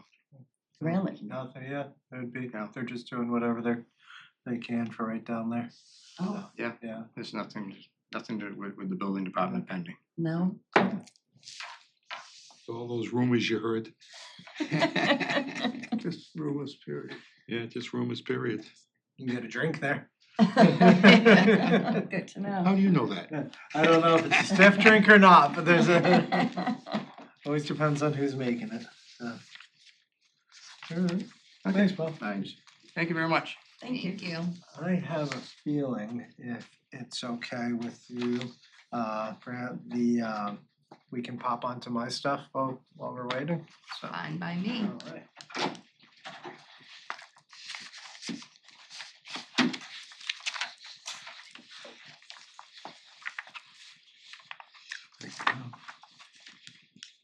Now, don't back us up, please. I'm already giving you my couple doses of my family vineyard, so from the whining. Need a second one. You got a vineyard now? We just purvey in wine.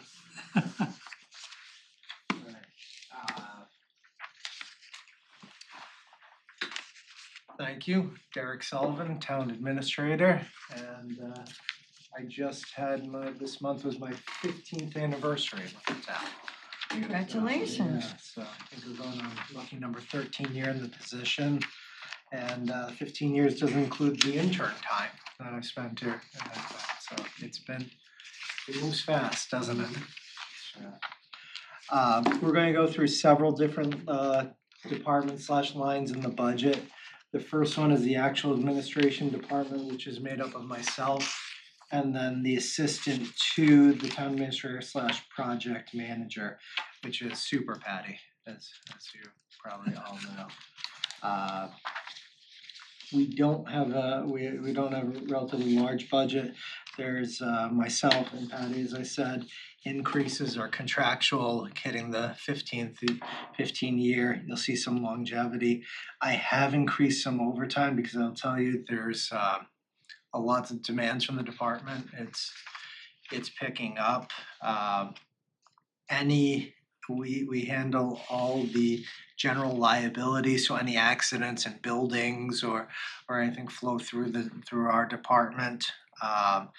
We register the vehicles as well. Sometimes Patty's going up to Plymouth to the RMV, which, you know, she seems to gladly go, which is makes me a little nervous. Never heard anybody happy to go You there. know, so she always says, "Yeah, I'll just do it." Sometimes she's doing it on a Friday, which is so it's the joke before. Everything does run through the department. I was lucky enough, she used to work for the library when we brought her over. It was as a project manager, and she worked in multiple different departments like inspectional services and others, and she got to learn all the departments. So she becomes a catch-all for a lot of folks, and she is the most helpful person I know, sometimes to the point of they say, Patty, you can't solve all the problems, but she will try. So she's really excellent, and it's not just the general public, it's the departments that she really helps out. The dues and memberships going through the budget, you'll see the main one change, rental leased equipment. I'm just putting now the maintenance fees on the copiers. So we've had the reduction. We've also, for my department, is we used to have the water coolers, but now since we installed the bubbler that actually filters the water, so we don't have to worry about Legionnaire's disease, we're utilizing that. And we have some savings there. Advertising, we've not been using too much. Every now and then, if we're doing a special public hearing or something, there's advertising. Cellular is for the town's phone that I have. Other purchase services, you'll see that's a large increase, and I'm really trying to go over it. There's oftentimes I need to, like next door, I had to do before we had any funds for it, I had to try and get an appraisal on the property. There's always something that's coming up. And I'm going to other departments and trying to say, hey, this would meet up to your budget or something. This would never happen because we don't have it. I see other towns in lines, they have almost 50,000 of discretionary sort of funds in there. You know, we're not going to spend on tiddlywinks or something like that, but there's often things that come up, or there's a need, or there's an event in town and something's happening, and you know, we try and work with it. So I don't know if this, I'm going to be blunt, probably with what I'm seeing, this increase isn't going to survive to the final budget, but it should be on our minds that people ask us to do things, and when I tell them we don't have the money, we're legitimately, this is the budget for the town administrator is for expenses has been, you know, less than 10,000 for the last few years. How do you help out from that without going and taking from other sources? So again, not a complicated, large budget, and that's the administration department. The select board is made up of 1.5 FTEs.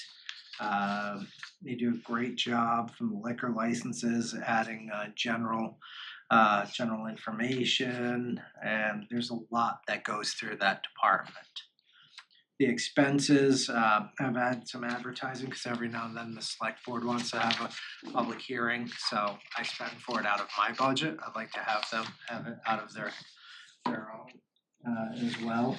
Dues and memberships have been going up dramatically. Trying to figure out these last few years, and there's some that pop up every now and again that apparently were being paid over the years, like the 4-H club.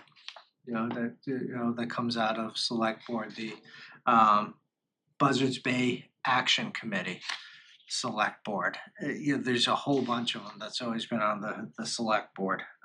And we've been covering it from other places, and we really should take it out of the right location.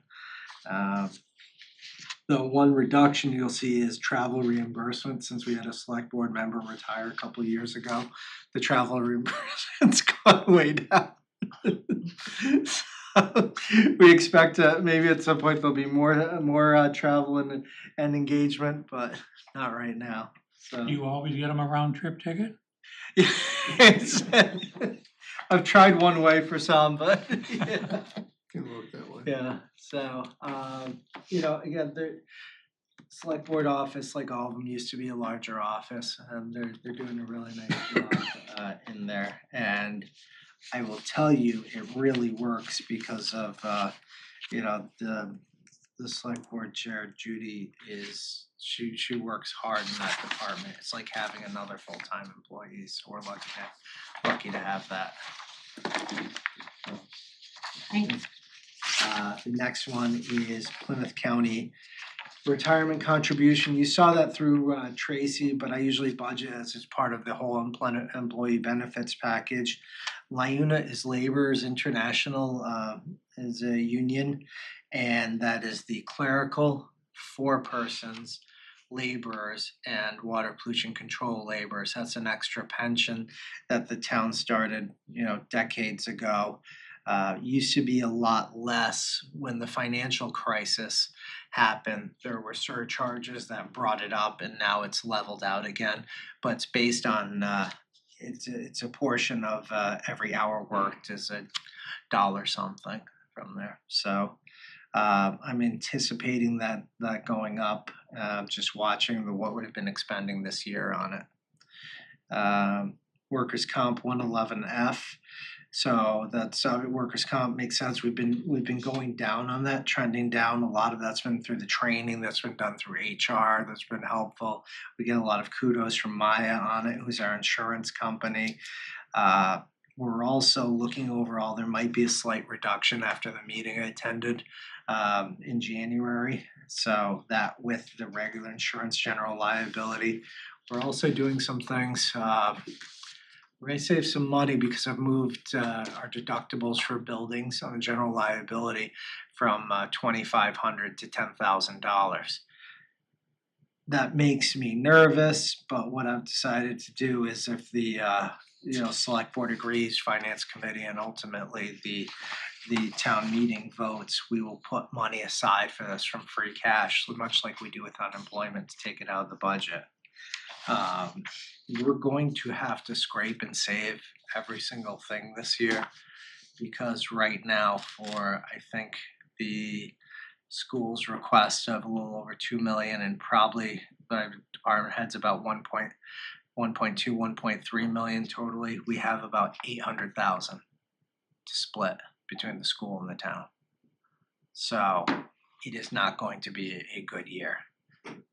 I'm sort of mentioning that, and I expect not next week, obviously, but the week after to have the revenue budget for you guys and the select board, and then we will move forward from there. This round of state aid came in at negative $489,000 and change, so it's not been helpful.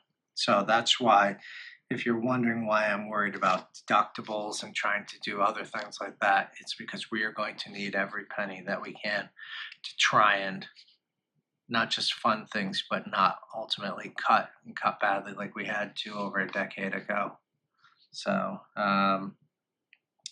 but that's so then the next line is the medical. I was not supposed to be here this morning. Mayflower Municipal Health Group, we were voting the rates. However, the information came in extremely late to go through it. The carrier's renewals suggestion was 14% increase. We have budgeted a 10%.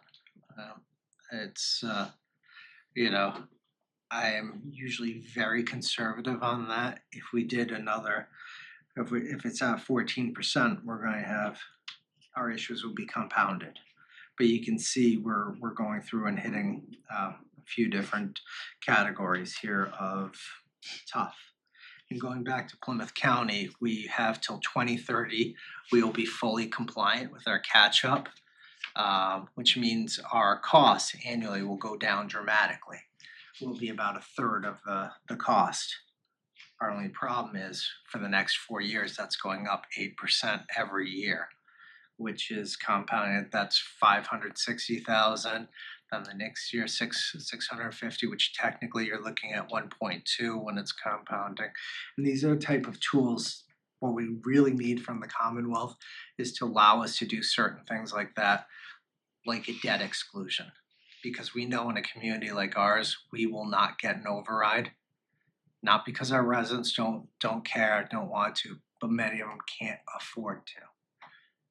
But if you could do it like a debt exclusion, and we spoke to him, said this would be a 4-year plan, it would cost the average household $150, and we don't have to make these additional cuts during these years as it compounds. And then thereafter, we would have a reduction, so it means we could help with services. I would think it'd be a win, but you cannot do it in that method right now. So going forward, general services is the mail copier machine over by the select board's office. We do expend a lot of money on postage, as you can imagine. Also, when we're doing mass mailings out, we also do some of the tax bill mailings are hit through here. So we're expecting an increase. It almost seems like postage has been going up every single year for the last 10 years, but sick leave bonuses, some of the different unions are eligible to have their sick leave bought back. It's usually at 25% or something if they don't utilize it in a year. So we're gonna keep that about the same. We haven't been expending it fully, but you know, it's why that's happened is we had some longer term people retire out and the others weren't as eligible or weren't stacking it as much, but we're gonna see that change, so I wouldn't reduce it at this time. Legal, that's we have two, so for the town side, we have Rich Bowen as our labor counsel, who I don't know why he does it in his initial contract, which this has all been based off of. Litigation was a separate cost. He is covering litigations for us through the Conservation Commission, through the Planning Board, multiple, at least 4 litigations right now actively and untold over the last few years. Which is, you know, and those are the types of litigations that our Maya will not cover on the boards and committees on those sorts of actions. So we are getting lots of our money's worth. And then the other is Labor Council, Joe Emerson, that we use.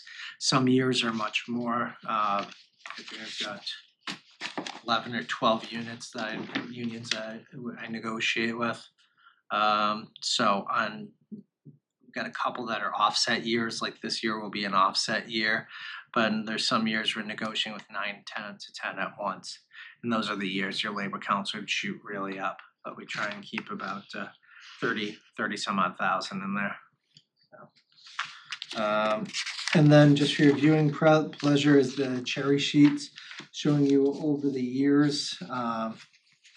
You know, you say, wow, the cherry sheet aid. We actually went up for a few years, and I'll go all the way back to 2012. 2012, we were at about 11.6 million. In 2022, we were 11.2 million, and that's our net state aid. And then we finally went up for, you know, in 2024. We were like, hey, this is great, you know, really good, and it's just declined from there. So we are now we're about $1 million lower from 2024 in our estimates. And then this is showing you the aid, but obviously our biggest costs are our school choice and charter school sending. This year went up another 600,000. Retired teachers' health insurance went up $237,000. They are through the GIC, through the Commonwealth, and that's not part of our other health line, so. And with that, I think the last little bit, I just wanted you to see what we pay is the health insurance over the last couple of years. What we have for the plans with employees in it, and then you see what the estimated monthly rates are, and then the town's portion. The town covers 68%. The employees have 32%. We are kind of in the midpoint. There's some that are much better. Districts in the town are at 90-10, which is, you know, it's great for the employee, it's expensive for the employer. And for retiree health insurance, we do a 75-25 split. But if you see those plans are, you know, we've got about 225 retirees. Those plans run about $527 a month. So at a 75-25 split, it's actually, you know, not as bad as 68-32 split on a family plan that costs $3,400 a month.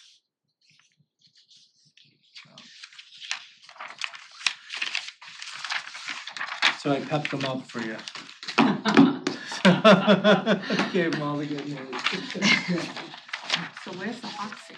Yeah, right here next to me if you're okay with it. Just a quick comment on the medical insurance, and I had told Derek this, I get my supplemental insurance through another town, and I would be thrilled with a 14% increase right now. I told him how much it was. It's horrible what's going on. they're doing a wonderful job with Plymouth County. Mayflower's done an excellent job. Before, we used to be self-insured, and if you think I'm a monster now, you should have seen me when we were self-insured and the decisions you had to make. It was really awful. Yeah, It stunk.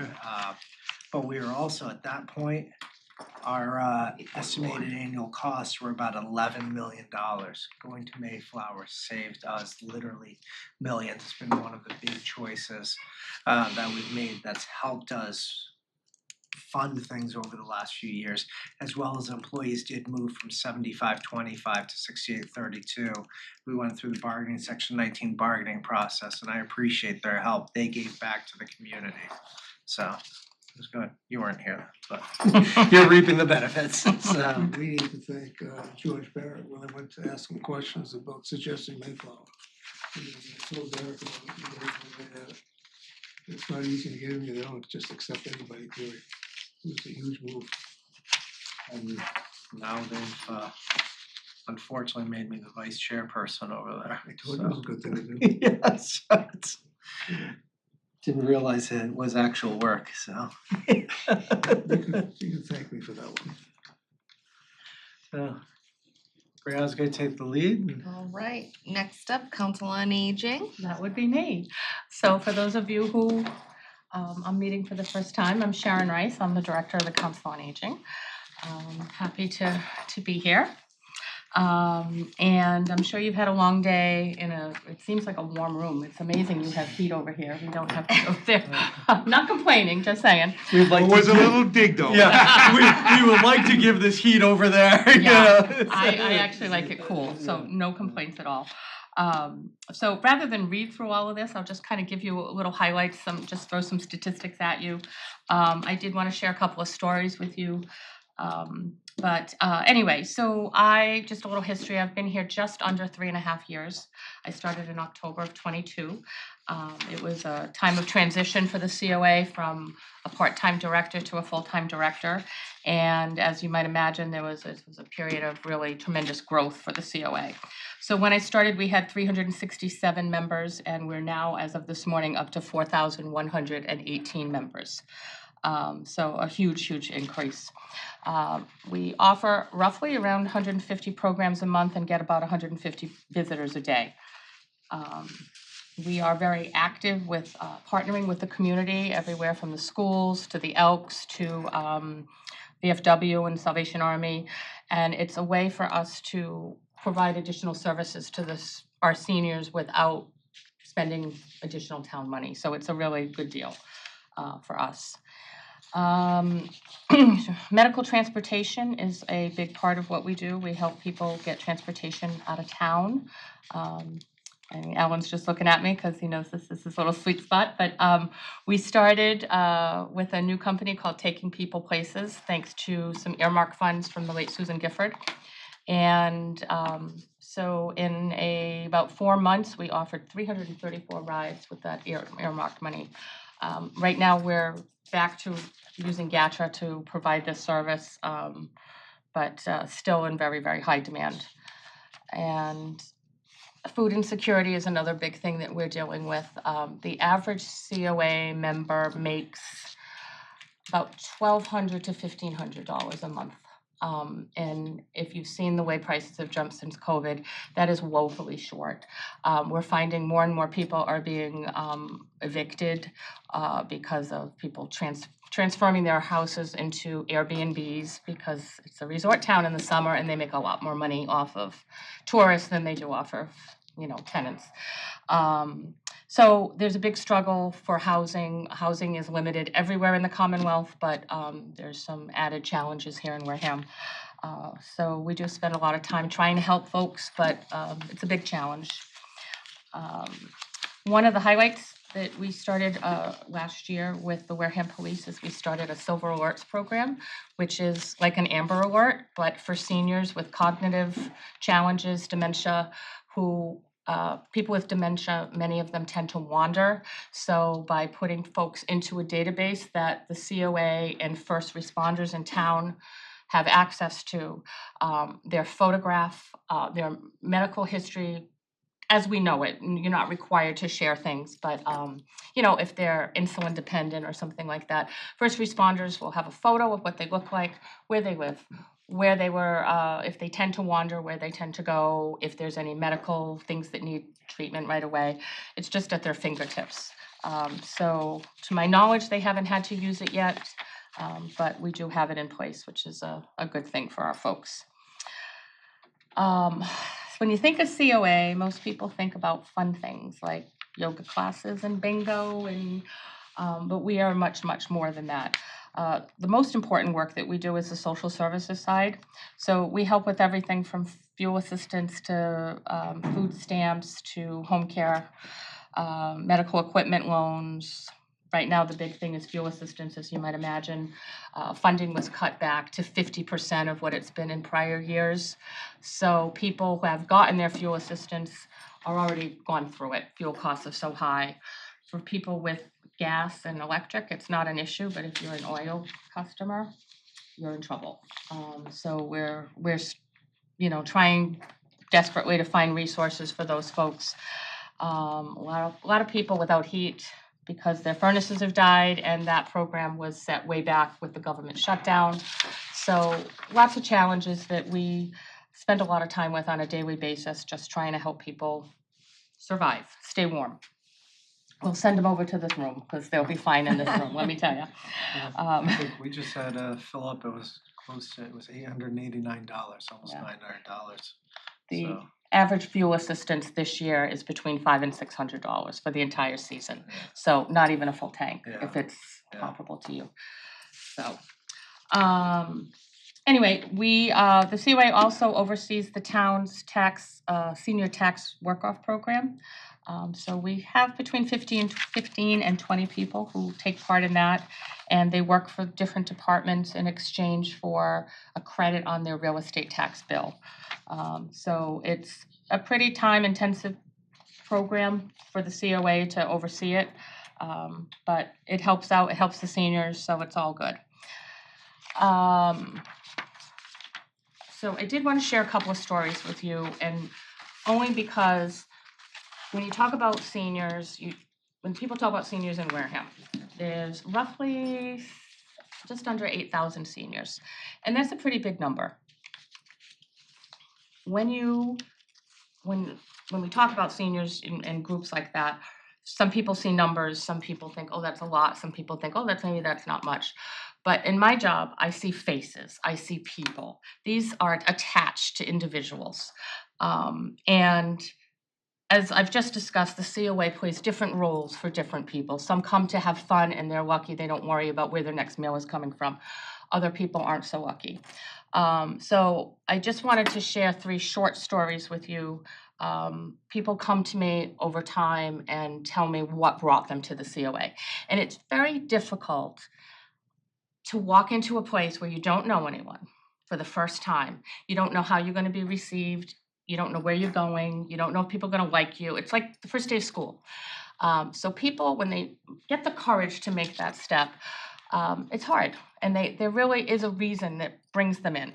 So one lady who now comes every day told me that she actually was planning to stick her head in the oven. She was living at home by herself. She had very few friends, and she just she couldn't take it anymore. So she's now, I'm not saying her life is perfect, but she's much happier. We have another lady who lost her spouse, and this is a common thing. When people lose a spouse, it's a big period of adjustment. You do a lot with your spouse. All of a sudden, they're not there.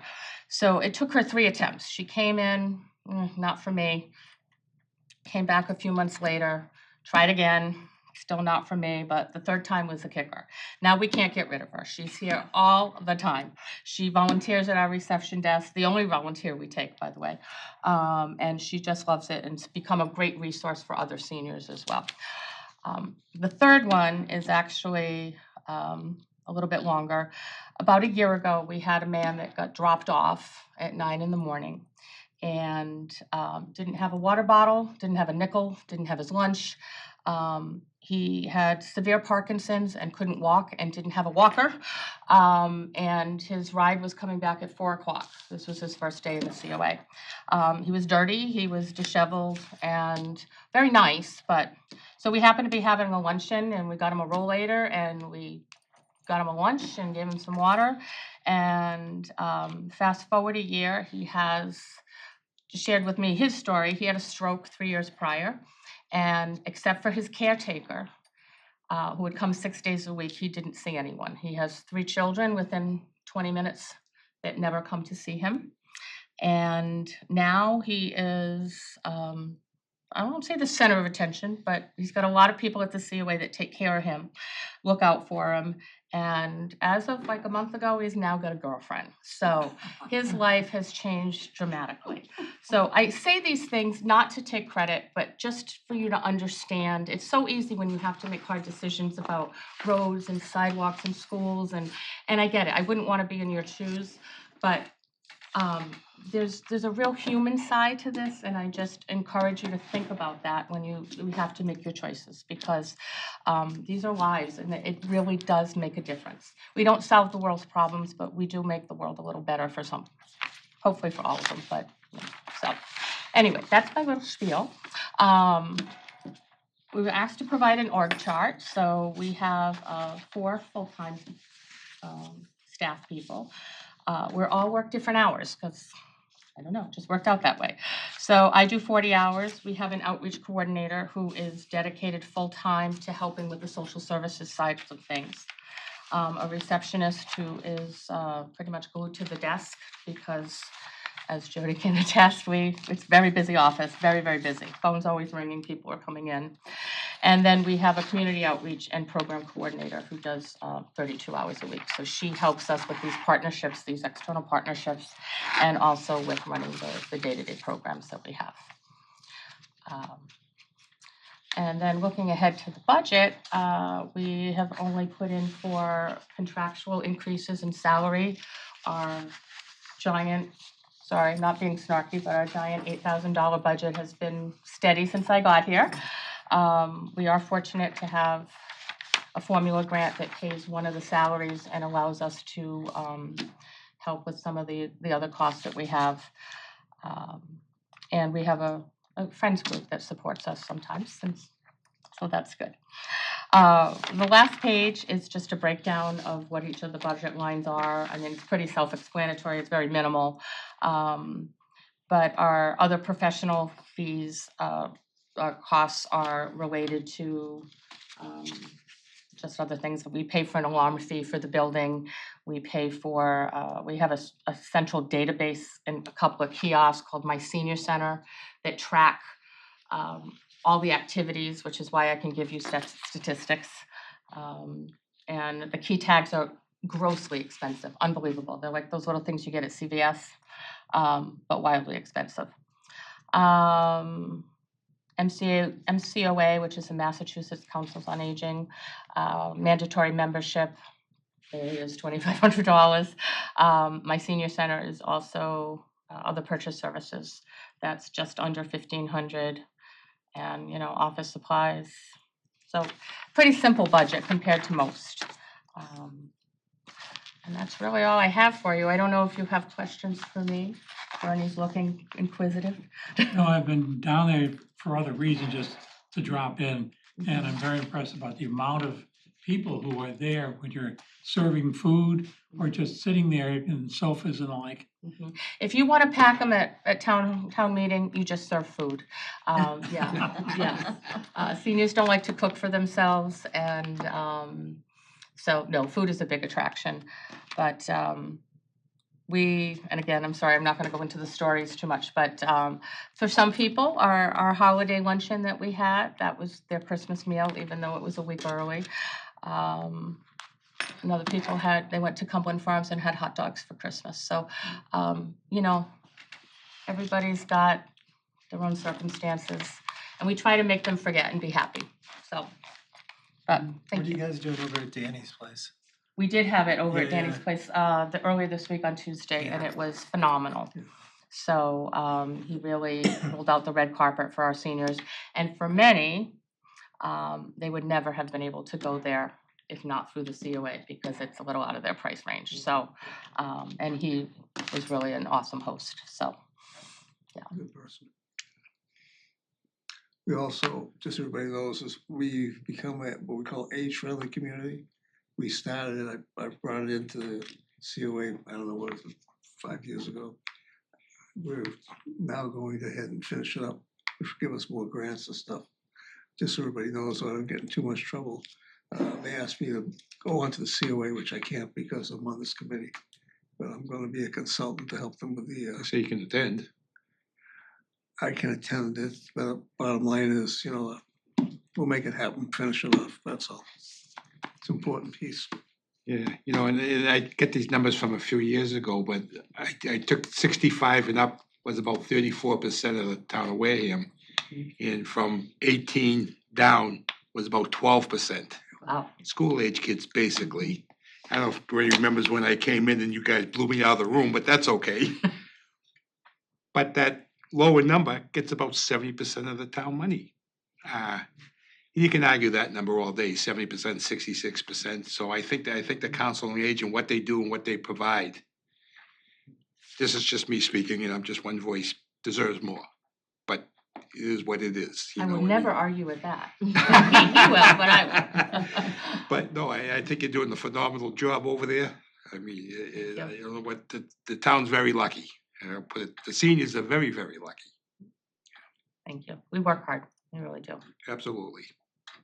I'm a social worker at a nursing home, so I don't usually send referrals to you guys, but other council on aging. So it is I commend you and your staff always for what you do. I'm usually the ones, unfortunately, doing the protective orders. But I'm gonna be honest, it is usually because of insurance.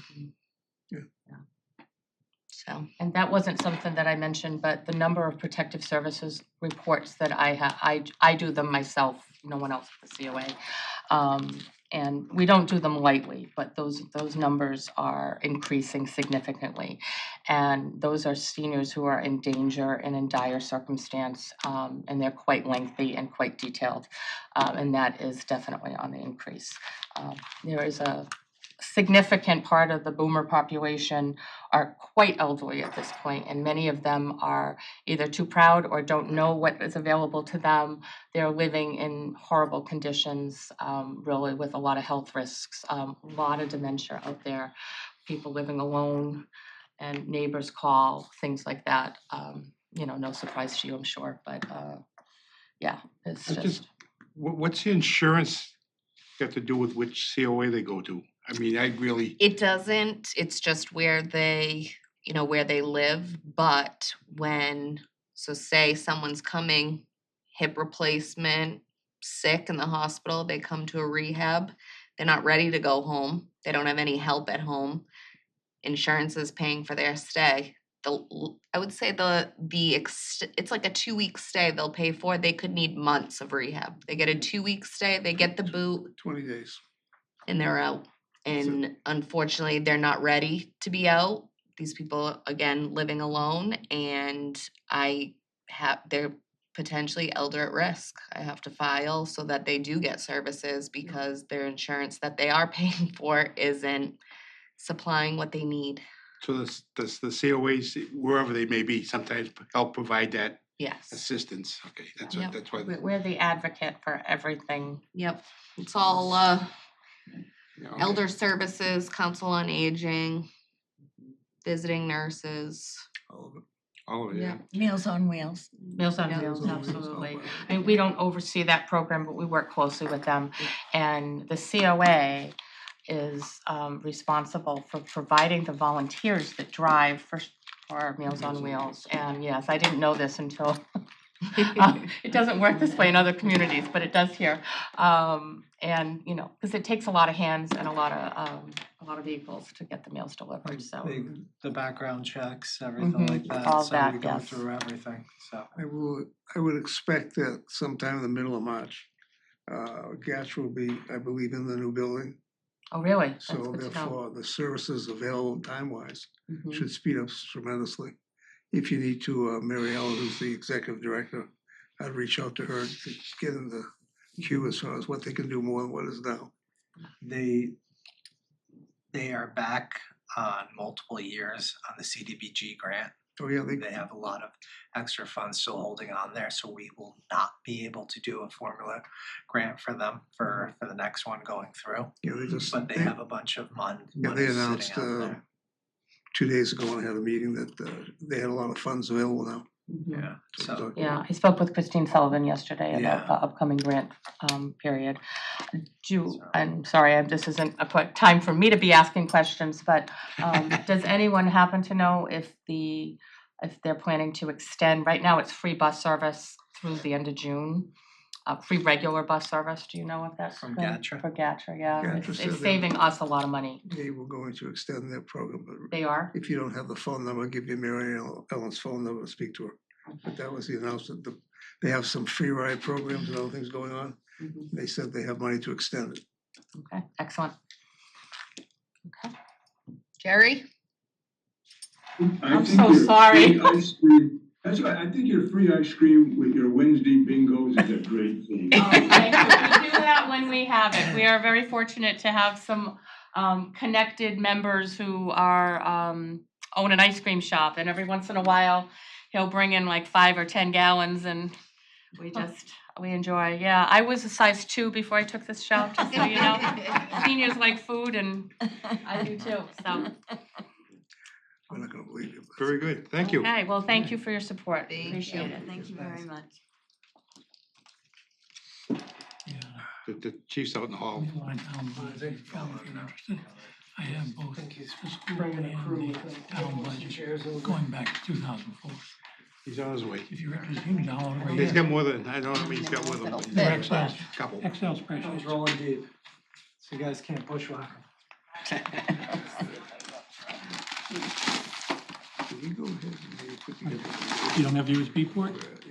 Nope. These computers nowadays, you gotta buy attachments. Any shortfalls and everything else, so people understand well before town meeting what's I had going to on. buy pigtails so I could put 4 We can stop discs it. on. I'm just saying. Yeah, I understand what you're saying. It's frustrating that more people. Like when they go- stop putting go CD watch players what's in the going cars. on And stuff and realize that. but Yeah. How many are you gonna attend? Like you said. How we many could do it I have in the for box? affiliation. Take this meeting here, Yeah, it goes on WCTV. yeah. You know, put it up on the town website, people look at it. And see, we used to have a, you know, the election, used to, everybody come in, all the people Yeah, trying to yeah, get yeah, elected. yeah. But the same, we used to have a town meeting before, to go over all the warrant articles. Yeah. And explain them. Yep. You know, it's frustrating when people come into town meeting and no idea what they're voting on. It used to kill me, you know.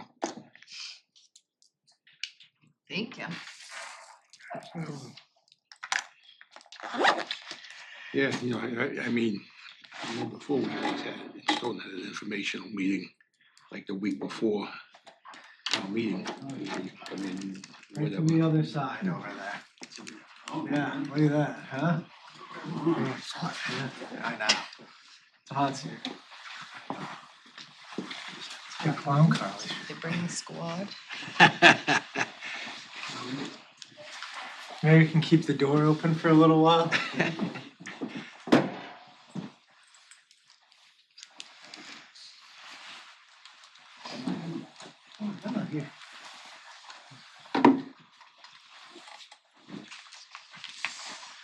Good afternoon. Good afternoon. Afternoon.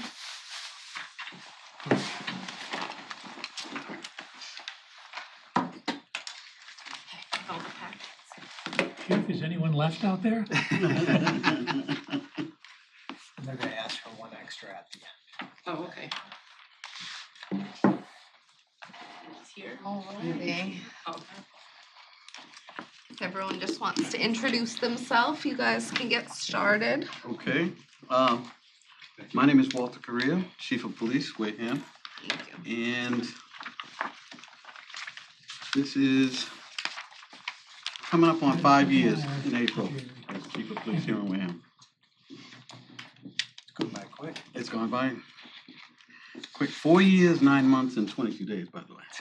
But who's counting? But, you know, just. Derek, everyone who's come up has given their number of days here. You got something going on in the background? You're looking at Derek. You know, it's I guess it's the experience of working with me, so. And I'm gonna introduce on my left, Executive Officer, Lieutenant Michael Smith. It's my first time in front of you guys, but I actually started in Wareham 1994 as a special officer walking the beat in onset. Went to the academy in 2000. From patrol, I went to detective, from there to the sergeant, detective sergeant, and now I'm lieutenant in administration, so thank you for having me. And I also recently promoted within the last 6 months, Brian Whalen. This is my 23rd year as a police officer. I started in Marion, and this is my 21st year in Wareham. Patrol, went through detectives, sergeant, and recently promoted to lieutenant. Congratulations. Thank you. And I'd like to introduce Joanne Correa, who is my administrative assistant, new to us. Joanne? Hi, everyone. I started on November 3rd, so I'm still quite new. But I am familiar with municipalities as I worked for another one for 8 years, so I have to go in front of a finance committee for my next position, so I'm familiar with it, so. And she hasn't run away, so it's a great Yeah, sign, yeah, isn't it? absolutely. Nice to meet you all. So it's nice to meet with you all again this year. I know that in a lot of respects, we'll be preaching to the choir, but we always appreciate the opportunity. And I want to get started by, talking about the FY27. Our strategy at the Wareham Police Department is to continue to provide the citizens of this community with the best possible public safety. And we're gonna do that. We're gonna do that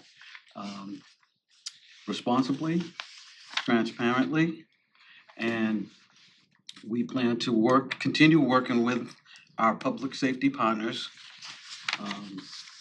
town hall, and all the departments within, EMS, DNR, municipal maintenance, Wareham Fire, onset fire, continue to work with everybody that we can all put our best foot forward in this community.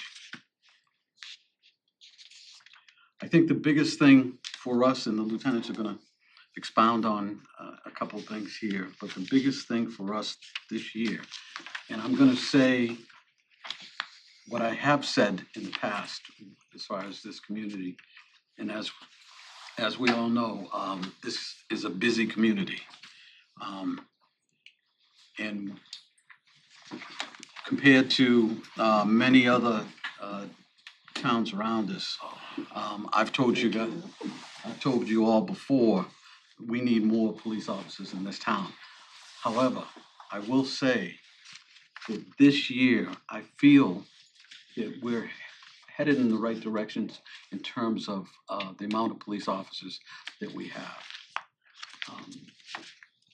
And a critical thing for us to do is, currently we have 10 officers per shift. So the 3 shifts, we have 10 officers that cover each one of our shifts. Years past, we've come to the table here, and we're down to 9 officers per shift, or in some occasions, 9, 9, and 8. We are 10, 10, and 10 right now. And it's in a better place that we've been in terms of bodies in a while. Now, it still does not make us, it makes us a little bit better than a reactive police department. I still feel, and I might get, I still feel that for us to become a proactive police agency, that we would need even more than the 10. But I'm comfortable saying where we are now. Our biggest strategy going forward is to maintain at least 10 officers per shift. If we go down, it's going to increase our overtime. So that's one of the main things we want to do. And then as part of our initiatives, I'm going to turn it over to Lieutenant Smith. Now, we want to continue what we've been doing for the last few years as far as making a commitment to better our relationship with the community and to look at ways how we can interact and bond better with the community. And we've been working on a few different things over the last few years. A lot of community engagement patrols where officers go and might, talk with a business owner or just somebody out at the pier, just to find out, get a feel for what's going on. And we have some ideas going forward that Lieutenant Smith is going to cover. Can I just have 1 second? I remember Camerino has just joined the meeting at 2:15. Thank you. Nice to see you. Sorry, There you go. gotta make a living. I just wanted to recap on a couple of things the chief said. First, the 10 patrol officers per shift, where we're at right now. We have a vacant sergeant position, so one of these patrol officers is going to be promoted to sergeant, which in our funding, you can see that we have 1 vacant officer that we're asking money for. That would be that position, just to explain that. A couple initiatives, the community outreach initiative that we were looking for money for. We're asking to spend up to $25,000 this year for that. We're not asking for extra money for that. We're finding a way within the budget we have. We'll cut back on a few things and tighten up the belt on a few things to come up with that money. We've done it in the past, but we would like to go even further than what we've done. We're looking at funding a national night out. A lot of towns around have it. It's a great way to reach out to the community, to reach out to the youth in the community. We want to be able to attend all these events in town, like the Cape Verdean Festival, the Harvest Moon Festival, whatever festivals they have, and actually have a presence there with a table where these kids will come up and talk to us. What that means is we have to entice them to come to talk to us, and that's usually giving stuff away. So small toys, small gadgets for the kids to come over and get. We had a table this summer at the car show. We actually had sunglasses for kids, little junior sunglasses. We ran out pretty quick, but it was amazing how many kids came over and talked to us that normally wouldn't come over. They would just pass us by. So that was a great way for us to reach out to the community, and we're looking to expand that. The other initiative that we're definitely way behind on is the body-worn cameras, the cameras for all the officers. It's gonna cost us approximately $50,000 a year for those cameras. It's something we really have. We're way behind the times. We should all have them. Again, we feel it's important enough to have that we're gonna find the money within our budget. We're not asking for extra money. We cut back on other things, as you can see, to fund those cameras. Yeah, I think we all agree that that's so important, and we're one of the last towns around to not have cameras. So we really want to make that happen this year. I'm glad you brought the cameras up, because I think I've asked every year since Yeah, I've you been have. here, where are the cameras? Because I think it protects everyone. Yes, absolutely. Yeah, and it's, when you think of it, when you look at our budget, I know it's $50,000, but that's really not a big number compared to the budget. And we're just cut back on some other stuff. Figure it out.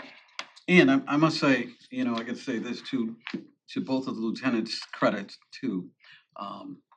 They've been able to find ways where we can pull this money by cutting other areas, so that's a benefit. I wanted to give you just a quick comparison, just to give you calls for service, and I'm gonna compare 2024 to 2025. We were 38,942 calls for service, and that means anything that might come into the police station that we might respond to. That's 2025. And we're up 6,000, a little over 6,000 calls from 2024 at 32,895 calls.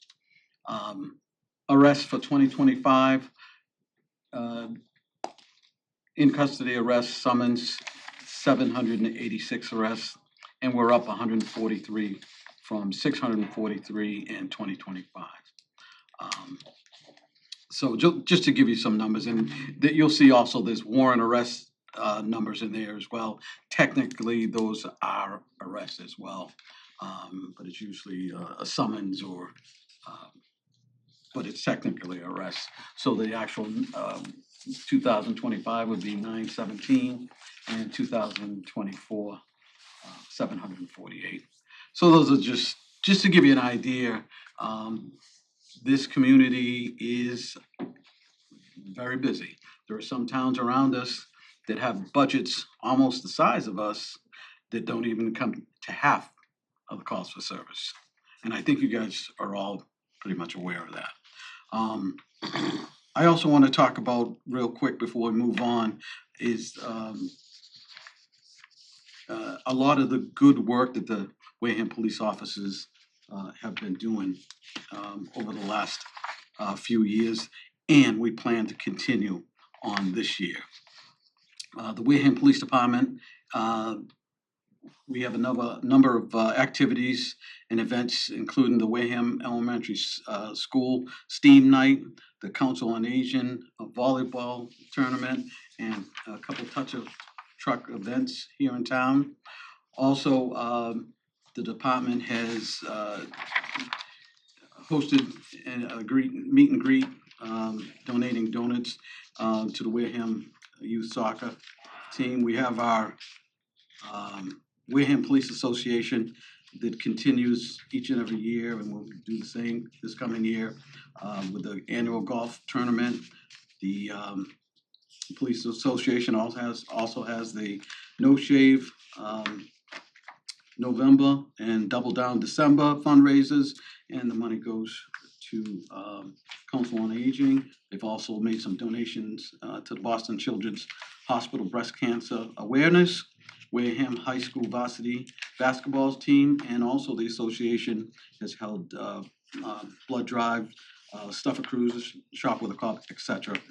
There's a number of things that are going on as a police department besides, you know, the public safety. I also want to just tap on real quick the alert program, Advanced Law Enforcement Rapid Response Training. This is our 2.5 years been involved with that. And I'm very proud that Wareham and the team here in Wareham that includes Wareham police officers, Officer Caleb LaRue, Detective Dean Deacus, Officer Will Rouse, Officer Lorenzo Grosso, from Wareham Fire, Firefighter Jamie McIntosh, Wareham Fire Matt Kelly, and Middleborough PD Scott Cowan, that are all involved in this training.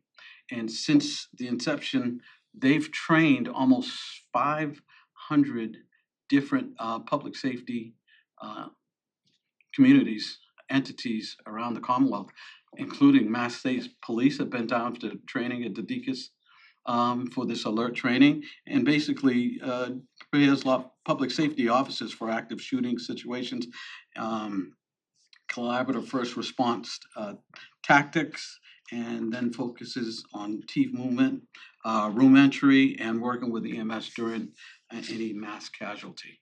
And so we train with all the towns around us have been to the training, so that if we have something that goes on here, they come here, we have a strategy to deal with the situation. That's what the alert, and it's across the country.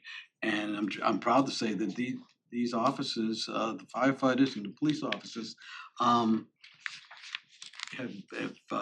done an amazing job with this training. So that's a couple of the things that that we do. We also have some officers that are on their own initiative, are trying to find ways that they can engage with the community. We have a couple officers right now that are looking to assist with the school system with helping out with some type of goodies or regarding the tests, the high school testing that's going on for college and all that stuff. And we have a few other officers that are trying to do little things for the community. So I'm proud of all that stuff. Good stuff. All right, I'll move on to Lieutenant Whalen. Gonna talk to you about a few things. Yeah, thank you. They had it easy. I have to ask for money. I apologize. So I'm gonna discuss a few areas, one being our cruiser maintenance and our cruiser purchasing power. In years past, it's always been at $150,000 that's been set aside. I'm graciously asking for to that to be the increased to the area of 245,000. Reason being, I know it's a big number. You guys live it, feel it. Everything has gone up. Not only the price of the vehicles that we purchase off of the procurement list, but also the equipment that goes into that. I don't want to get you a little sticker shock of the outfitting. So that first field, if you look on Cruiser, I don't know what page it's on. It shows purchase and outfitting prices, and it gives you just a couple examples of the pricing. And these prices are through the procurement, but these are prices for to outfit a police road ready Chevy Tahoe, which we have now, would be $96,000, and that price is if everything were brand new. Obviously, we try to work within the budget, and there's equipment that we can retrofit and reuse for a different outfitting. So, every time it's possible where we can reuse a radio or we can reuse a rifle rack, we try to get that into the new build. There's two other police rated options, which is the Ford F-150 responder unit and also a Ford Explorer. Just based on the increase on the Chevy Tahoes, we like them, they look nice, but trying to be fiscally responsible, we found a cheaper comparable product, and that is the Ford F-150 police responder pickup truck and a Ford Explorer. And you can see the pricing there, that's considerably cheaper than the current Tahoes that we're running right now. And the reason for the three, it's just to maintain our fleet. If you dig a little deeper into your packet, it will show you the cruisers that we currently have.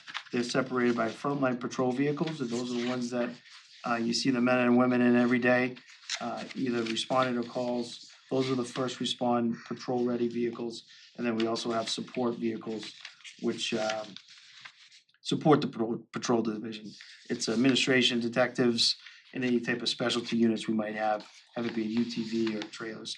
They're all within the packet and the prices when they were bought, so we'll even give you the mileage in there and in order to keep our fleet up and running, the fleet cruisers are vital, just because it's not like a 100,000-mile vehicle that you might drive. These are around the clock, 24/7, between the suspensions and just the braking. It's a different ride than you would need, that you would have in a 100,000-mile vehicle. And the purpose behind it is we need to make sure every time we turn that key, that car's starting just to respond to any type of call or service.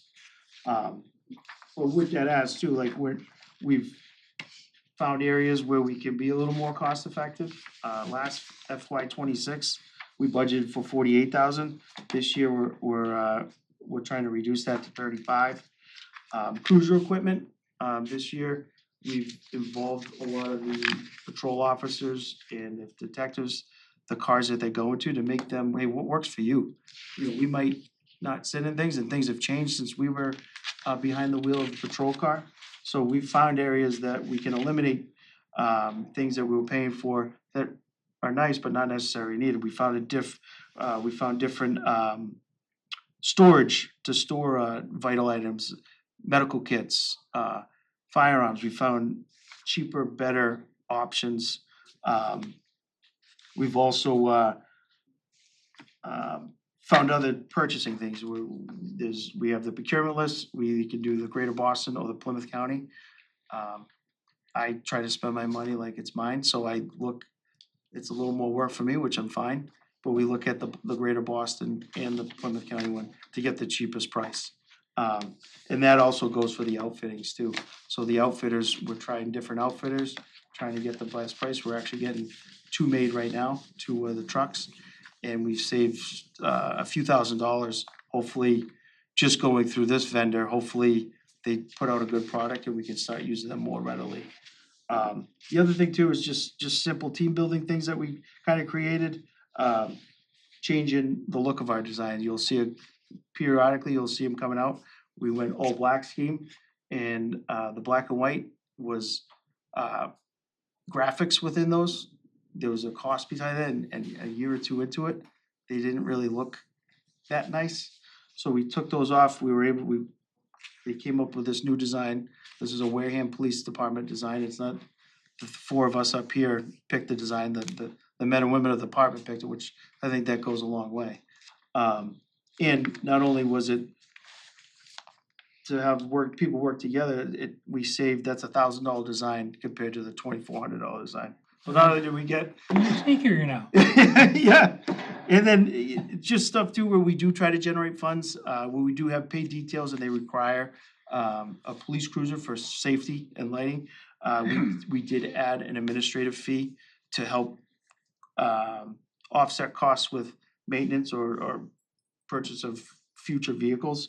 And last year alone, I think we were able to bring in $24,000, which I believe gets into the general fund and could be utilized towards that. We took offline 5 vehicles, again, all with high mileage and just weren't really safe. And that's what we're after. We're safety not only for our officers, but to get a safe response for the community. Yes, sir. Question, are the vehicle purchases in your budget, are they a capital expense? Purchase of new vehicles. We have the capital line for $150,000 within the budget, which needs to be upgraded. It's being, Okay, they're so saying that graciously money's, requested, but it needs to be. that money's in their budget though. But it's not enough, Tom. I heard that, I didn't know if it was a special capital Yeah. type of thing for where it's a vehicle or if it's in their main budget. No, I agree with that, I mean, the vehicle's their office, I mean, it is what it is. It's probably as important as the person driving it, so. So, You and know, just- to increase it, I Yeah. understand, I just didn't know if we had to go to capital for it, or just if it's in their budget themselves, Yeah, that's all I just- needed to know. No, I wanna explain one other thing, Go ahead. because that won't get them enough.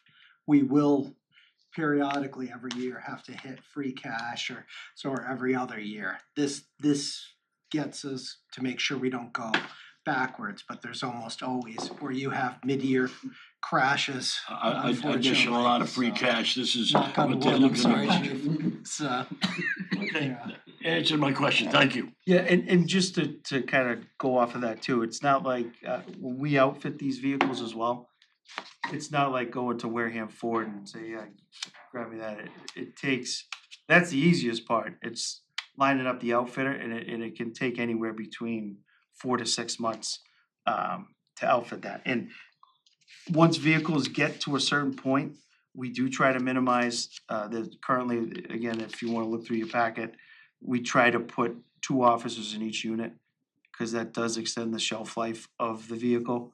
And we have 4 dedicated spare cars, so if a cruiser was in an accident or needs to get maintenance, they're not being run, they're kind of set up for that particular area and for details if we needed one for a car, so they're not constantly running. it seems as soon as you find a vendor that's cheap, it's an up and comer. Everybody else finds them Yeah. and they become market price. That's right. So. I think they're already closed, I think. They are. And the It helps with the warmth in the room. And that's the comparison too with the Tahoe price, through the procurement price, it's over $55,000. Where a Ford or a Ford F-150 or the purchasing price is considerably cheaper at like 45,000 and 47,000. So we're trying to do our due diligence too. And a lot of the communities around, I'm sure you've seen them, have the pickups now. Did you want me to touch base on the radios too? Real quick? Yes. Now you're really gonna hate me. So the pluses, we've worked with Wareham Fire in the town with Matt Underhill, where we were able to secure some grant funding for a fiber project to run fiber not only for radio but also data. So things going through this building were a result of that, and it was secured through grant funding. On our end, on the police side and the EMS side, where we transmit all the radios, the accrued costs aren't running the wires that we were fortunate enough to get grant funding for. The big cost is connecting it to our station and all the infrastructure that we have and actually make it work. Unfortunately, where we're at our station, and the station's 1971, our dispatch console, that just takes all the 911 calls and dispatches all of our officers and EMS, that console that sends you help, officers help, is over 20 years old. And the wires and fiber that we ran, which is great, it's now not compatible to talk to our current system. There lies a problem where we had a couple surveys that were conducted through some vendors, and it's this sheet right here, which is within your packet.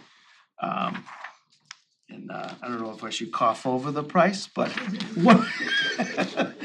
it's in the area of millions of dollars. And me personally, I feel that this is more vital than the gun I carry on my hip. This is the help that's gonna get somebody to a baby that's not breathing or an officer that isn't in trouble. So without that communication, just think what you do when you leave your phone at your house, right? You're like, oh man, kind of the same thing, but with a lot bigger standards. But this is stuff that I know there's been talk of if we stay in our current station or in other areas, This is the improvements that we're looking for would get us to current times, and it's something that would have to be done even at a new station. So the work that we'd be looking for could be wherever we go, if we stay at where we're at or the next station. It's more futuristics, where it's more like you plug and play type thing. So it's stuff that we still have to do, but again, on our end, we have made some repairs just to keep our system up and running. Some infrastructure work at the antenna right behind of our station. And then I've become well versed in radio stuff, which that's what I guess what you get when you're the new guy. But I like to accept the challenge. But with that being said, we're doing our part too to try. I've been talking to people in Dallas and California, and we actually have a meeting set up on Monday, a Zoom meeting for potential grant funding that hopefully could cover a portion of that, if not all. So hopefully, if we do have another meeting, I'll have a little more insight and some clarity on that. But the three of us have a meeting on Monday to figure out what direction we go. That's pretty much all I have. If you have any questions, I tend to ramble a little bit, but I do by all have means. a question. Yeah. Obviously, word of the police station moving to where it may move. And with this radio system, is this something that the plan would be to move, is it to be upgraded where you're at currently as soon as possible, or to be put in if there's a new location? So the actual infrastructure itself, which is like the microwaves and all the wiring, that part of that is getting upgraded, which no matter where we are today, if it's on Cranberry Highway or wherever we're gonna be, that would need to be addressed anyway. Immediately? Yeah. Okay. Because there's transitioning from the old copper lines to fiber digital, and we're actually working with Verizon now, and Matt has been a huge help with that transition at the sites that we're at. So that's stuff that we kind of already have to do anyway. As for the console system, that would have to go where dispatch sits and dispatches all the calls. That obviously, depending on the timeline, if we do get a new station, would probably be a little outdated, but that being said, that couldn't be a backup system if wherever we land, 5-10 years from now, couldn't be a backup system if a fallback, which is everybody loves a fallback just in case if something were to go wrong. So it's not like you're just throwing money away. It is a vital thing for what we do. Yeah, to be clear, the radio experts did tell us the system in our building would be a plug and play, so we can unplug it and take it with us. However, they also say the technology we put in today, 5 years from now, is outdated. So realistically, would you be able to unplug it and plug it into it? It would be a timeline thing. And there's no guarantee. Yeah. Right, and that's with our current dispatch console, correct me if I'm wrong, it's 20 years old? And I guess Yes. there's not even parts, if God forbid something were to happen, that no vendor, Yeah. I think we would have to go on eBay and find parts. That's what we were told by the radio I found vendor. out less than 5 years after that equipment was installed, that equipment that we obtained was already obsolete when we obtained it. Truth be told. I should ask Derek to go back to the police department. Sorry, Derek. What they're asking, no, what I'm asking is really that on the capital planning committee, which we just get requests from the different departments and put it on, put what year they like to see it, et cetera. At the end of the day, the town administrator has to make the decision if he has the money to go ahead and do it. The capital planning committee doesn't make that decision. So what they're asking for now is that part of it. I don't think that's current right now. They're asking for an increase in dollar values. For the fiber and stuff, no, that's the, For the two cruises. the cruiser, they have cruiser replacement program, the capital. Yeah, but I'm just asking because they're asking for more money. Is that something we need to adjust? Probably not, we'll take a look at the capital plan. Just on need it, to look but at it because I think we have up to 2 or 3 a year for them. I thought it was we do. 200 or 300 And the grand. dollar amount so, obviously qualifies. Yeah. Actually, as a capital item, technically you can buy them. We changed the dollar values, increased the capital item. There's certain things that go into a capital budget now, rather than through the capital planning committee through. Thank you. You'll be meeting with the capital planning committee next month in case we have to update anything. Yeah. Before town meeting. Yeah, we actually, I realized after, 'cause I said, boy, we had the finance committee budget meeting late last year, it was in March. And I said, we moved it back in March, cause I remembered we moved the whole budget itself back through the charter, so it was, we have this actually early considering this year, so. No, this is good, we've got at least the governor's budget, in years past, we didn't even have the governor's budget for it, so, yeah. So, but that gives us plenty of time for capital too. Yeah, good. So. Okay. And I was gonna say, if anybody has any further questions. I got one more. About, oh, On so there is, right now, in your budget, there's no money being put aside for an upgrade, correct? In the budget now? Radios is nothing. Okay, so is this, Derek, something that could go in front of capital? It's gonna go in front of capital. It's gonna, but the 1.2 million here is gonna try to, for the radio Yeah, system? but it's not, we won't have the money for it. Right, but it is gonna go in front of capital. You know, where we they have, can- we have to get it onto the plan. Right, get it on for a year or two, see Yeah. that we can put it aside. Yeah, it's going to be, we've always generated free cash, cause we've been conservative in our estimates. We are hitting that wall. You missed my wine party earlier, so Okay. you know, so we've got, and this is where I'm not trying to take up the time here. This is, I think, what you all need to know, what keeps us, specifically me, up at night, is since 2014, we've clawed back to give services to this community to make things safer. And I understand that, you I know, my realize that, fear is yeah. to go backwards. We don't wanna And do we that. need the community's help for that, and I don't think the community's able to help, not unwilling, able. I agree. That answers So my yes, question. it will be my decisions, it will be, everything will point at me, towards me, and it's what I'm paid to do. I understand. I just wanted to know if there was anything budget or we're gonna put it in front of capital. Okay. Yeah, the hardest thing to do in life is that it's unfortunately have to say sometimes no. No, I When understand. someone I says yes understand. I all the just time, wanted to that see gives if it a anything was put recipe for aside. disaster, Cause you can never do everything you want. If I had 6 months left, I'd be yesing you all to death. Don't laugh, that's the way it really is. The only problem is, I mean, you put it in front of capital now, and it takes 1 or 2 years to go, this number just skyrockets. That's the trouble with it, you know, equipment. We got spoiled for a while, pre-COVID inflation, costs stayed relatively the same Yeah. for a long time.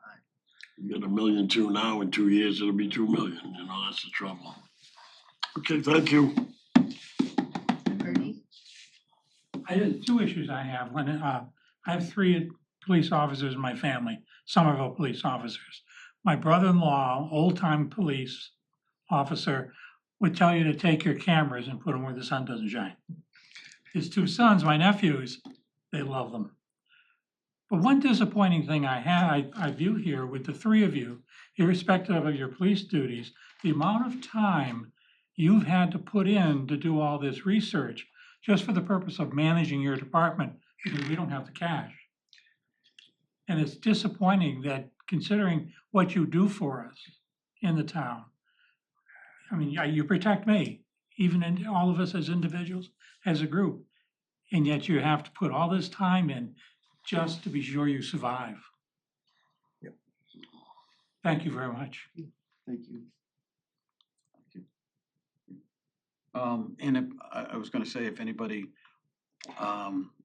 wants to check out the radio system, anybody's welcome to come over and take a look, and also see the station as well. They should see the station. Because the budget increase isn't that much. Okay, pretty fair.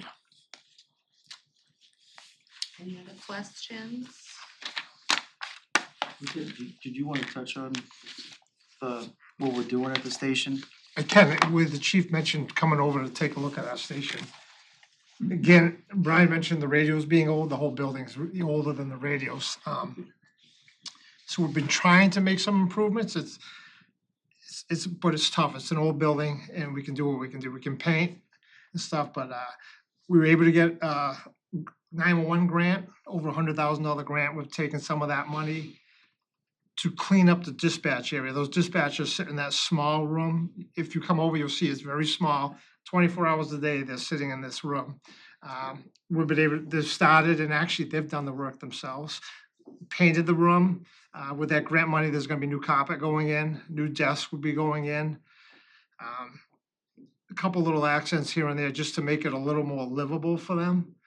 So that's gonna take a little bit of a project. We have 911's gonna move their equipment to another room while we repair that room, so it should happen by the end of the year. They're gonna move everything out, we'll gut the whole room, and everything will be new for them, thanks to that grant. In addition, our bathroom, we just put new floor in the bathroom upstairs. The men's bathroom is probably the original floor from 1971. It was pretty bad. So that's been done. That bathroom's been painted. We have some new petitions coming in. So that'll look a lot better. Downstairs in our basement, which used to be a gun range, it has been converted into locker rooms and then like a roll call area. We're gonna put some new carpet in there. We're gonna paint down there. The sheriff's department is actually coming in. They'll paint that for us for free. Upstairs, we're gonna try and replace a couple of the old desks that I think may be original to the building. So we're just trying to do some small things to make it a little more livable for the people that work there every day. You still sign in your overnight visitors in the hallway, go into the jail? Oh, yes. Yeah, we do have pest control issues, but it's an old building and doing what they can do. But yeah, we're just trying to make it nicer for the guys and ladies that work there. It's a simple comment. Within our budget. I'll get in trouble for this one. You can put lipstick on a pig, it's still a pig. Yes, You but do it's a the- pretty pig. You do the best you can with what you have, that's because we have to do it. Is it an adequate building? We're not gonna go into it, we already know it's not. And what the chief didn't tell you, entry is fee, but to get out, it's $100. That's right. So, any tour. That's if the unlock works, actually. It's a tough place to work for everybody. And I give credit to, the officers, Yeah. they don't complain that much, they do their job, they do their work. It doesn't make it easy. It's a hard enough job as it is. Cause you don't let them see some of the other new departments. Thank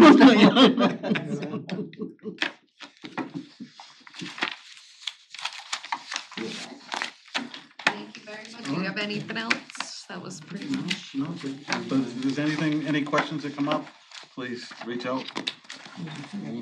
And again, we appreciate it. And just check with Derek and Thank you. update me what you, just check with Derek, see what you need to update me on the capital plan. Okay. Thank you. No problem. Yeah, if you guys have any clarity or whatever, please give us a call. Alright. No, thank you. Okay. I think I've been to the building 4 times. To the front door or back door? Well, one of the former chiefs brought me the back door, and Mike laughed pretty hard. He thought I was getting pulled in. The side door.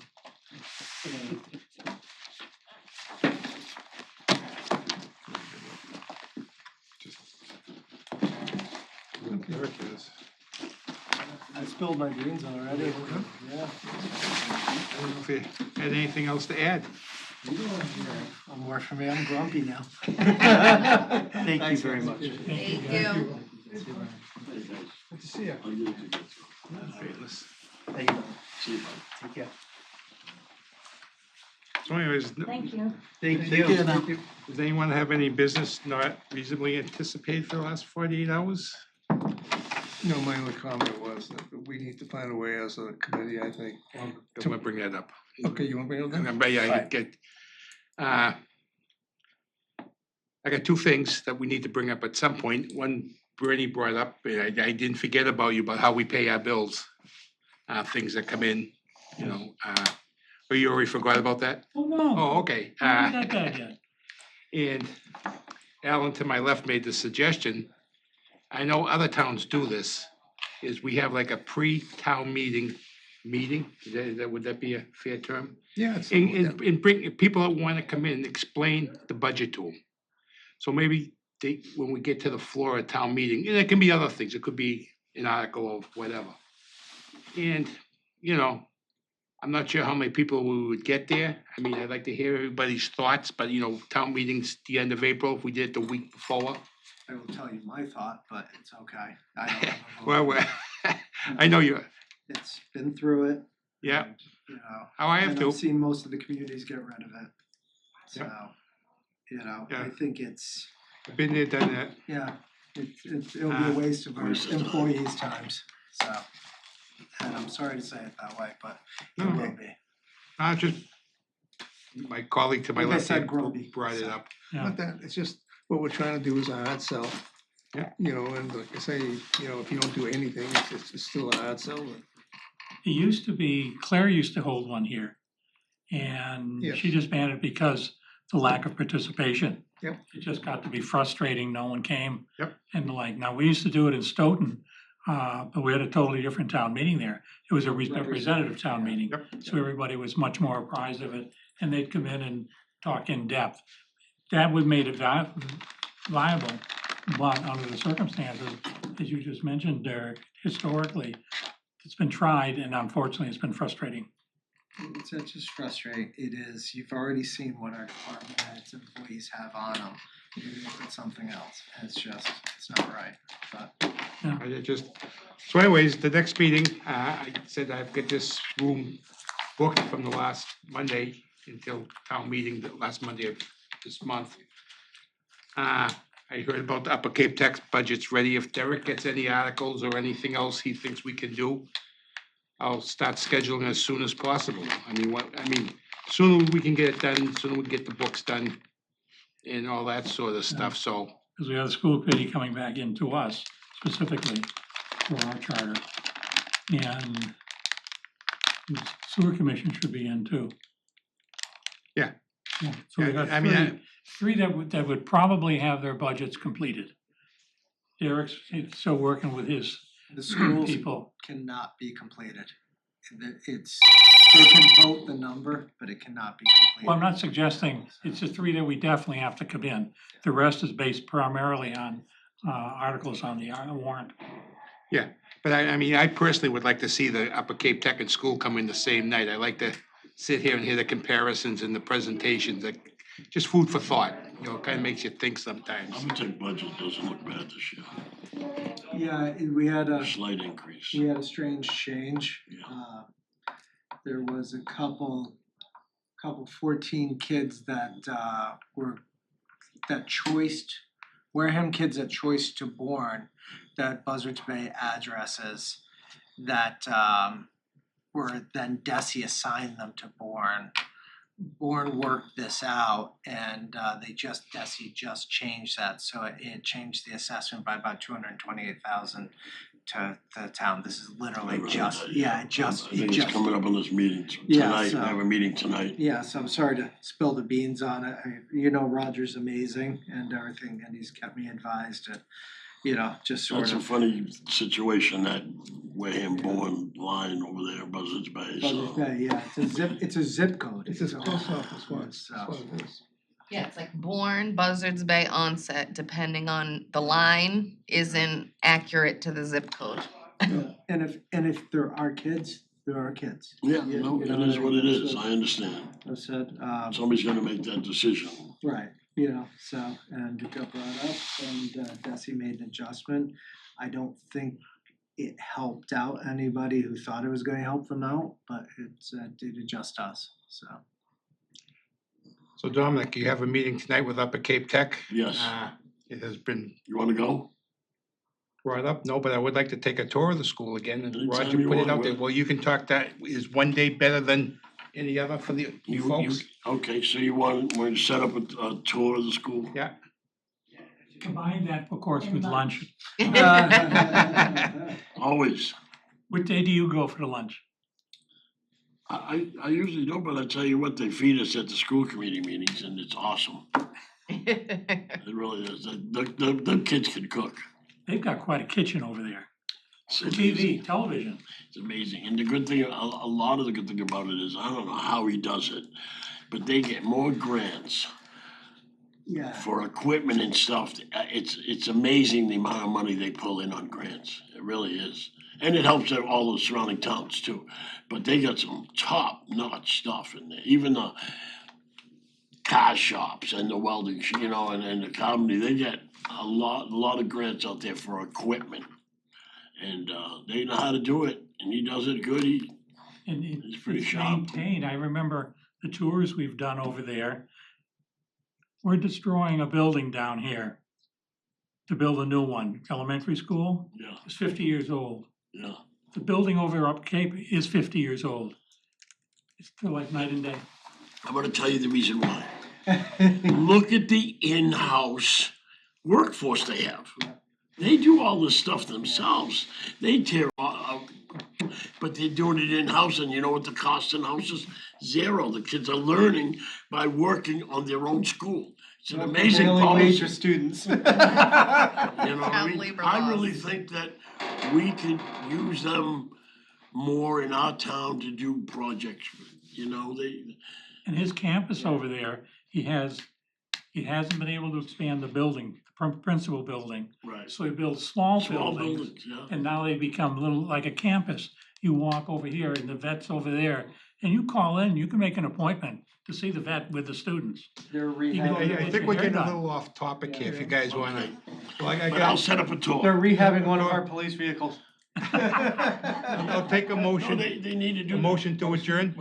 So moved. Second, all in favor? Aye. Aye. We got nobody online? Derek?